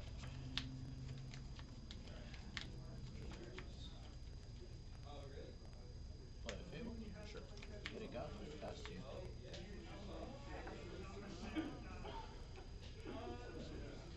Take 1, Stomp Goblin. Swing 3. Pass turn.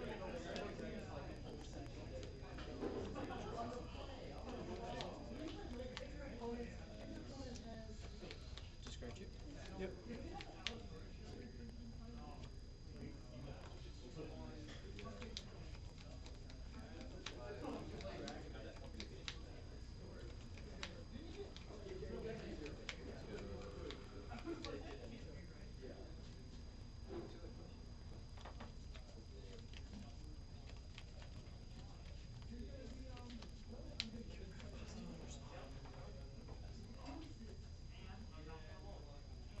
I can't believe it. We did it again. Dang.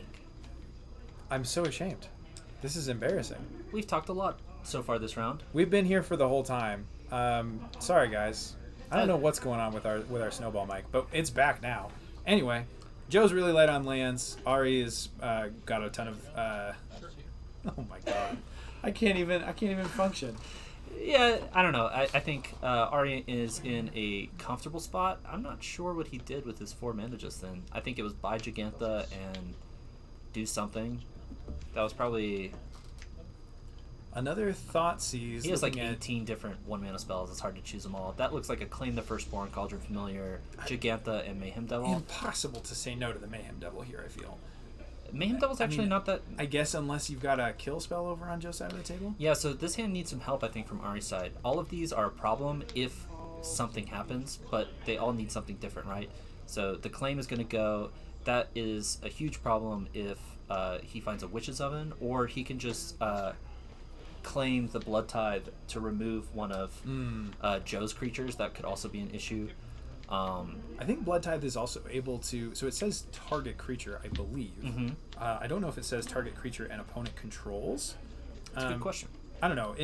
It may be possible to sacrifice Blood Tithe Harvester targeting itself, which is one way to turn I Claim the Firstborn into kind of a bootstrapped Fatal Push. As far as I understand it, this is sort of like the paying a cost and declaring a target at the same time. So because you declare sacking targets first. Yeah. Long last. This is very critical. Yeah, I think that would work. But then you wouldn't get to attack with the 3/2. But it's a 1 mana removal spell. Yeah, It's kill fine. it. Yeah. Anyway, the cat is back. The Witch's Oven off the top is huge. Potentially backbreaking for Joe here. All of Ari's cards get so much better. The Claim that got Thoughtseize would have been huge here. Obviously, the Cat Oven's doing a ton of work, and there's another cat in the yard just waiting.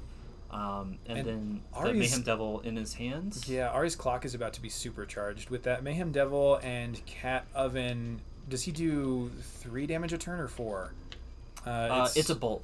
It's a bolt. Okay. Yeah, it's a bolt gain 1 if you have Mayhem Devil out with Cat Oven. Perfect.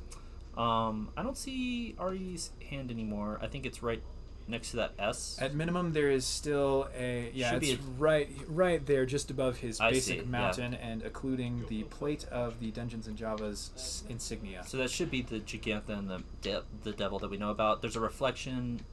Oh boy, active reflection with sacking the reflection in response to a go for the throat. That makes sense. Getting another. This again is like that negating your opponent's advantages kind of thing. So now he's got a food token with a Mayhem Devil in his hand and a cat in the yard. Yeah, and at this point, everything that Ari's doing is just impossible to interact with. Anything that Joe tries to point a removal spell at, it's going to vanish into the oven and turn into food. Anything that he any combat that he tries to engage, it's going to run it straight into the Cauldron Familiar Ari has it pretty well locked down, and Joe's outs are to... Shieldred's huge. Shieldred would be huge.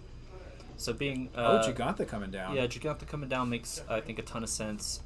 Dominating this battlefield, demanding another pricey removal spell. He just saw Go for the Throw get spent on the Reflection, and so he's feeling pretty good. It's also, with the Mayhem Devil out, representing 2 additional points of burn, right? So when I don't think we're going to see that Mayhem Devil resolve. It doesn't look like it. That but thought the 2 has damage been seized. The 2 damage is super relevant. This is like sort of Sacrifice's sweet spot of like there's like a little tit for tat going on. Oh, for sure. And this Cauldron familiar instep drain 1 gain 1 is absolutely humongous.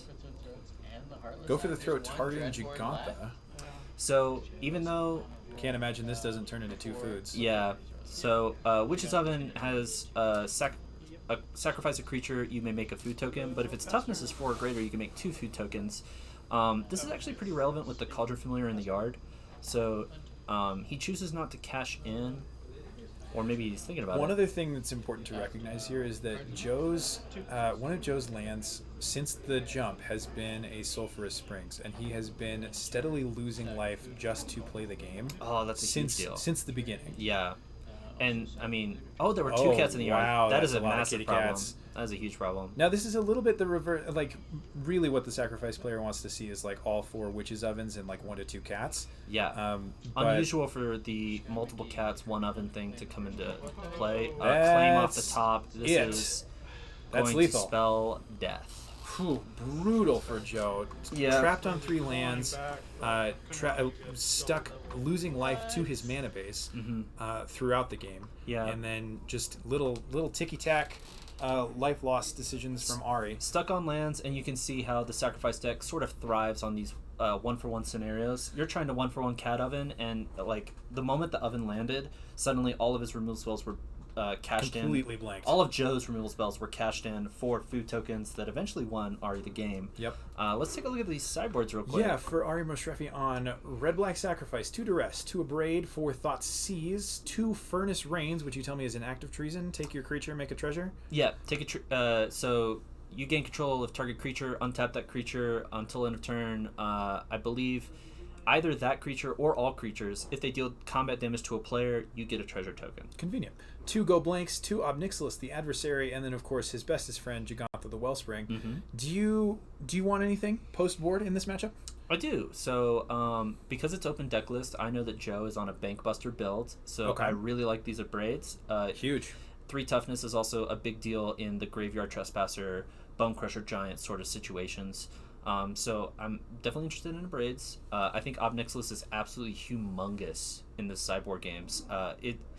Ari's deck is very good at gumming up the battlefield, and Ob is everything you want, right? It can make bodies to defend itself, which can ping things for board control. Mm-hmm. It can attack your opponent's life total and their hand, and its ultimate is just devastating. Oh, Joe has very helpfully shown us exactly what he's bringing in and taking out. Oh, I didn't catch all of it. We know that Bone Crusher and Kroxa are dipping out, and he's bringing in at least Pithing Needle and Brotherhood's End. Yeah, beyond that, I'm not sure. I wouldn't be surprised to see. Let's go ahead and move over to Joe's. Yeah, let's check out Joe's, because I think post sideboard things get a lot better for him. Yeah, it's going to be quite a bit more haymakers out of Joe's side. I think what you can kind of understand in general is that Ari's going to be bringing in specific answers to specific things, and Joe has a lot of these board wipes, which are fantastic, when Ari is kind of like a stuffed deck. Yeah, it's not all creatures, it's not all artifacts, but it is just all stuff. As you've been pointing out, like this Red-Black Sacrifice deck is so much about your cards don't trade profitably with mine. You're trying to trade 1 card for 1 card, but every time that you make that trade, I get like 0.3 or 0.5 of a card back, and eventually I'm just gonna overwhelm you with that extra value. Right. But now Joe is able to convert those things that are trading card for card into things that are trading multiple card for multiple card, or sorry, single card for multiple cards. Right.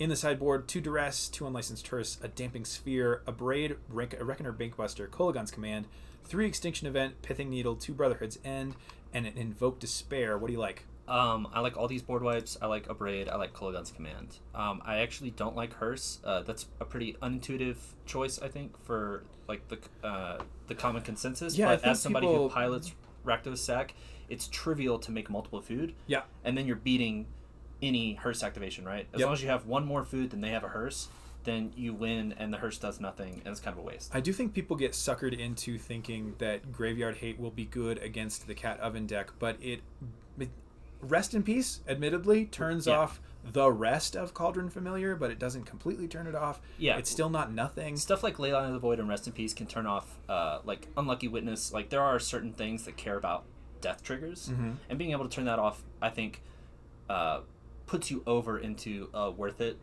state. Sure, but it's stuff Joe like, would much rather be doing that with a Misery Shadow than with any kind of sideboard card. Absolutely. I think I would expect that of Joe. Let's get rid of all this discard. This is, despite what it seems, a mid-range mirror. Let's bring in all these board wipes and kind of solidify ourselves as a mid-range sort of haymaker deck. I want to real quick call out Invoke Despair. This is a traditional standard answer to Fable of the Mirror Breaker. I wouldn't be surprised to see it here. Sure, yeah. It's classically not great to be sacrificing creatures, but the text on sacrificing an enchantment and then probably guaranteeing a draw at some point. Yeah. Really good. It doesn't seem worth it when, like, the artifacts that they're sacking are, like, treasure tokens and stuff, and the creatures are kind of piddly. But, like, when you think about how hard it is to answer the various aspects of the sack deck, Invoke Despair, even though it is 5 mana, is kind of like a clean answer to, like, let's just clear up this board a little bit, you know, like let's get things a little bit under control against permanents that are traditionally really hard for Rakdos to answer. Absolutely. One thing that I really love about what Joe has in the sideboard is the singular Pithing Needle. I think in this format right now, Pithing Needle's in a great spot. Yeah. Particularly in this matchup, it's got targets against Greasefang, it's got targets against Lotus. Not great in the aggro matchups, and only occasionally good against like your blue white's control. But really love Pithing Needle in the format. I was really right now. surprised that Joe decided to remove.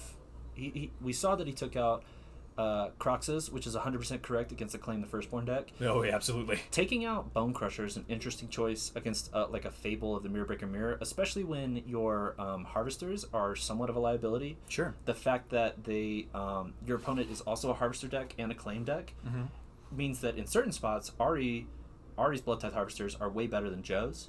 And also, if Ari has a Mayhem Devil out and Joe tries to cash in the Harvester, that's a sack trigger for Mayhem Devil. That can be very important sometimes. Absolutely. So, a little bit of an interesting choice. It looks like they are going to start drawing up their 7s for game 2. Ari up a game. Actually, kind of undefeatable on this deck. I've seen him play what I would think are horrific sacrifice matchups, and he kind of just does it. Flipped the top card. It was prismatic. He's and incredible. I lost Yeah. my Very mind. gifted. Oh, we don't play. Yes, sir. Good luck. Joe contemplating his 7. Really doesn't want to be stuck on 2 lands again. Gonna throw it back. I think that was exactly what he threw back, actually. It was like a 2-lander with a bunch of playable stuff, and he just didn't want it. Sideboard. I think You a wanted respectable the 5 choice in these sort of sideboard. mid-range matchups, almost, especially from Joe's side when he's trying to play like a board sweeper as a 4-for-1 or Sure. something crazy. Nothing really matters more than making land drops. Oh, Ari's doing the thing. He's throwing his hand back and looking to see whether he would have gotten there. Yeah, Ari, don't do it. Making the worst mistake. You never look, man. You never look. Then again, Ari is a better shot player than I could ever imagine being. So you know what? Maybe he does. Sure, Ari's a I'm gonna bunny, just but pray. still, at Whatever the he same does has time, to be all right, correct. that was wrong. You never look. No. If you look and you would have gotten there, you feel bad about making the right choice. Yeah, I feel If like you look and you would not have gotten there, then you feel silly. So on the one hand, you're absolutely correct, and nothing about what you said was wrong. On the other hand, I think it's a pretty common mentality in Magic that if they're winning, they're doing something right. So you just kind of like if somebody is winning in Magic, it's like the swingiest mentality of all time. Is like if somebody loses, their opinion's trash. Don't worry about it. Like they obviously don't know what I'm talking about. If somebody's winning, like, oh, I took down a challenge one time with this obscure deck. I am now an authority. You know. I don't know if you caught this anecdote outside while we were getting ready for the top 8, but producer Mike was telling me about a matchup that he played against someone else on a similar deck where he was making choices that producer Mike was pretty sure were incorrect. They just, like, playing instants at sorcery speed for no reason, that kind of thing. And at the end of the match, he asked his opponent, why'd you do that? What was your reasoning? And The opponent replied with, "Well, I won, didn't I?" And that was the end of that conversation. There's nowhere to go from there. Yeah, no, we were talking earlier where I had I notoriously am like 0 and 13 in the sacrifice mirror. I really appreciate that every time that you cite this statistic, the number goes up. Dude, it feels like you've it feels played higher more every time. sacrifice decks Since this morning. Since this morning when we last talked about it. Yeah, but I have several times now asked my opponent because we were playing a mirror match and I felt like they sideboarded some cards that were maybe not good in the matchup, and so I was like, hey, what was your mentality behind citing these cards or leaving these cards in? And they were like, I don't know, I was just playing with the game.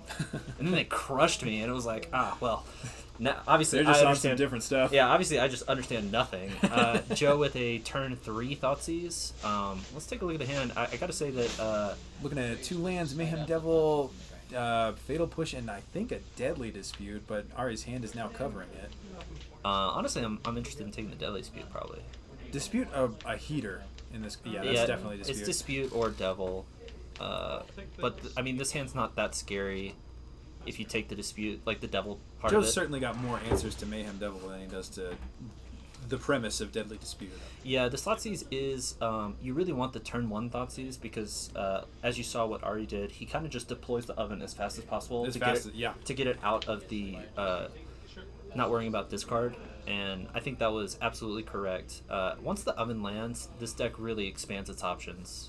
You start getting a lot of advantage out of the removal that Joe's trying to play, and all the game objects that the oven creates are pretty crucial to the game plan. Joe, though... Speaking of game objects, say hello to Fable of the Mirror Breaker, greatest goblin printed in the last 20 years. Yeah, on the empty board state, also pretty strong here. I think Ari is going to almost certainly have to develop something, but the question is what? We saw Gigantha, Mayhem Devil, 2 lands, one of which is a Sakenzen. Yep, and and a Fatal Push. Now, Fatal Push, it lands through the front third of Fable of the Mirror Breaker, but it doesn't do much else. Ari, this is an interesting aspect of this particular matchup because I have resolved a Fable of the Mirror Breaker against a red-black sack deck. Would you like to know what happened after it went to Chapter 3? You lost the game. My firstborn got frickin' claimed, and then I really lost the game. And then double I was Mayhem left Devil with no permanence. I was left with no hope. Yeah. They took my lunch money. Claim is, especially in this matchup where I think Joe is really reliant on a bunch of really high-impact 3-drops. Sure. Mayhem Devil just does some really messed up stuff if you can start claiming people's 3-drops and then sacking them to Witch's Oven, which is kind of what's being threatened here. If with the 1 mana untapped, there's also like Revolted Fatal Push. I could imagine Ari is scared here of a Shieldred. Yep. So which Joe does have, by the way, but electing instead to kill the Mayhem Devil, or rather convert the Mayhem Devil into a food. He's gonna blank that removal spell by sacking the Devil. It does generate a trigger when it also gets sacrificed, so that one's gonna go upstairs and make a food token off the oven. Still 1 mana untapped. That Revolted Fatal Push is live, but the question is Joe gonna play? So he can't play Shieldred at this point. He just played his 4th land drop, right? And Fatal Push coming across for the Goblin token. Thoughtseize gonna look at the hand and take. Probably Gigantha. That would be the only legal target. That makes a lot of sense. And a Mayhem Devil. Oh, there's a second Mayhem Devil. That's an interesting question. What do you think? I mean, I believe Joe is either low or completely out of kill spells. So this is like a decision point of. So Mayhem Devil is the scarier card in the long term if Ari top decks his way into some stuff. But Gigantha is the scariest single card in Ari's hand. Joe's got Gigantha wrapped up, you have to assume, so he's just gonna allow that to be played. The big elemental elk. And I guess in Joe's defense, Shieldred answers that Gigantha just fine. Locks it down. It's a 2 life point swing, which matters a ton in a deck that is trying to ping you to death. Mm-hmm. And then you also get to trade with the 5/5. I almost wonder, I mean, I don't know if he's even invested in trading because Shieldred just wins the race. Trespasser, Devil's Is that a Graveyard Trespasser? I believe it is. That has to be a Graveyard Trespasser. So he top decked the Thoughtseize to get Ari's last card in hand, which was a fatal push. Ari would have loved to have seen that card, but alas, was not meant to be. Joe with 1 card in hand, which we know is that Shieldred, and Ari played a land as his last card? Did he just play his land for turn? He Did not. did not. He was Unclear. on 5 lands last turn. He's still got his card Yeah, it's in just hand. laying on the mat. Kind of hard to see. Coming across with Giganta and the Hive of the Eye Tyrant, and this is is a big kind 8. of the last time that he's going to get to go through combat kind of unimpeded. Yeah. Because next turn, Joe has Reflection of the Mirror Breaker active. Yep. And this Graveyard Trespasser is going to flip, which is going to affect the reflection. So, not just 1 4/4, but 2 4/4s. 2 4/4s that drain for 2 every single time that they enter or attack. It's going to be particularly messed up if Joe top decks a land, because then he can copy with the reflection and deploy the And last threat in deploy his hand. Shieldred. Oh boy. So Joe's going to take it on the chin, 8 to the face. That makes sense. Going to go to 6, and now...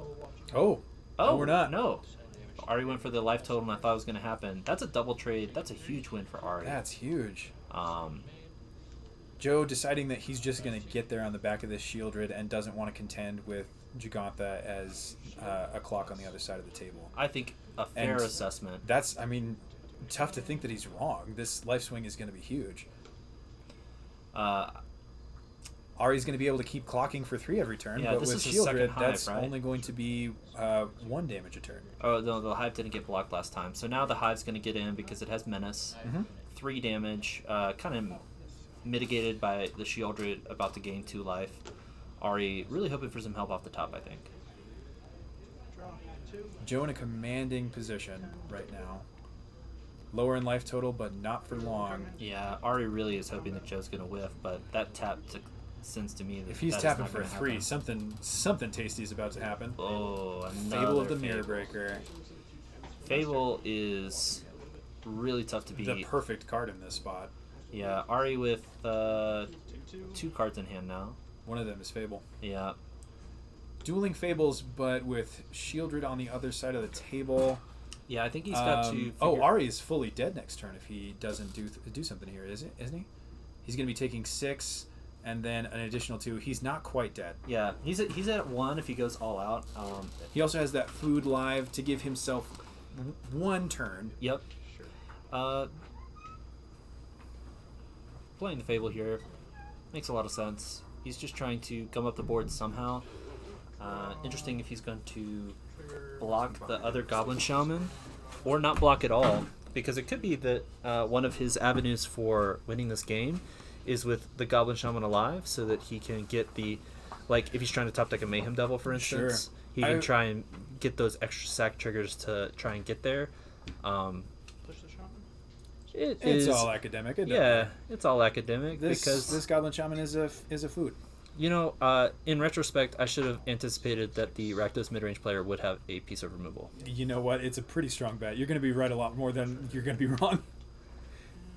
So Ari going down to 3. Mhm. He's got 2 food available. Now it's 1 going up to 6. Just trying to be mana efficient.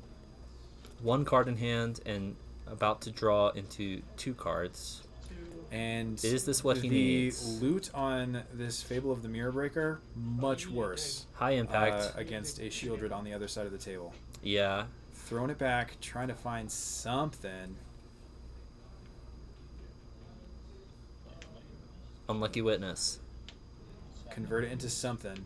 It is not drawing a card, so he is not dead to Shieldred on So the I think spot. so he at minimum needs Fatal Push to take care of Shieldred, and that allows him to continue playing. Yeah. Didn't find it. Yeah. Unfortunately for Ari, gonna fall short to kind of just the mid-range special, right? We didn't even see any of those Haymaker, like 3-for-1 board wipes. It We was did not. just discard, threats, removal, when you needed them, where you needed them.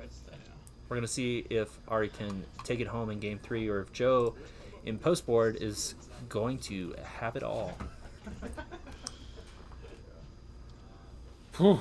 That's exactly how Joe drew it up, though. Yeah. I mean, Ari was never able to put something together in order to make all of Joe's one-for-one removal bad.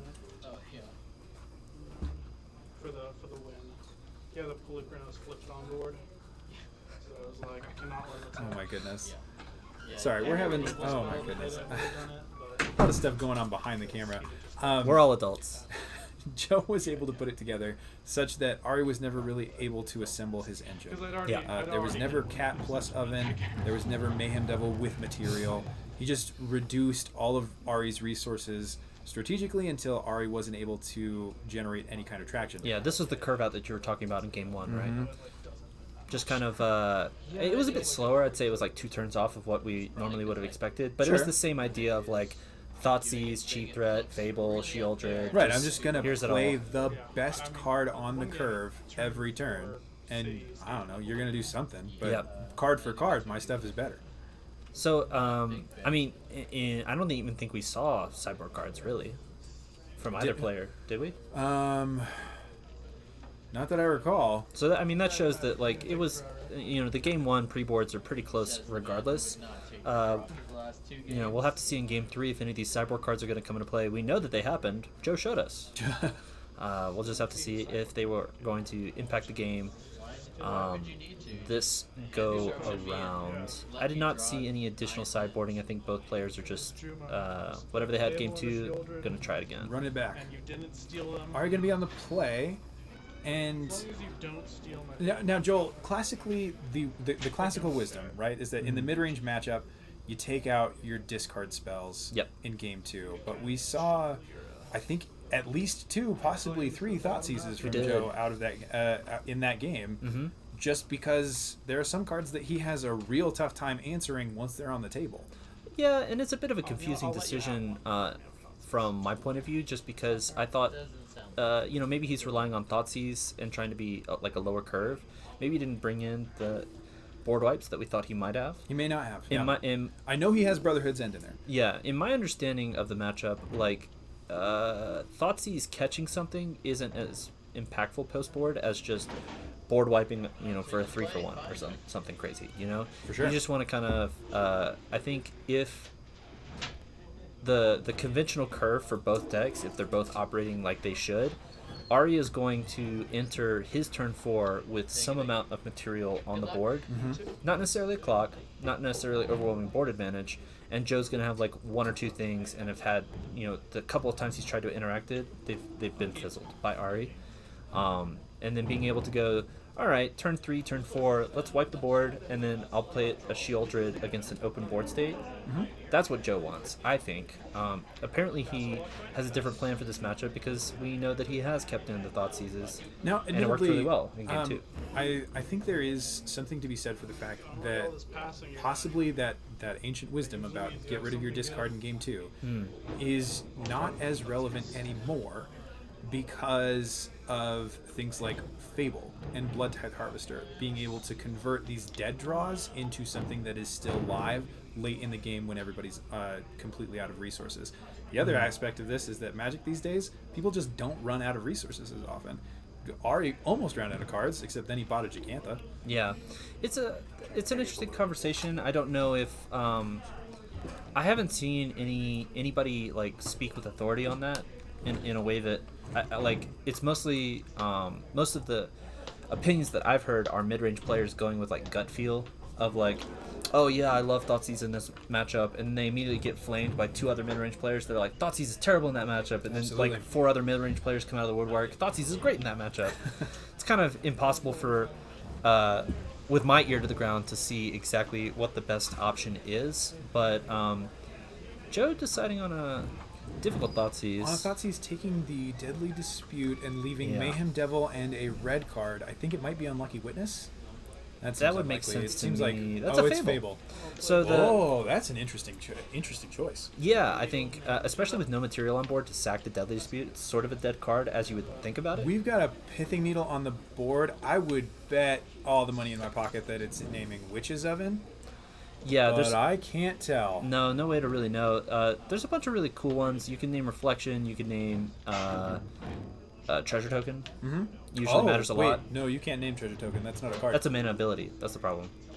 Well, You got problems they both got ways. it coming and going. Yeah, it's a terrible issue. You can't actually name that. Unlicensed hurts.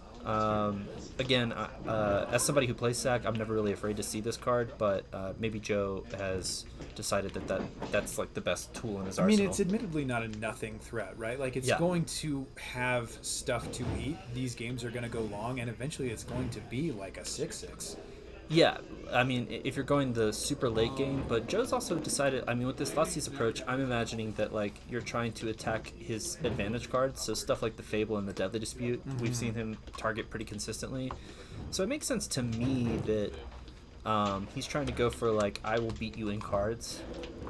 We haven't seen a Bankbuster out of Joe yet. Would much rather have seen a Bankbuster on this turn, I think. Yeah.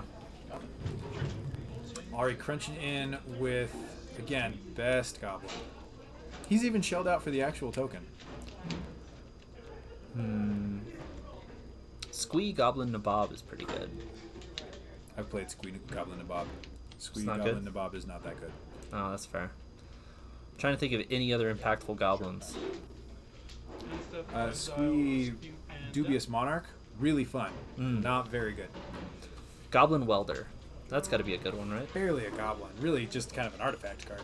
Goblin Engineer, also not bad. Also more of an artifact card. Wait, no, now we're splitting hairs. Now it's... I think what we can't deny is that this Brotherhood's End is absolutely haymaker here. Is it? Oh, it's dealing 3 damage. Yeah. Hiya. And now Ari's deciding, do I cash any of these things in for sacrifice effects? I think Mayhem Devil is probably unquestionably the best devil ever printed. That I think I'm on board with. I can't even think of other ones that have relevant names. Vexing Devil? Vexing Devil, a famous one. Not a great one, though. Ari electing to keep his treasure around, decides that the mana is more important than the 1 damage. I think he's probably correct. Yeah, and this is exactly, speaking to Joe after, like, in between rounds before the top 8, this is exactly the kind of thing that he's hoping for. He was talking more about the Rakdos mid-range mirror match. But having your opponent kind of play into a board wipe so that you can kind of get these free 2-for-1s, 3-for-1s. This is exactly what Joe's wanting. Well, so this was a 1 1/3 for 1. He only tagged the Mayhem Devil and the front third of Fable. I think Joe really would have liked to be able to wait a little bit longer and hit both halves of the Fable plus the Mayhem Devil, but just wasn't able to wait that long. Yeah, it's just so like the Devil, I think, demanded an answer right away. It's just so dangerous leaving it around because not only, I mean, Joe doesn't have any creatures because he's trying to force Ari to play into it, board wipe, right? So you don't have any blockers. You're taking 5 straight up off those creatures, and then potentially an additional, 4, 5, 6 damage off these Mayhem Devil triggers. Yeah. It can get out of hand really fast. It can be real tough. Mayhem Devil, a surprising heater out of one of the Ravnica sets. Ravnica Allegiance? I should really know. You should know this. I play a lot of Devils. This is your second I thought it was invitational card. Kaladesh. It's definitely not Kaladesh. It's absolutely from... Like Aether Revolt or something. No, let's see. Alright, we got a Blood Tithe Harvester followed by a Go for the Throat on the Reflection. Joe is coming up. Oh, War of the Spark. Famously a well-designed set where everything was I don't think there's under any control. Yeah, there's hardly any constructed playable cards in that set. That turn was devastating for Ari, so he deployed a Blood Tithe Harvester, finally getting a threat on the board. I think at this point it's more relevant that it can crew the hearse. Really big. Because the hearse is about to be a 6. A 5. A 5. Which is big enough to tussle with this Gigantha. Yeah, Ari playing this Gigantha for defense. Still has that treasure token he hasn't cashed in yet, but... It's actually kind of curious to me that Joe elected to take the Fable out of Ari's graveyard rather than take 2 cards out of his own and make this hearse a 6/6. Might be worried about Croxa. Maybe worried about Croxa, sure. But I don't know that you need to worry that much about Croxa. Well, it's open decklist. Does Ari even run Croxa? He sure doesn't. Joe would know. Joe would know. So then, yeah, that might have just been a bit of like a... Sometimes you just get in that mode of like, well, I don't want my opponent to have a graveyard. It's not really clear why, but I definitely don't want them to. I don't want them to. Bad things could happen. Yeah. In any case, things are getting out of hand for Ari. Yeah, Ari's got a bit of a grip, and starting next turn, he's going to be outsized on the battlefield by this unlicensed Hearse. Like we mentioned, like we've been mentioning, like we won't stop mentioning, this red-black sacrifice deck is predicated on being hard to trade with. Yeah. And Joe has successfully traded with a ton of stuff. He's taken care of all of the threats, barring this 5/5 Gigantha, but he can try to bait Ari into an attack with the 5/5. I don't think there's any world where Ari makes this mistake, but he can bait Ari into attacking with the 5/5, thinking that he could trade, and then block and activate on block in order to grow the Hearse again. And yeah, it's just everything's coming up Millhouse for specifically Joe Nunez. This Claim the Firstborn might be able to do something. Yeah, so Ari's doing a very, I think, experienced pilot move of he has a grip full of cards, whereas Joe has 2, right? Mm-hmm. And Joe's got a very intimidating battlefield, but one of the things that Sacrifice has in his toolbox is that all of his cards are so cheap. As long as everything's in your grip, you can really start going for these devastating plays. That one was just kind of like a 1-mana removal spell. I'm gonna claim your Blood Tithe Harvester, sack Blood Tithe Harvester, targeting nothing relevant because I don't have any blood tokens, but at least the Blood Tithe's dead. I'm just gonna borrow this for a moment. Yeah. I'm sure I'll give it back. Surely, right? This Goblin Shaman, you have to imagine, is most likely crewing Unlicensed Hearse, unless Joe's trying to play it even more patient. Though I'm not sure how much Joe's going to be rewarded for his patience at this point. He's kind of generated the advantage he was looking for, so... He has. I mean, he has definitely created a window, and now it's just a question of whether he wants to go through it or make it even bigger. Yeah, Ari with quite a lot of life to work with as well, so, there is something to be said for, like, if Joe crashes him for 6, Ari just takes it. Like, how bad is it if he untaps and does, who knows, some kind of shenanigans? There is some level here in which things are getting only better for Joe. In like this Fable is about to come, quote, off suspend, right? Like soon he's going to have the ability to just make more and more tokens in order to turn off combat or possibly just generate an unending stream of treasures. Yeah. Joe pitching a couple of one card, I think, just the Graveyard Trespasser. The Trespasser to the Fable. He's got a Blood Tithe and one unknown. He just top decked a land off of that Fable trigger. Second Blood Tithe, very good with the impending doom of the Reflection of Kiki Jiki. Consistently, something that matters a lot. Blood Tithe is a sorcery speed only ability. Yes. So there's no sort of like combat shenanigans that can happen where he swings with the Hearse and then tries to sack to shrink the Gigantha. I Could think be very relevant. Yeah, one card left in Joe's hand. On the one hand, I'm interested in deploying it because I know Ari doesn't run board wipes, and I want to mitigate the damage I'm going to take from this Castle Lockdwayne I'm about to start activating.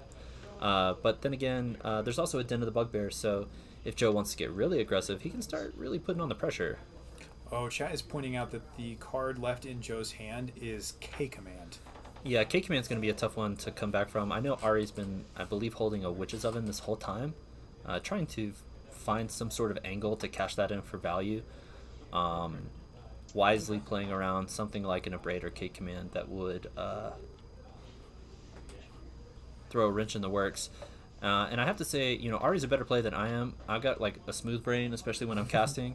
I have to say that if you are shocking in a Blood Crypt here with one card in hand, I think your options are pretty limited for what you could have, and Ari might be able to guess what that card is. And I mean, Joe is likely aware of that, and there is some value, even if he didn't have the K command, into looking Ari in the eyes, shocking in your land because you're at 14. Mm-hmm. Who's going to miss that 2 life? And daring him to call your bluff on whether you have that K command. I think I'm firing off this K command no matter what happens on Ari's instep. Sure. Regardless, just so that I can activate the Den. We don't actually know what so somebody in chat asked, isn't Needle naming Oven? We actually don't know what Needle is naming. I'm pretty sure it's Oven. Yeah, that looks like Oven to me, which would explain why Ari's holding it. But we can't, or I can't be sure at least. Ari getting in with a bunch of 1/1s. Den of the Bugbear, 2 1/1 spirits, and Gigantha, the Wellspring. I think this attack Excellent goblin token, Ari. Yeah, I think this attack is not going to pan out the way that Ari's been hoping.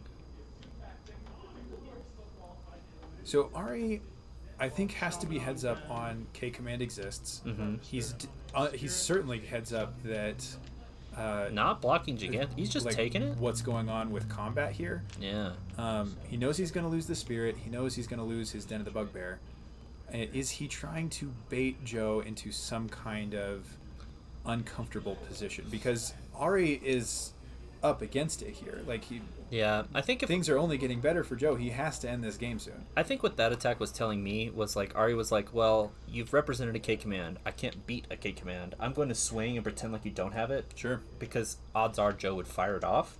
On And that now- subject, it's interesting that Joe elected to trade his Goblin token for the K command rather than shock the Den before it could make the Goblin token. I'm definitely agreeing with you there. Like I was kind of surprised that he let everything attack while also like not crewing the hearse to block the Gigantha, which seemed a little bit free. Like obviously you don't want to play into whatever Ari's hand is too much. I wonder if Ari but- is trying to induce a block with the hearse in order to enable either Fatal Push or like a claim. What would claim do there? If he has claim plus some manner of sacrifice outlet. That's awful. All right, well, that was a Blood Tithe off the top was the third blood token, which let Joe just cash in this Blood Tithe and kill a 5/5. That's pretty bad Brutal. for Ari. Reflection flipping, also not great. Next turn, Joe is going to have the combo of Reflection plus Blood Tithe. Nothing that you cast is going to survive my turn. Yeah, and let's not forget that this hearse is an 8/8 that can be crewed right now, so it's kind of just like stopping anything from Ari's side of the table. Joe might be going for the stretch goal of attack with a 2020 unlicensed hearse. That makes a lot of sense to me, I think. That is a fatal push. We'd love to see that, and that would have been the last card. So that was exactly what was happening. Before blocks, after you've crewed the hearse, I will fatal push your boy. Yep. Trying to bait that in, it didn't really work. Joe sniffing it out and refusing to engage. Yeah, I mean, if the attack's not that's just really heads up play from Joe, right? Like, how threatening is this attack? No, I'm going to play around it this way. Yep. And suddenly it's fine. This being one of the problems, when you take that much of a chunk, you are kind of a little bit vulnerable to Ari's sort of burn 'em out plan, right? Yep. Joe has to feel a little safe with both hearse and needle naming oven, but Ari does have ways of getting out. He is at like, a worryingly low life total. He's way ahead in resources, but it's not.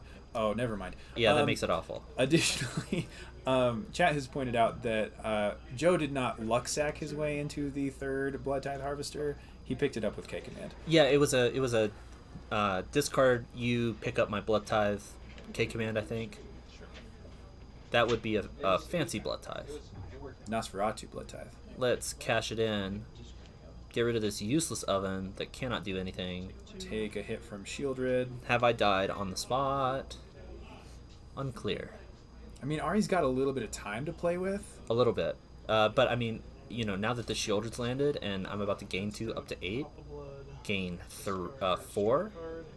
Because he's about to gain 2 off of this blood token, untap, draw, gain another 2. The resources game does not favor Ari at all.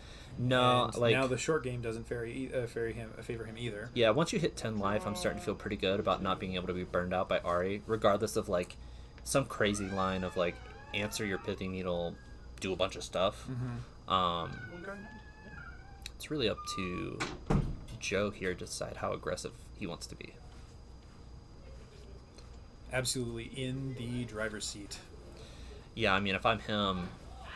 oh, man. And Castle Lockthwain for the combo with Shieldred. I'm going to draw cards, and I'm not going to lose any life.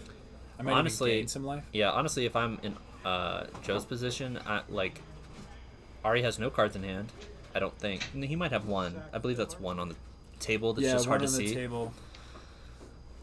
Cashing in the Blood Tithe to kill Ari's Blood Tithe, that makes a lot of sense. Let's limit the number of ways Ari can remove my Shieldred here.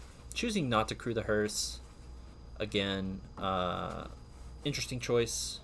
Hard to say who's in the right. I mean, I think Joe has just decided, like, I'm not going to lose this hearse to a fatal push. Yeah, I think also part of it is, like, in this position, Joe is like, well, like, if I was in Joe's position, I'm like, I think I want to swing with the 4 because Ari's likely to take it, whereas he's definitely blocking the 12, right? Sure. And I would rather get damage on your face than, have one of your guys be chumped. Ari with 2 cards in hand, trying to figure out how exactly do I win this game. It's a question that we're all interested in learning. Ari's a scrapper. He's not gonna throw down unless he is fully dead. No, you never concede these spots because, I mean, with stuff like Deadly Dispute in your deck, there's always a chance that you string together some number of spells to make something happen.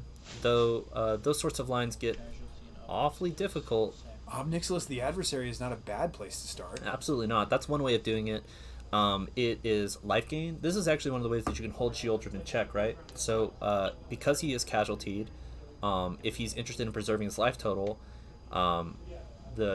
usually you would go make a devil with the main guy, and now when you plus either of your Obnixilises, you are guaranteed to gain 2 life, and then you give your opponent the choice of Discard lose 2 life or take some discard. life. Yeah, Joe electing to take 2 life off of his own life total. That screams board wipe to me. Ah, okay. A Braid coming in to target the Devil, and Devil gonna ping something on the way out, but Ari has no blockers. He has 1 card in hand. He's just scooping it up. He's dead. Oh, man. Oh my goodness. Whew. Never Huge seen 3 with removal spell from Joe. Damn, 9 land, 3 witches. Chat asking why not sack a token instead of the cat. I assume because the cat is still retrievable if he has other ways to make food. Yeah, and it's sort of I think for like what is most efficient heads up, it's always going to be sack the cat because maybe it comes back later. You sack a token, it's gone forever. If you're trying to play around something like Extinction Event, now you can start thinking about like you still probably want to sack the cat because Extinction Event hits either your even tokens or your odd planeswalkers. So I think in either situation does Extinction Event hit planeswalkers? I don't remember. I don't think it does. Is it just creatures? I'm pretty sure it's just creatures. That would make sense because most board wipes only hit creatures, so that makes a lot of sense. Traditionally. Yeah, traditionally speaking. Either way, I think in that respect, then it would make sense to sacrifice the tokens so that you have both even and odd blockers. In any case, I mean, I nail think biter rematch. Yeah, even in that spot, I think the only thing that you can really ask is like maybe not swinging with the tokens. Yeah, I think there is an argument for trying to hold back his entire board to defend not only himself from the unlicensed hearse, but also to defend his Obnixile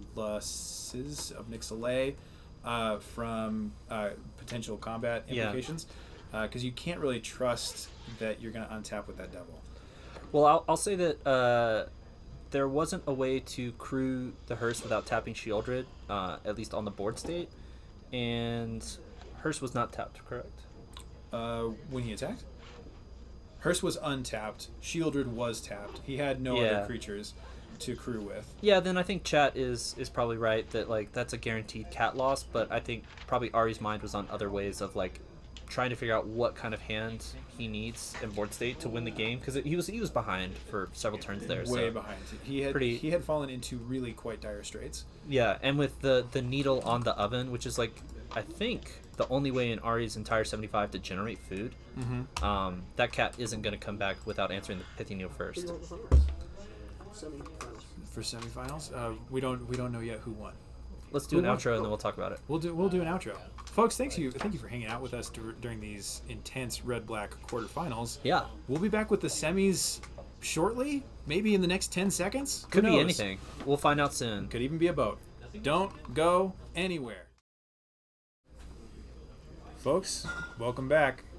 It's time for the semifinals, and we're not muted once again. That's going to be just a check that we need to make. It's an accomplishment, I think, this far in the day.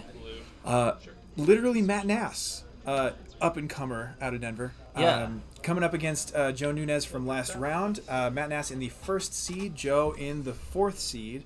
And Matt leading off with that looks to be a Mishra's research desk. Yeah, that looks like that Verified? to me. All right.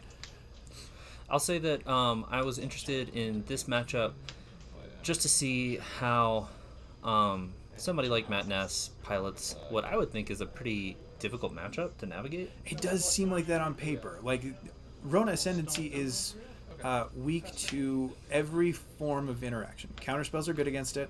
Kill spells are good against it. Hand disruption is great against it. Are there any other forms of disruption? Taxes are great. Grave Hate's not bad. Grave Hate's fine. And yet, Yeah. yet he's the first seed. Yeah.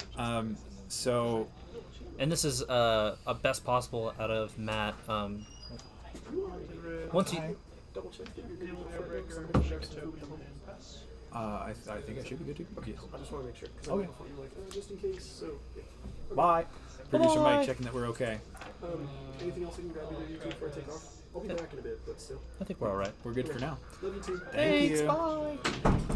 So, Nass sacrificing his research desk, Mhm. and I believe the way that he's set this up is that the card that he puts on top, like above his deck list, is usually the one that he's choosing to be castable this turn.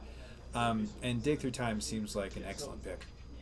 yeah, I can't be too wrong with the ye old 2-for-1. I'll say I think what we were talking about before Mike walked in was that getting Ascendancy on the field is a big deal Really for big. Matt's deck. Usually, I mean, you would expect some like Joe to maybe tag that with a Thoughtseize before turn 3. Joe not having that is Crucial. a pretty huge deal here, because I think Jeskai Ascendancy is going to be one of the main ways that Matt's looking to win this game. Certainly the toughest card for Joe Nunez's red-black midrange deck to answer. Similarly difficult would be Saheeli, and those two combo together pretty nice. At least Saheeli you can kill with combat damage. He can't kill Jeskai Ascendancy with his entire deck in his hands. So I would definitely say that I've seen Matt kill people a couple times now with a part of the deck that I wasn't familiar with before, which is with any amount of creatures in play and Jeskai Ascendancy, you can just Retraction Helix any of them and play A zero-cost a zero-cost artifact for infinite size and infinite toughness. Pretty So, as long as he has literally anything, Any two creatures. with this Jeskai Ascendancy already resolved, he's sort of in a pretty threatening position. Of course, those tokens need to somehow be able to attack into Joe, which is not always an option, considering that Joe has a ton of removal spells and a ton of things that can come up the board. A great number of blockers, yeah. It really just depends on how well Joe knows. I think the new kid on the block, which is Rona Ascendancy. And tough to know. I mean, like, Yeah. this deck has undergone 67 different permutations since the release of March of the Machine. Yeah. Nobody knows which one is the best one except probably Matt Nass knows, because he's just on another level. He's just on some different stuff. And it seems like he's picked a pretty good one. Although, as we have already brought up, if you ask Matt Nass why he chose Rona Ascendancy, I think you're more likely than not to get an answer of, oh no, seems good. Yeah, seems all right. Seems And fine. considering he's first seed in the semis, can't argue with that kind of results. He knows something we don't know. I'll say that some of that's mitigated by open deck lists because we're in top 8 now. Sure. So Joe, Yeah, the jig is fully up. Like, Yeah, Joe knows what's going on. Joe can look at Matt's entire 75, and that doesn't always mean that you understand the entire 75. Maybe there's some niche interactions that Matt knows because he's a pilot and Joe is not. Sure. But in theory, Joe has all the information at his fingertips, and it's up to him to kind of navigate Matt's ability to kind of assemble lethal out of nowhere. This can be done a few ways for Matt's list, but mostly it's going to involve infinite size, infinite toughness. It's not the only way he can win, though. Matt does have an Altar of the Brood as a single copy. Yeah, I still fully do not understand what's going on there. Like, if you draw your deck, then it's too late for the Altar of the Brood to do stuff. Yeah, or you to- do the same thing with, like, you know how Jeskai Ascendancy can make a token infinite size? Yep. The same combo we talked about where you give it Retraction Helix, and then you just bounce the Mox Amber or the zero-cost artifact, whatever it is, Oh, sure. a billion times. And Also, then- the Brood says yep. when a permanent enters the battlefield under your control, Mill an opponent. mill an opponent. For any amount matters. Yeah, I think it's just for one. But yeah. but when we're talking infinite combos, it's your whole library. One adds up to infinity just fine. And we do now see, like, Matt Nass has most of it rolled up. Yeah, this is the... At this point, all he needs are the Pokemon cards. Like, everything that he has on the battlefield is the good stuff. Yeah, I mean, he's really close to playing Yu-Gi-Oh! On Joe right now. I think this is the exact board state that I would want against mid-range, and somehow I find that in these interaction-heavy matchups, Matt seems to just always be able to assemble the Ascendancy Saheeli aspect, which is exactly what you want in this situation. Right, and relevantly, like, Joe has been disruption light this game. No hand disruption. Yeah, it's really just a Bone Crusher, isn't just it? killed one of your things and then cast 2 Fables. Fable's a heater. It's a great card. It's an excellent threat in most matchups, but, like, it doesn't answer this Saheeli. It's not going to answer these infinity tokens. Oh, no. And Joe is not exactly shields down, right? He's got a treasure token and a single mana, and I see a Dreadbore, a Bone Crusher Giant, possibly like a Fatal Push, Power Word Kill, some sort of black removal spell, I think. He's got a lot of stuff going on, and yet Matt is just here having a ball. Still just going to draw the whole thing. Yeah. It looks like Bitter Reunion's going to be discarding a Rona. No.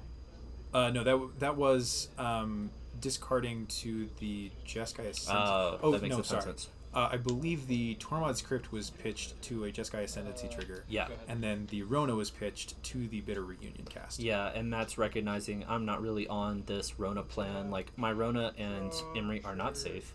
Right. I'm much more interested in the most this vulnerable Saheeli pieces of his combo. Yeah, I'm much more interested in this Saheeli Ascendancy, any sort of action off the top. I mean, you can see the Mox Amber on the field, so it's really just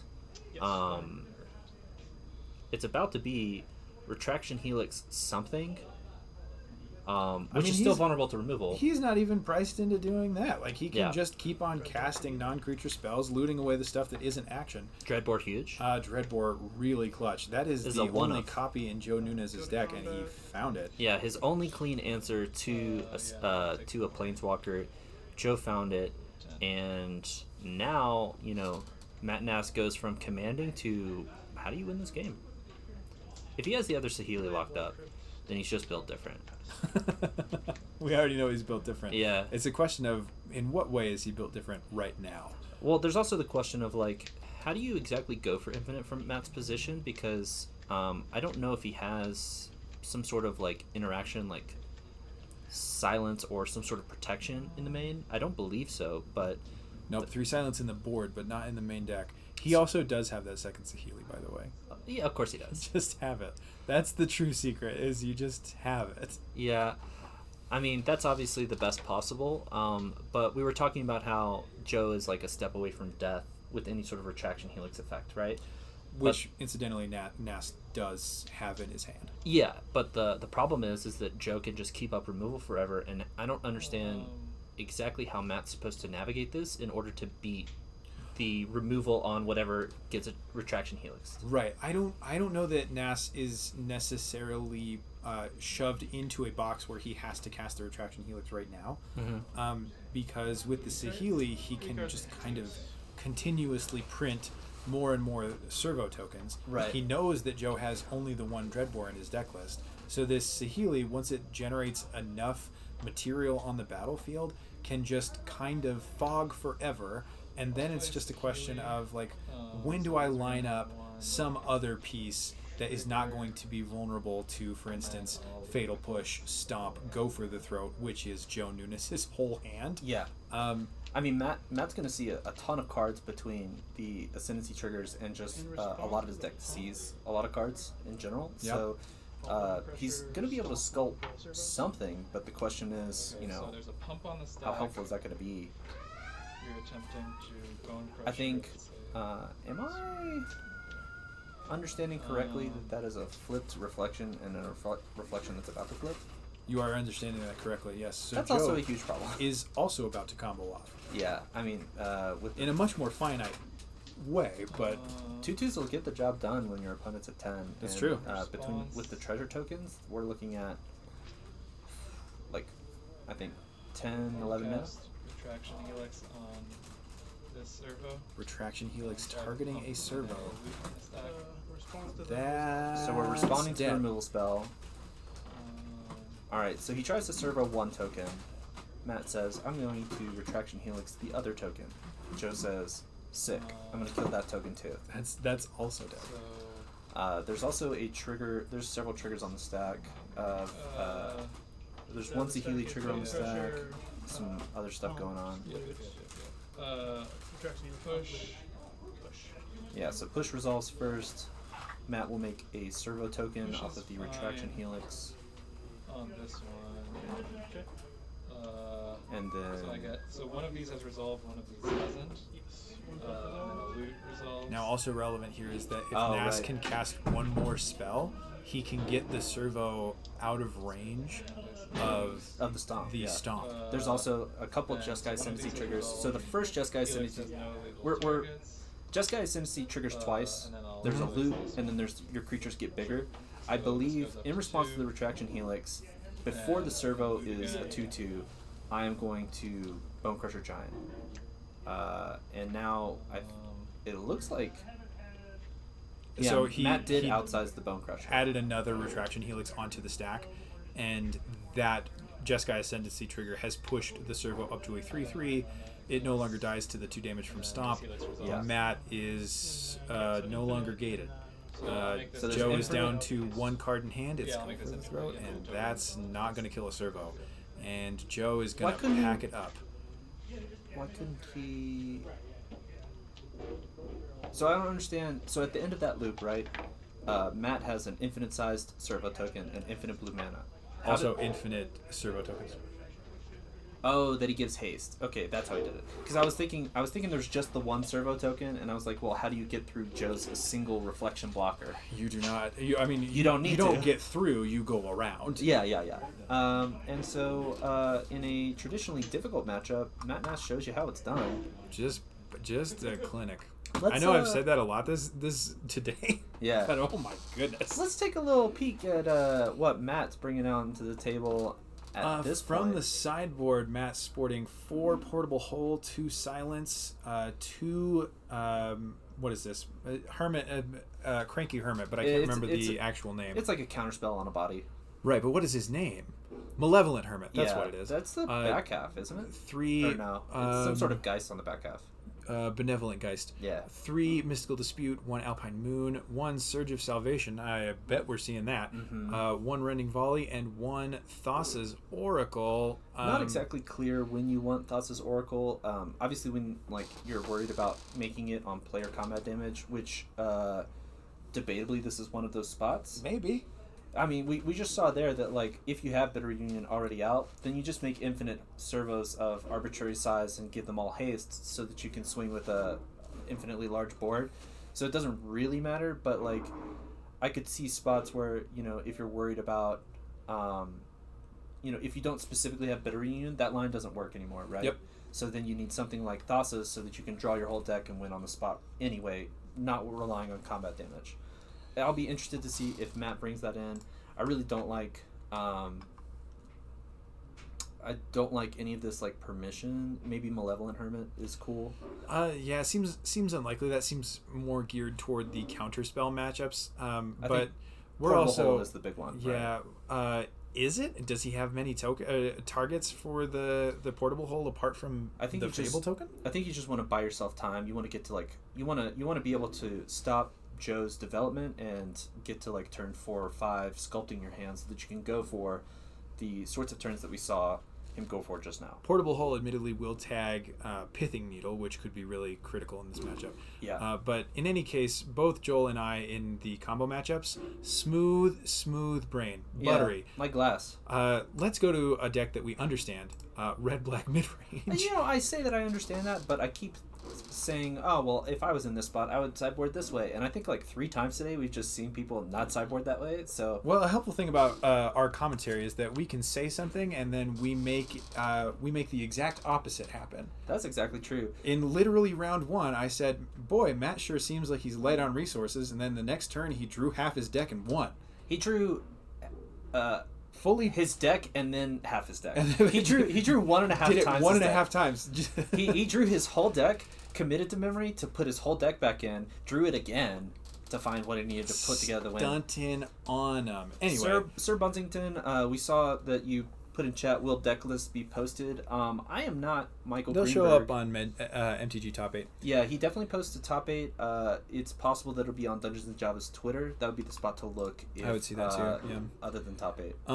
Anyway, likely Duress coming in, likely Damn Sphere, likely Pithing Needle, and probably Brotherhood's End to answer all of the artifacts. The players have already started. Yeah. We're way behind. Let's see. Joe leading off with a Thoughtseize on turn 2 again. And looking at for lands, Rona, Silence, and Retraction Helix, taking the Rona. This part I'll actually say is really good by Joe. Thought seizing on turn 2. Matt Nass doesn't really have a relevant turn 1 play. Sure. So you can afford to wait to see the extra card just so you know what you want to take off the Sure. Thoughtseize. And it's not as if Joe's premier threats are happening on turn 2 anyway. He wants to be doing that on turn 3. Nass left with Silence, Helix, and Mana Sources. Matt Nass, full confidence, playing completely revealed off that. I respect it. I never do that I think because he it makes might me be uncomfortable. waiting for. Oh no, he's. It's not that he was waiting for his opponent to finish writing it down. He's just doing no, it. he was. Okay. Man, as soon as I say it, it becomes not the case. I respect that. I don't mind letting people write it down. For some reason it just makes me super duper uncomfy when I have my hand like on the battlefield revealed. Oh, I love it. It clarifies the game state. We can joke about the cards I don't have that I just drew. Anyway, Joe has resolved a duress and has confirmed that Matt is on 1 Pokemon card and 4 lands. The world is his oyster. That was a third. That was another Thoughtseize. Oh my goodness, so another Thoughtseize. Matt Nass has absolutely nothing except lands. And Jeskai Ascendancy off the top. Oh my goodness. I think. What's it like to just always have it? You know. Well, I mean, he still needs a lot of help, and that's a Shieldred. Oh boy, so, Shieldred will be quite the clock in this yeah, matchup. we were saying that Joe wants to. It's also a must-answer threat because right, he can't Matt go draws off. a lot of cards. He does. It's a pretty huge problem. Is that 2 Ascendancies? That is 2 Ascendancies, both of which he ripped off the top. And he is choosing to loot. The second Ascendancy triggers the first Ascendancy as a non-creature spell, so he's going to loot, which does trigger Shieldred. This is going to be a problem for Cowards Matt Nass. can't block warriors, you know? Portable Hole doesn't answer this. Does anything Matt Nass has answer this? I know he's got an Odawara, right? Is he really hoping for that Odawara? Let's pull up the deck list slide behind the scenes. Because this is, I mean, a Resolve Shieldred when Matt has nothing going on seems kind of like a disaster. He can still execute most of the things that are actually infinite, right? Like, he doesn't need to draw his deck. So, I mean, Rona's the only one, or Jeskai Ascendancy triggers are the only ones that, like, actually draw cards. Stuff like Dig Through Time, Emery, these things don't actually draw cards. So, it would be possible to infinite through one of those avenues. Oh boy, the real disaster over here, though, is that, so, Joe is attacking for lethal. Commit handles of a course, Shieldred. why didn't I think about that? Why didn't you think about that? Yeah, I don't even. It's hiding somewhere in this deck list, but I cannot find it. This is the card that let Matt draw, mill his whole deck and then draw his whole deck because he memoried after he milled. Pretty good card. That was a showing up on the stunning day. turn. Just incredible. So he commits the Shieldred. Joe does not deploy it again. It doesn't go to hand, does it? Oh, does it go in the library? It's going. I assumed it was an unsummoned. So I believe it is an unsummoned to the top of the deck. Woof. Okay. It's not quite a Teferi Tuck. I mean, but it is quite a lot of time bought. This is what Matt's opening. He needed an opening so that he could try and sculpt his hand to try and win. This turn, you have to imagine, he's under the gun. Yeah, he's gonna cash in all of these Ascendancy triggers. So playing the Mox Amber generates 2 loot triggers for each. Gonna try and cash in, I think, as many draw triggers as he possibly can, assuming that he can't win on the spot this turn. Which, I mean, it's not out of question. He's done it from less. I think we need. Well, I mean, he has to start with a Bitter Reunion to give something haste so that he can kill his opponent. Yes. So that's one card that I don't think is negotiable, and it looks like he might be struggling a bit off the top of the deck what do we have? He might be thinking about playing a Rona. I think that's a Rona in his hand.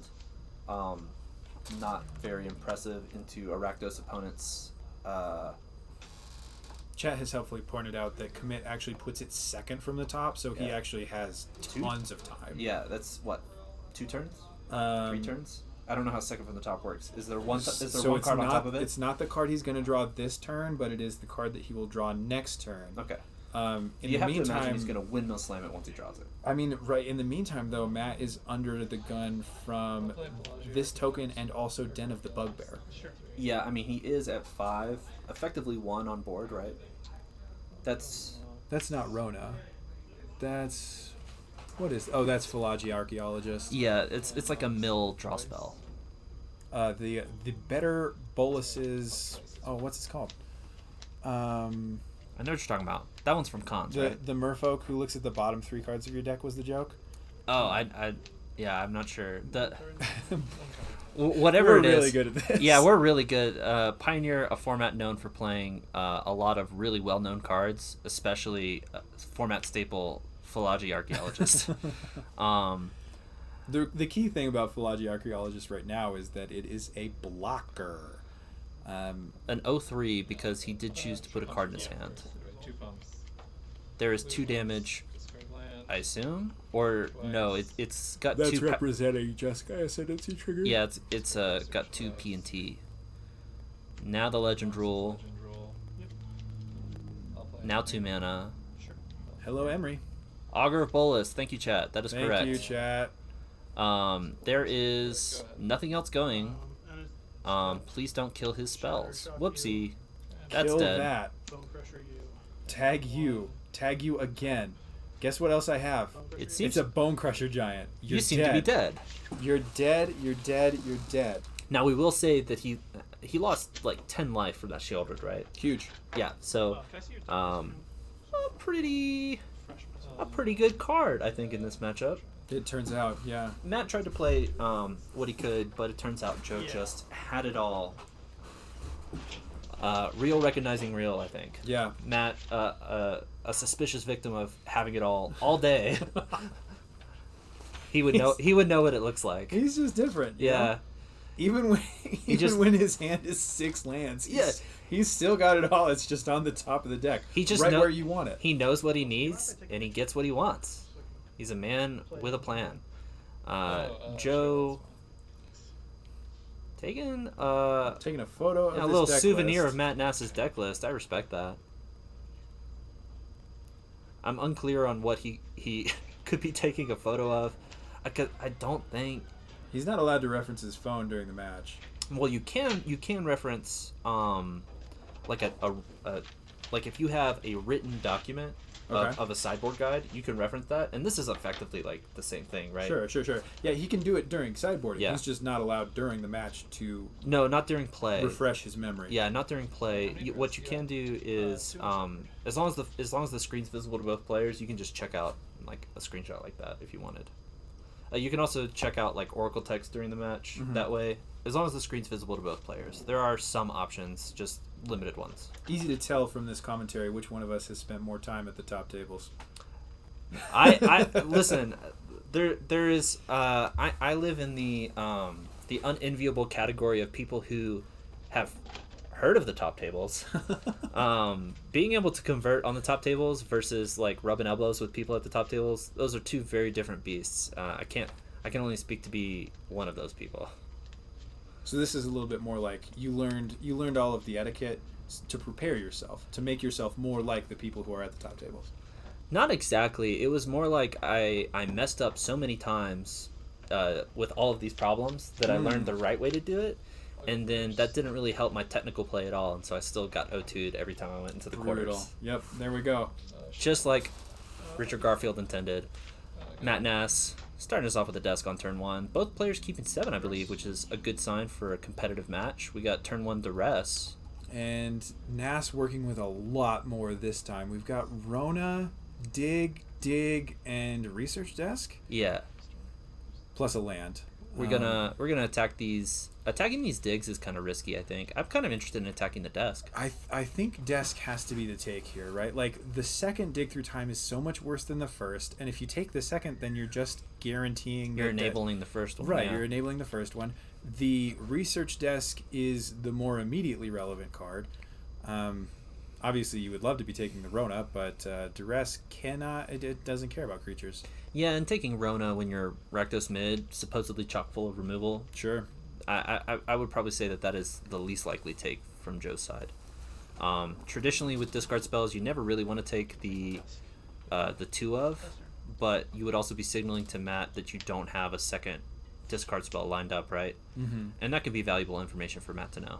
This is going to be game 3. This is game 3. All the marbles. All the marbles on this one. That looks like a... That's a maximized velocity. Maximized velocity, it is. Wow. Yeah. All right. That land is... that's a great card because it's an Ascendancy trigger plus effectively a Better Reunion. Yeah. Unfortunately, that's going to be exiled. Matt would have loved to have looted that away somehow. This is exactly how Joe drew it up. I'm gonna take a card out of your hand so that you can't kill me on turn 3 or something, and then I'm going to take cards out of your graveyard too. Yeah, I think the only way this can get better is if he murders this Rona. It was even more impactful than it appeared, just because Research Desk is a 1-mana artifact, but it does have Unearth for 1 and a red, so he got rid of effectively 2 cards as well. Oh boy, and 3 damage to the Rona. This is everything that Joe ever dreamed. Yeah, he's really this hearse making a lot more sense that he didn't take the digs at all with this hearse to kind of wrap all that up. Absolutely. We know that Matt Ness packed silences post board, which are not going to do anything against this board state. He would be really hoping for something like a portable hole to answer this unlicensed hearse. Portable hole would be the big. We didn't big see hitter. that, I don't think, in game 2 though. So we'll have to see if he We didn't brought it in. see any. Not a guarantee that there aren't any. True. He looted a lot with the Ascendancies, and we didn't see anything. Sure. But it wasn't especially relevant to that board state, I don't think. It was really just like, Matt's got to find the things to win. Joe or gonna die on the spot. resolve a Shieldred the Apocalypse. And we are kind of in the same spot we were game 1, right? The clock is on. I think it's a huge deal that this Rona didn't die on the spot. Yep. But at the same time, Rona's really good at looting, and Shieldred's really good at killing you when you loot. So I mean, we've already seen... Matt has established that he is not afraid of no Shieldred triggers. He's gonna draw his cards. That's what he came here to do, is draw cards and cast spells. yeah, I would be... that's going to be a crew to try and get the action going, trying to address that life total. Very aggressive. I think if I let Rona untap and I'm untapped, I'm kind of interested in keeping a blocker back. But, Maybe. Yeah. I think the first thing is that Matt does not have Ascendancy wrapped up. That's going to be the first problem. That is going to be the first problem. Ascendancy really opens up the ways that he's able to punk Joe out of this game. I think Joe has decided that there just aren't very many ways that Nass kills him specifically on the graveyard, and he wants to, as much as possible, limit the number of turns that Nass has access to. I think he's completely correct. Where you know that his hand is 2 digs, right? So when uncastable digs, by the way. Yeah, they're completely uncastable, and if he spends his whole turn trying to like cast a dig for whatever reason, you're super happy with that trade. So he's really trying to. I just don't know if putting pressure on Matt made sense. If that maybe like the 3 damage versus just holding back a blocker in case somehow Matt can assemble it. That might be like a little bit of maybe that's my mistake, because there is a certain amount of like everybody knows when they sit across Matt Nat that he's a very accomplished player, and there's a certain amount of like you might get inside your own head a bit. This is so rude. Upkeep silence. I like this a lot. So this is like Matt's basically saying, I can't afford for you to develop anything because I need a lot of help. Let me upkeep silence you and just prevent you from doing anything. Joe deciding whether he would rather fire off this stomp right now or wait. I think it has to be that he waits. Well, the other option being maybe activating a manland. Is that a Hive of the Eye Tyrant at the bottom of his land pile? It's hidden by his hand right now, but we'll try and see in a second. His first land was Hive. We see that he's got a Blood Crypt. He could just activate Hive, get in, And then that would fit a lot with his aggressive plan that he's been trying to support since last turn, right? He may also be considering what if Matt has commit Yeah. in response, or not in response, but to block combat. I don't think there's any way playing around a 1-up, Yeah. just doesn't feel like the move, and this is going to be a humongous Joe 7 coming across damage. for 7. Considering Matt's draw step, he really can only draw one more card this whole game, which is a big problem. Going to cash in that unlicensed hearse, make sure to get rid of the not enable the one dig through time that we know he has. Joe putting it all on the table. I've done everything I can do. Yep. You do what you can, but I think I've got it. Classic mid-range stand of, I interacted with you in weird ways that don't lock you out of the game. Do you have it? Ah, no, maybe. Who knows? There's like 3 draws that can get you there, and I'm deciding to live in the world where you don't draw them. Mm-hmm. Historically has not worked out well for Matt Nass opponents, specifically on coverage. All right. I love this. Yeah, this is the one card that he can afford to draw for potentially the rest of the game. Did you draw what you needed? A land was not it. The dig through time we know that is in your hand is also not it. He has 3 cards, I think. Nass maybe 2. Contemplating 3. Is there any way he can get out of this? Ah, and there man. isn't. Not able to finagle his way around the absolute haymakers Joe was throwing. Shieldred especially very difficult for Matt to deal with. Just an incredible card. Yeah. I'm going to kill you and you can't combo. Yeah, congratulations to Joe for moving on to our finals. Matt Nass will collect a respectable paycheck for making it this worth far in the drive tournament. Down from Denver, I think. Yeah, and he played some quality Magic with a deck that looked like a blast to play. I would love to see more of this Ronin Ascendancy. That is probably a hot take. I think most people don't want to see an interactive combo. I but personally would love to never see this again. Yeah, I think puzzle piece Ascendancy decks are always fun to watch and terrible to play against. So the jury's still out on how I'll feel in just a little bit. But thanks for sticking with us this far, guys. We're almost done for the day. We're going to head to the finals. And let's check if those finals are already locked up. They are not. We've got Samuel Pardee on Is It Creativity versus John Yunko on Literally Elves. Yeah, Golgari Elves getting this far into the semis of a pretty competitive tournament, I would say. I mean, that's a victory in itself. That is absolutely a victory in itself. So we'll have to see how far or who advances on the other side of the bracket. But whichever way it goes, they're going to face Rakdos midrange, Clash of Titans in the finals coming up. Yeah, the winner of this will be going to DreamHack Atlanta in a few months. I don't know. It's all academic to me. Yeah. But the road to the Pro Tour starts here, and we are going to know who's going to Atlanta after just one more round. Stay with us. Folks, we said we'd be right back, and we meant it. We are right back. It's the finals. It's not the semifinals. Pay no attention to this detail that is on the screen. Yeah, we're not. We are here to commentate the finals of the Pioneer Dungeons & Java's RCQ. Flip that and reverse it. It's late here, and I got little sleep with my 5.5-month-old. I'm Chandler, and this is Joel. Hi. We've been here with you all day, just talking Magic, and it's all come down to this. Yep. Joe Nunez, hometown hero, a mainstay of the Pioneer scene here at Dungeons & Javas, against, again, a local up-and-comer from Denver, Sam Pardee, one of the killers from Denver, who rode down to spike our RCQ, and it's all coming down to this. Joe took his first loss in round 1 and has been fighting for his life all the way to the finals. And you can't really ask for a better result than that, I think also a little bit telling that professional Magic players, Sam Pardee, Matt Nass, show up to a tournament and go out in the semis and the finals respectively, regardless of how Sam finishes this match. He's played an incredible tournament. Congrats to both of these players for playing very well. Joe especially with the hard loss on round 1, followed by going undefeated. Very impressive. Fully undefeated, has stayed in the exact same chair in the feature match area since making it to the top 8. I haven't noticed any incredible outplays, I don't think, from Joe's side, but what has been remarkable is that he knows what cards are important in each matchup. He plays to those, keeping those hands. He plays to deploying those threats in the way that they would be most effective, and it's led him all the way here. I think he is on a mull to 5. On a mull to 5 against Sam Pardee on Opus Creativity. This is the creativity deck list that is aiming to creativity for 1 and flashback, bring out a Torrential Gear Hulk from the deck to flashback some kind of high value spell.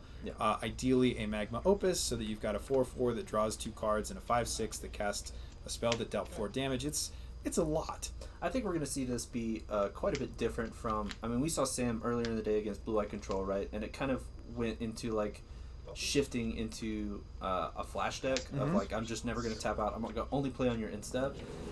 This matchup's going to go quite a bit different because Joe, unless he can discard creativity, is a little bit helpless to the combo out of Sam. Right, not able to play on the stack at all against this creativity. Sam is pretty much free to go. It's not going to turn out this way, obviously, but the play of discard Magma Opus turn 2 or 3 into creativity, my guy, is going to always be an option for Sam. So he's feeling pretty comfy. We do see the namesake creativity. I think that's a Stern Lesson as well. That is a Stern Lesson and 4 lands.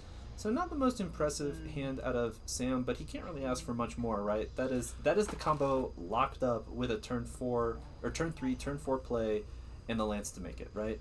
I mean, now admittedly, in this version of the deck, he's only casting a 4-mana 5/6 that casts Stern Lesson out of his graveyard. Yeah, which is normally you'd want to flashback the Magma Opus, right? Right, That's exactly. much more impactful. He's going to take the creativity. No surprise there. You really just kind of have to pump the brakes on the unfair parts of Sam's deck, and then hope that you can get underneath the fair parts, right? Yep. Because when Sam is not on the creativity plan, which is pretty outrageous, the turn 4 or 5 stuff. Oh yeah.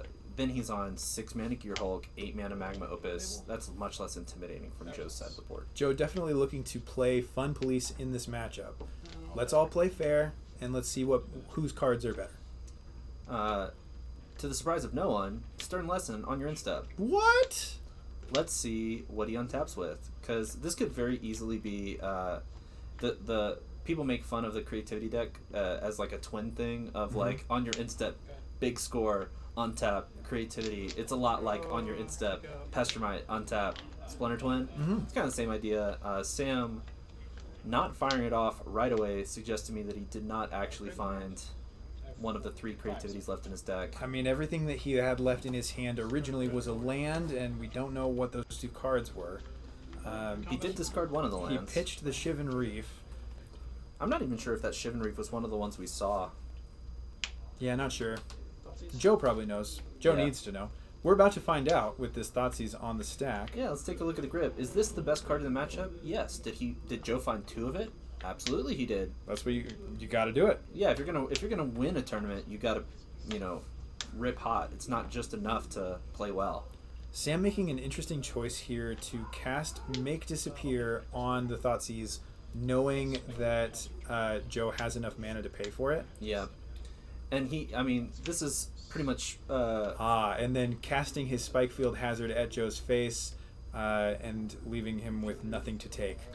Which Joe is thrilled to see. This is a whiff of a Thoughtseize, but those were wasted resources, and Joe knows that Sam has Stone Cold nothing. They are wasted, but I mean, Sam is not under that much pressure. He's going to just build up his resources. Eventually, he's going to be able to activate this Hall of Storm Giants in order to block anything that Joe is reasonably able to put together. Yeah. And the Make It Disappear actually mattering a bit here because Joe is gonna pay 2 for that all day, but that does prevent the deployment of the Bone Crusher. Boy, excellent draw from Sam Pardee. Gonna play Fable of the Mirror Breaker. And then next turn we're gonna convert some of these useless lands in his hand to something that can actually do something else. Could even be a land, but Fatal Push coming across to tag the Goblin. Makes a ton of sense. Then Joe running into the red zone with his own.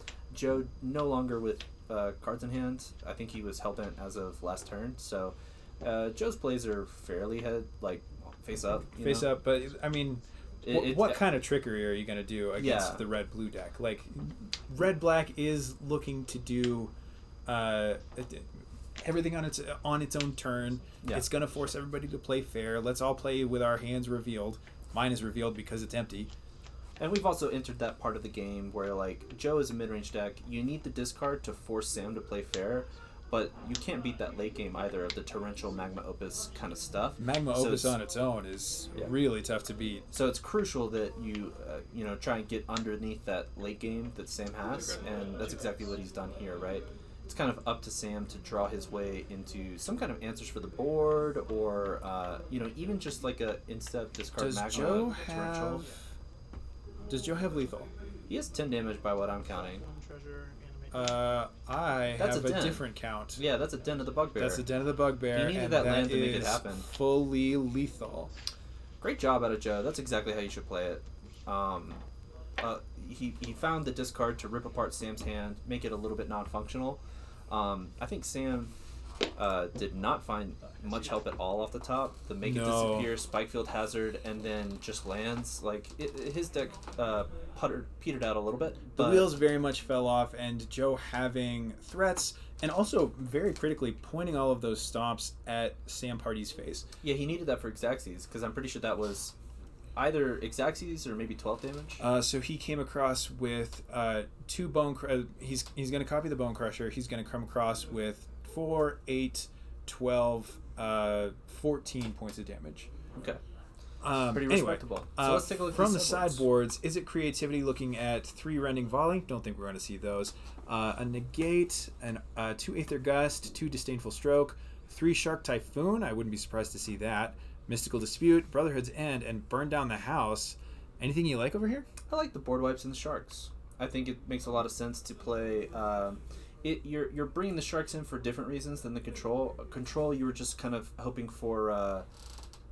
Well, no, I guess it's the same uncounterable reason. threat. Yeah, you just want threat density, right? Yep. So kind of the same reason versus blue-white control. It doesn't matter so much that it's instant speed, but it does matter that it doesn't cost 6 to 8 mana. Also not trivial. This Brotherhood's End hits for 3 damage, and a ton of Joe's threats are things with 3 toughness. Yeah, it's a super crucial number against Rakdos midrange.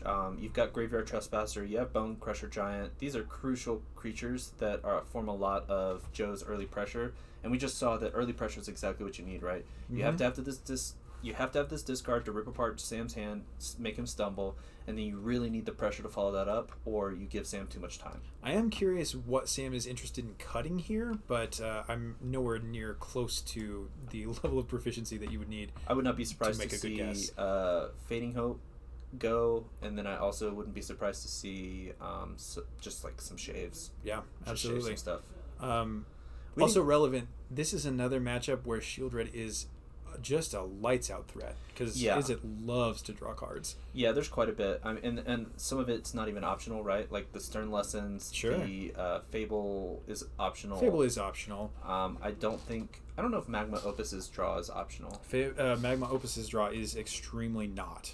It's also crucial that it doesn't even kill a Shieldred with the 4 damage. Yeah, there's a couple copies of Impulse, which are not card draw, but like there's the Singleton Prismari command. There's just a ton of draw in Sam. The Shieldred by herself can kill.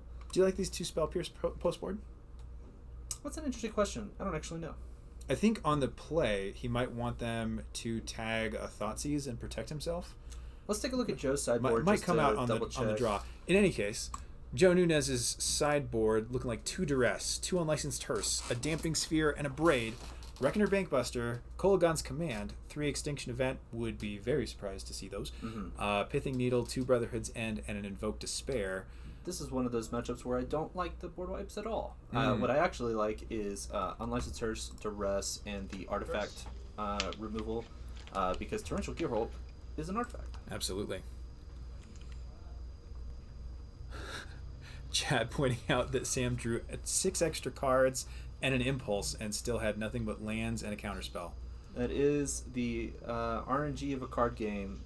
We hate to see it in the finals. We would like for both these decks to kind of operate at full speed, but then again, as we can see, Joe leading on discard, kind of his whole shtick is making Sam not function, right? Absolutely. Because if both and players... Sam's hand this time much better. Yeah. Stern Lesson, Impulse, Creativity, Fiery Impulse, and a Magma Opus. 2-land hand though.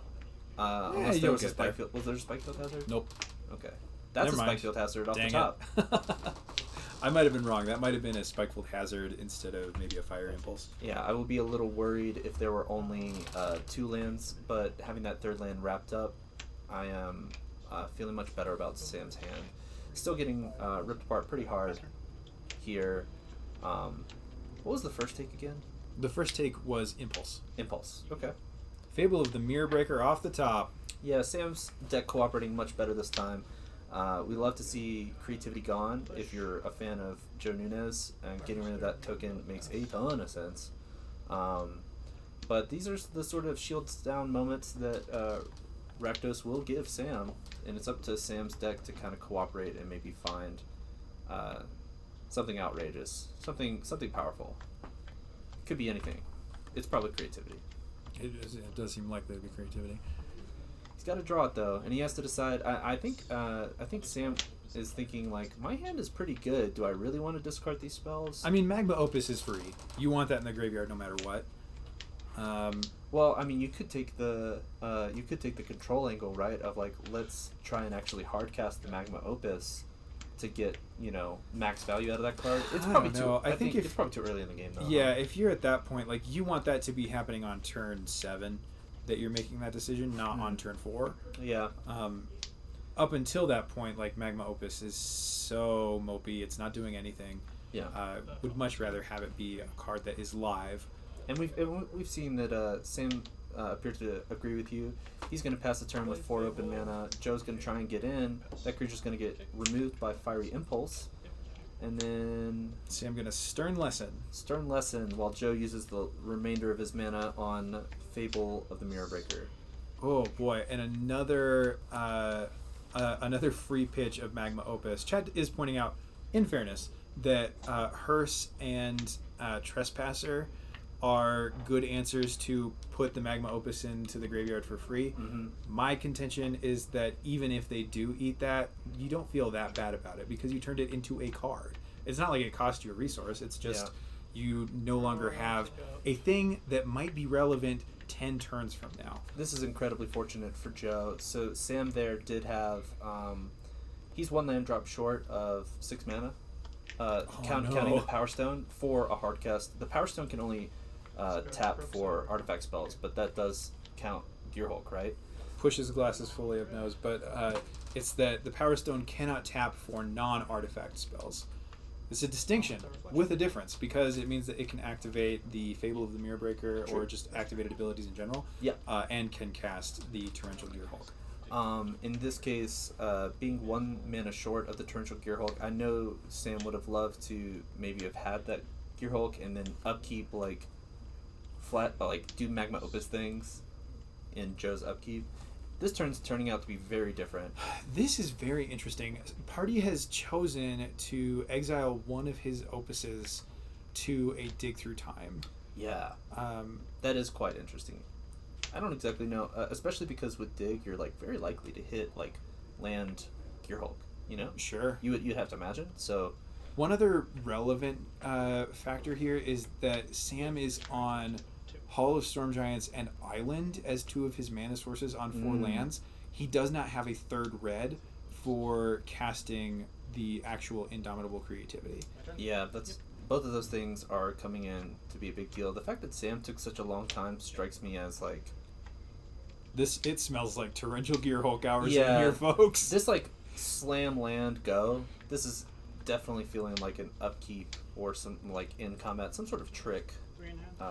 There is so as an enjoyer of torrential Gearhulk plus Magma Opus myself, there is always this question of, do I want to do this in your upkeep to tap you off of lands, or do I want to do it in combat so that maybe I get to tag multiple creatures? I'm a fan of upkeep, especially in board states like this where you get to clean up a creature, make it do, draw 2 cards, stop your turn. The value's too high. So it turns out it was not Torrential Gearhulk. It was Shark Typhoon for 4, And where Matt Nass does his tokens as just little sleeves, Sam Party has maximum drip and is using his face as a token. Yeah, that's a pretty powerful statement. Though I will say, Sam opting for the race because the 4-4 into the 4-5 doesn't feel great.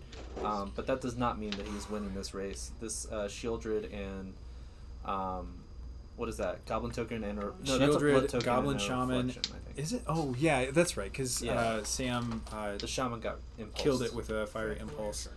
Dreadbore Dreadbore to hit this shark token. We take Farewell, cardboard Sam Party. Yeah, we take those. Sorcery speed answer to a big flyer, but again, we're kind of in that spot of like, how exactly does Sam race this?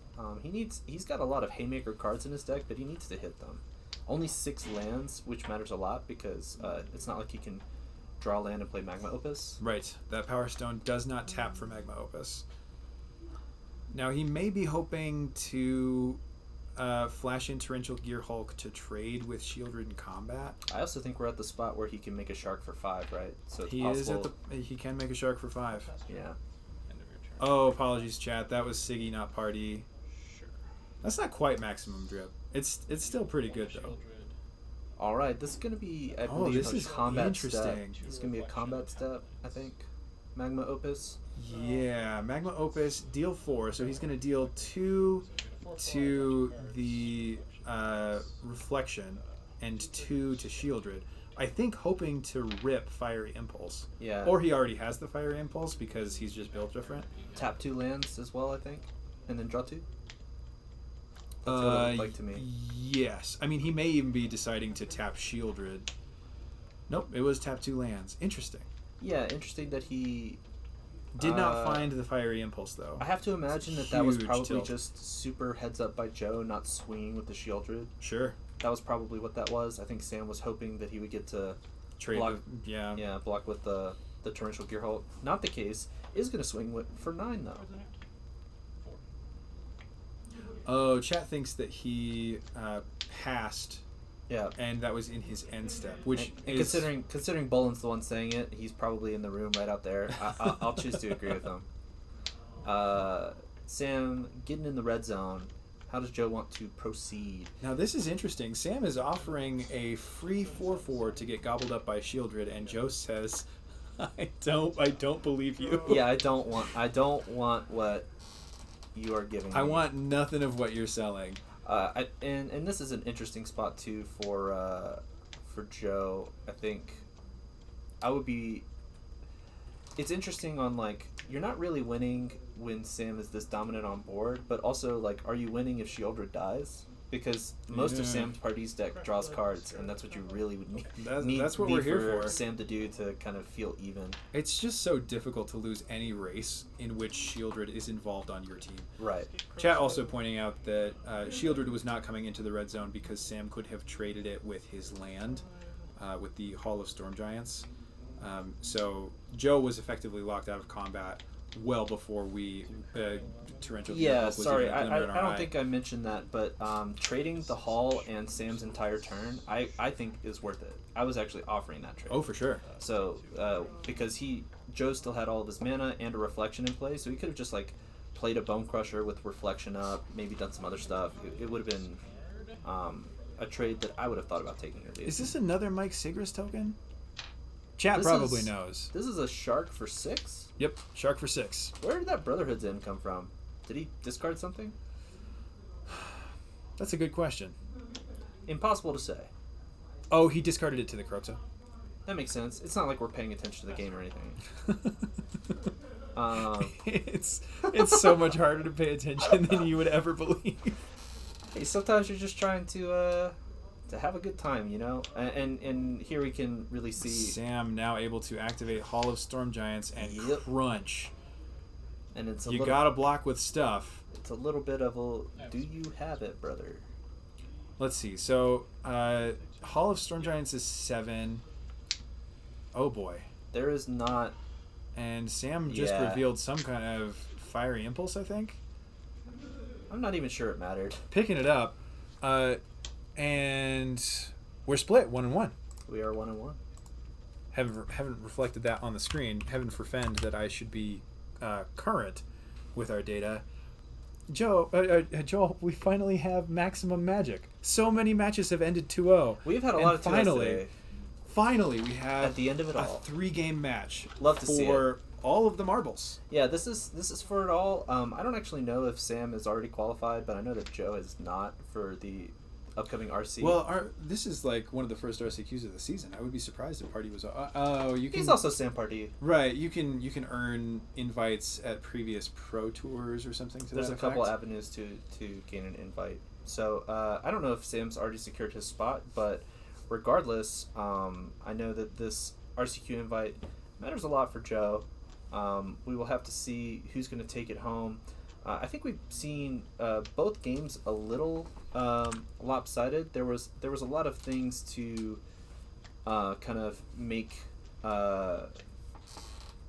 It felt like there was a lot of agency in both games, but I think at the end of the day, game one, Joe did his thing, ripped apart his hand. Sam couldn't recover, got underneath the threats, and on the flip side, when Sam's on the play, it was still got his hand ripped apart, but Joe was not able to develop threats underneath, right? Sam was just able to kind of, okay, well, here's a bunch of big dudes. I outsize your board now. Some of them are in the air. Let's just kind of crash in. Obviously, it happened immediately after I said it's so difficult to lose a race where you have shield tread.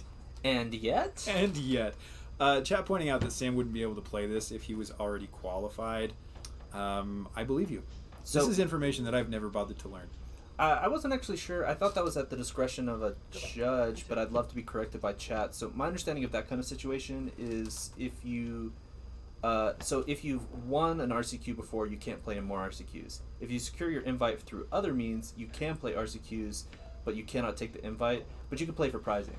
Was my understanding. I don't actually know if that's true. I'd love to be corrected by chat. I have not been correct pretty much all day. We'll love to make it a streak. Honestly, you said this off camera, but we've needed a bit for a long time. Yeah. And I think our bit, you and me, Joel, is that we're just wrong. Yeah, let's just say like tentatively factual things. Sure. And just see what happens. It could be, the results could be truly endless. I am ready to make a big play with my newly discovered power of being almost correct but absolutely wrong. Yeah. All right, good to know. In the U.S., you cannot participate in any RCQs if you are qualified. So all these players are hungry for that RCQ invite, or the RC invite, I should rather say. But yeah, I try and live most of my life on the basis of I have approximate knowledge of many things. Kind of idea. That's the way to do it. Yeah, I think I try and embody that Adventure Time character whenever possible. All right, I think we are determining our sevens. We may be going to 6, but as we've already established, I can't be right on anything to save my life. I think a low resource game probably favors Joe.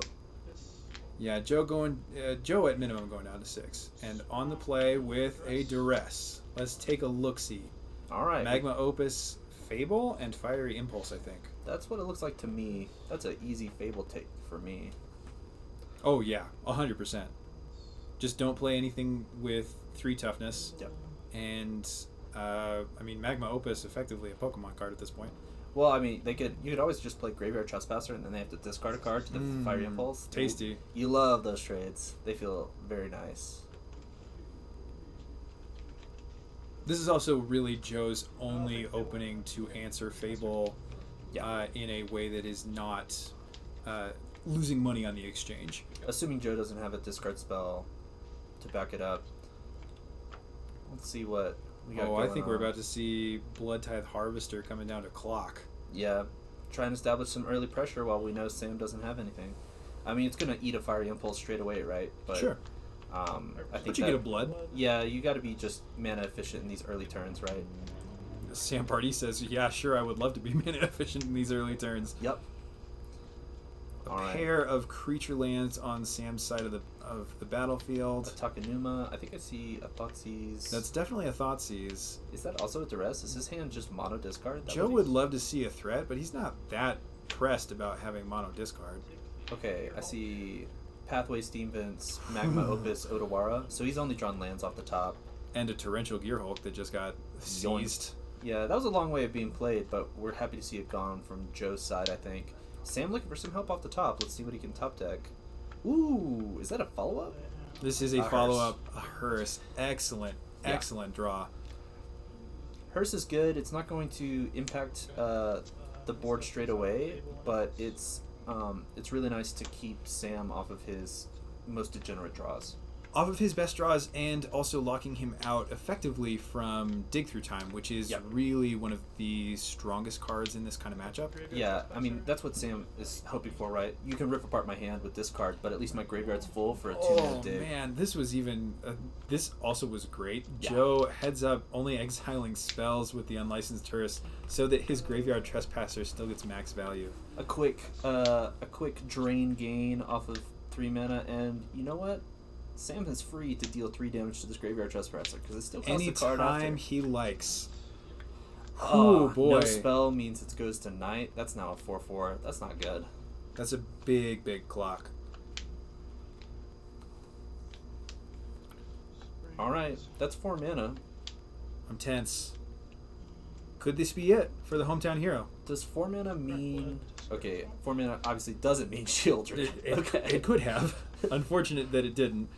Alright, we're just seeing what our hand is before we attack. Gonna get in. I think he's deciding if he wants to exile his own stuff. He does. He does. Wants that damage a lot more than he wants anything in the graveyard. Yeah. I imagine K-Command probably is in the deck post-board, but he's not going to be using it to regrow. Like, much more interested in kill an artifact to make you discard. Yeah, that's also kind of a dicey situation, though. It's one of your clean answers to Gear Hulk, but if you need... I mean, in this situation, K-Command would be awesome because there's an unlicensed Hearse to prevent the Fat Caster from snapping something back. Sure. But I think on normal situations, K-Command isn't the clean answer to Torrential Gear Hulk, considering that you get to buy back something impactful, right? Sure. Joe would love to see that off the top. Instead of the Blood Tithe Harvester with a blood token, Sam with a tap land pass, I think. Tap land pass. And I think last time we saw his hand was nothing but lands, right? I think we saw the whole thing. There's the Odawara. Joe about to say, oh, not Ward Trigger. He's taking... yeah, let's get rid of that Hearse. Taking the Hearse. Interesting. What could we have? Alright, that's Magma Opus Creativity on the treasure token that is made by the... Oh my god, and an Abrade to kill the treasure token in response, and that is it. Sam Party at 7 life, facing 7 power of attackers. Wait, I think. Oh, I mean, there's just nothing Sam can top deck, right? I think that was the idea of the scoop. It's like, maybe he goes to like 2-ish on the crackback, but it's like, what single card can you... Yeah, it goes down to 1, dead to anything that Joe is able to pitch. Like, if Joe is able to pitch some kind of creature card from his hand, then he can kill him. But it was going to go to daytime next turn. But even so, Sam just completely out of ways to fight back. An extremely timely Abrade. Oh, that game is very, very different if Joe does not have the Abrade in that spot. But fortunately for him, he absolutely does. Sam is helpless before the army that Joe's assembled, along with a kind of flurry of interaction. Oh, man. Joe playing very tight all day, having the cards that he needs when he needs them. Well played by hometown hero Joe Nunez, winning our Pioneer RCQ with Rakdos midrange. Also well played to Sam Party for getting to the finals and taking home a little bit of cash. You know what, Sam Party? I think he'll get there one day. Yeah, I think a promising talent. I feel like he's got what it takes to make it to the top eventually. Maybe not today, but someday. Man, congrats to Joe Nunez on an incredible day. Yes. Started off 0-1 and then just decided, you know what? I'm done losing. Yeah, I tried it once and that's enough. Yeah. And man, going to Atlanta, what a day. Yeah. Big congrats again, and thank you everyone for sticking around. We really appreciate you watching and your kind of correcting of us. We appreciate. First of all, let's get it in order. We appreciate your patience when we forgot to turn the mics on. We appreciate you correcting us on the many things that we got wrong, and we appreciate you hanging out. Yeah, we won't say that this is the most technical broadcast that we've ever done. There were some goofs and gaffs, and we had fun. We hope you had fun. And at the end of the day, it's just a, you know. At the end of the day, we're just two goobers who like Magic and talk about it a lot. Yeah. Man, what a fun way for this to end. Thanks again so much for sticking around, guys. I think that's going to cover it for us. I think so. All right. Well, I'll let you lead us out. It was a. I'll just say that from my side of things, this is the second time that I've been able to cast for D&Js. I really, really appreciate the opportunity. I had an absolute blast with my co-caster Chandler today, and I really look forward to doing it again sometime. Absolutely. Thank you, everyone, for hanging out. Good luck in your own RCQs. Good luck in continuing to be correct in chat. We love you all. Have a great... Is it Sunday? It is Sunday. I can hear color. Anyway, thanks, everyone. Bye. Bye-bye.